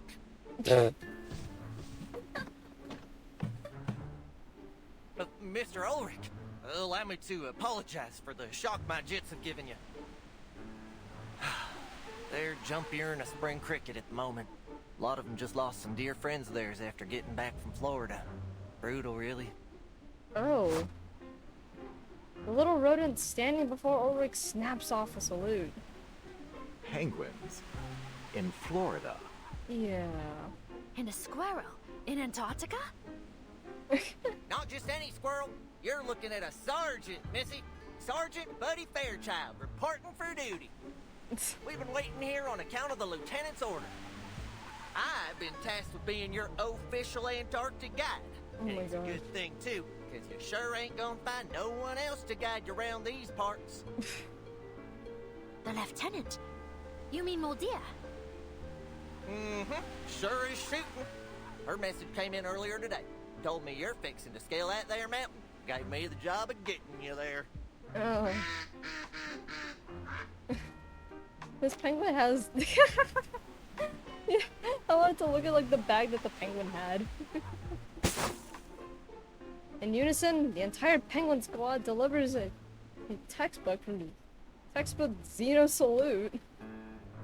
Moldia, I could kiss you. Whoa!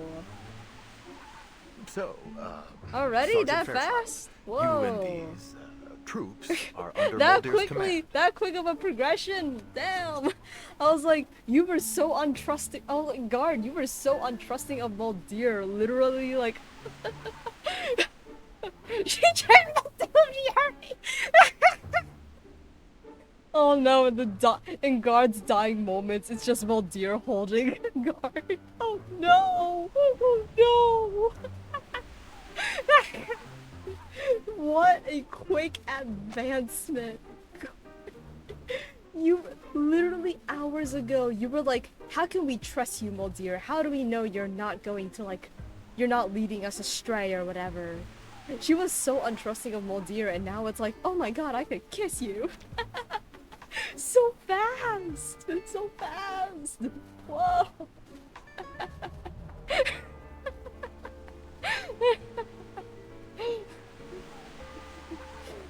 Oh my god.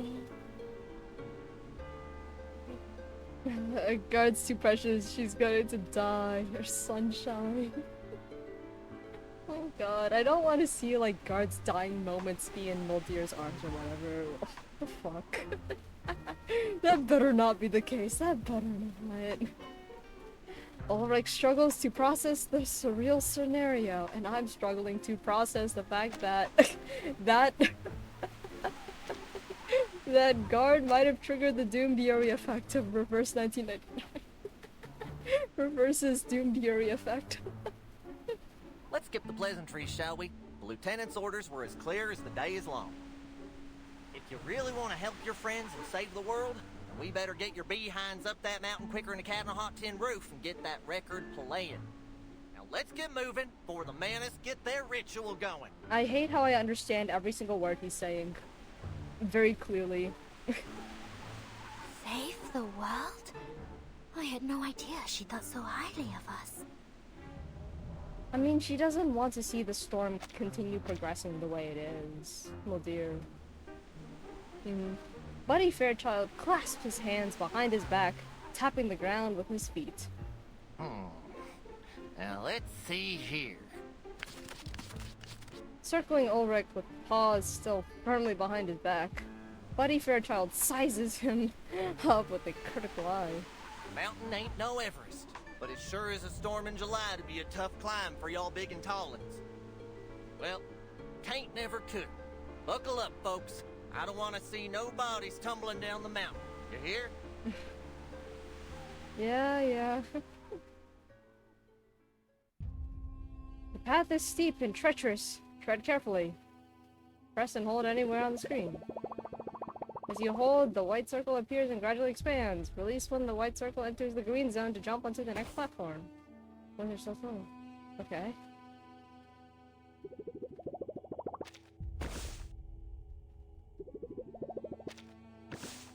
Listen up, Tollins.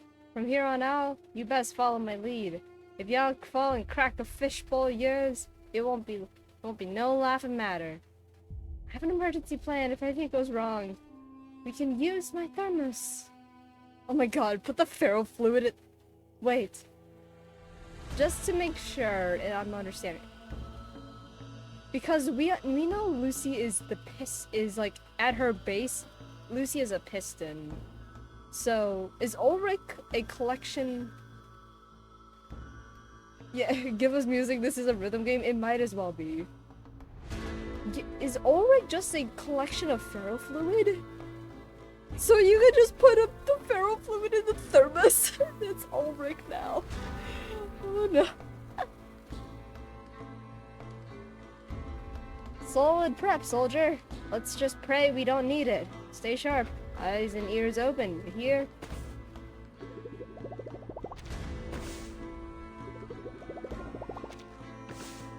Excellent. Now I have 3 penguin guards. I'll be sure to ask their names and to include them in the acknowledgement section. Penguin guards acknowledgement. Oh my god. Maybe we saw Maldir holding on to Ulrich's head in the story preview, so yeah. Okay, so Ulrich is just a collection of ferrofluid. Or is he the fishbowl? Is he the fishbowl or the ferrofluid? Calling the timekeeper, this is Ulrich. Damn it, the Foundation's communications are barely getting through. What's up? Lost contact with your pals? Lieutenant Muldir's intel about the ritual is critical. I have to report it to Timekeeper as soon as possible. But the blizzard's too heavy, and the mountain's too tall. We need to find a suitable location for our shortwave radio. No sweat, partner. Just leave it to me. So what kind of spot are we looking for? Electromagnetic waves get absorbed and reflected by terrain. Direct waves give a stronger signal than reflected or diffracted ones. So the fewer the obstacles between us and the Timekeeper, the better. Make contact. The fact I can see your model's eyes not open fully, like you were sleepy, I mean, Bro is perpetually physically Yeah, I mean, the sleepiness is starting to get to me now. I did have a fairly exhausting day today. Well, an exhausting week overall, actually. Of course, the state of an ionosphere still affects a few. Sergeant Fairchild, are you listening? Huh? Of course I am. Bright-eyed and bushy-tailed as ever. So you need a clear spot facing city ruins, right? Then you folks do your thing, and I'll scout up on your head. Keep your peepers open for my markers. Alright.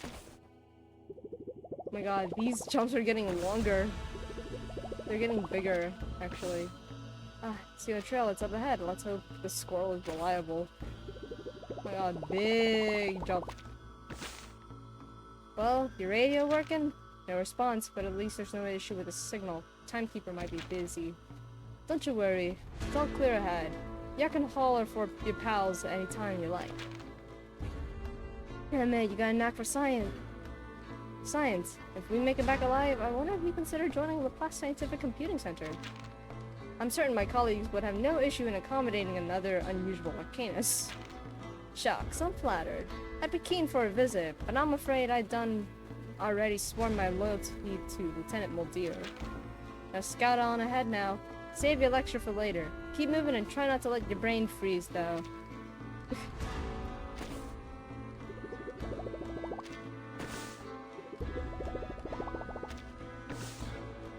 He's by far the smartest squirrel I've ever met. I mean, how many intelligent squirrels have you met? I should talk to him about the record later. He may have some unique insight on the matter. I mean, how many intelligent squirrels will you ever meet within your lifespan? I don't think I've ever met one that's super intelligent. I forgot to tell him that my carrier fluid doesn't freeze below 80 degrees Celsius.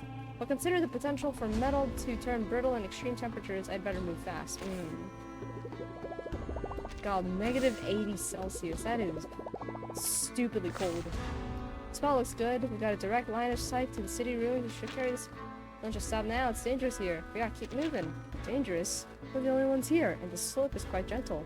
Avalanche risk is less than 0.5%. Need to establish communications. This intel must reach Timekeeper now.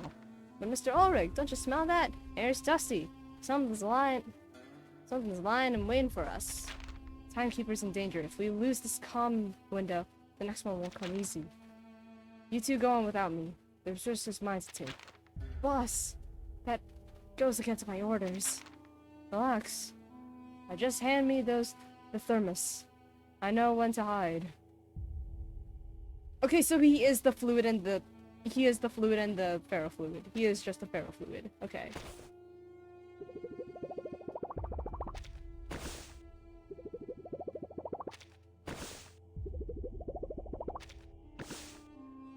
Starting transmission to the Timekeeper. Let's hope nothing goes wrong with this. Nope. Ulrich and Chot. At the ready, penguin pals! Alright,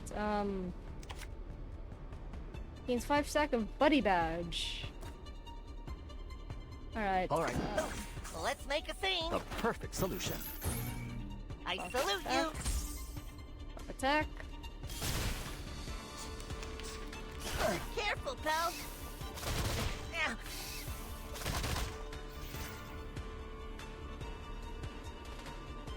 Here. Attack. Attack. Let's make a scene. Boom! Get Come on, a do taste something of good. this. Thank you, Ulrich, for actually carrying. Ulrich's actually carrying, thank you. Fuck you. Alright, we might as well move a bunch of these around then. There we go. They're all frozen.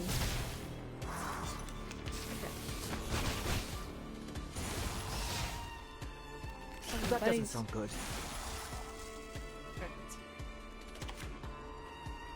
Okay, that's attack up. Now. An accurate reading. The smell of the great outdoors.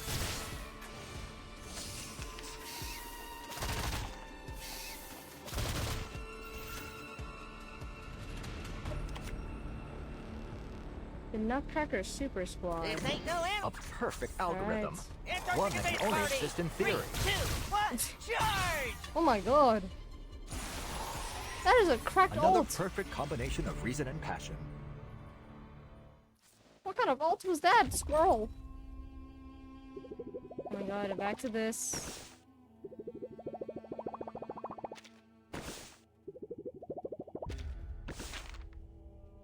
Look, I get you worried about your pals, but this fancy radio of yours ain't worth it. The equipment isn't my concern, see, I have backup units. All it takes is a little paperwork at headquarters. Now wait just a dang minute. What if you fall off next time? Fine, fine, since you got the patience for all of them Foundation forms, we'll take it slow and slow. Just follow your guide, and we'll make it work. But every time we take this way, it takes us further from the timekeeper compared to management dictate. We're moving at a snail's pace. I never thought I wish penguins could fly. Funny you mention that. Back in Florida, these fellows did take a couple flying lessons from the Tripodero. Flying penguins. That is... Of course, furthest they got was to the other side of the creek. Haha. Now, go on and tell me some more about those shortwave and bouncy signals. Your guy will find just a spot for you. Double time now. I don't want to see no more nasty surprises. Alright. I wish to finish this. Time to think about the tank. Think outside the tank. Maybe I can rig a radio antenna pipe. Forget it. Nothing will work. You know. Force 8 Arctic Gale. How many tiles are there? You're climbing faster than a squirrel on a nut chase. Maybe being tall ain't so bad. Much appreciated. This body is certainly proven well suited to mountain terrain. I'll be sure to add it to my field report. Wouldn't mind getting one of those fancy climbing suits myself. While your boss is fiddling with the equipment, how about you and I take a little break, huh? Huh? I got plenty of frozen fish. Hello, Mr. Ulrich. This is Vertin. Go ahead. Yippee! And there is... a brand new home! And a whole new world to discover. Squirrel. And what took the Foundation so dang long to introduce me to you? Tap anywhere to exit. Alright. I think that's enough of this. Yep, there's a squirrel. Alright. I think it's time to call it for a night. It has been a while since I've streamed this long, I feel like. It feels like it's been a while since I've streamed for like a very long time. Yeah. Almost 5 hours. Yep. Oh my god, big stretch, big stretch. The long stream nearly 3 hours. Yeah. I mean, most of my streams now are roughly 3 hours or... Most of my streams now are roughly around 3 hours or shorter, actually. Usually like 2.5 hours to like 3.5. But 5 is usually where like the longest I will stream, typically. 5 will be the longest I typically will stream, but... Yeah, that's good progress. I got halfway through all of this. That's good. You know?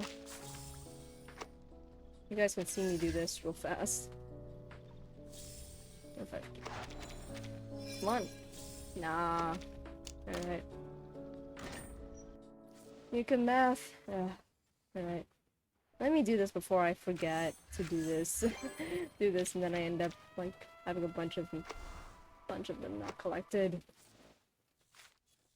Alright. Anything else? I think that's it. Good amount of drops now. That's actually really good. That's really good, actually. Alright. I got goal now for how many? 32. Alright.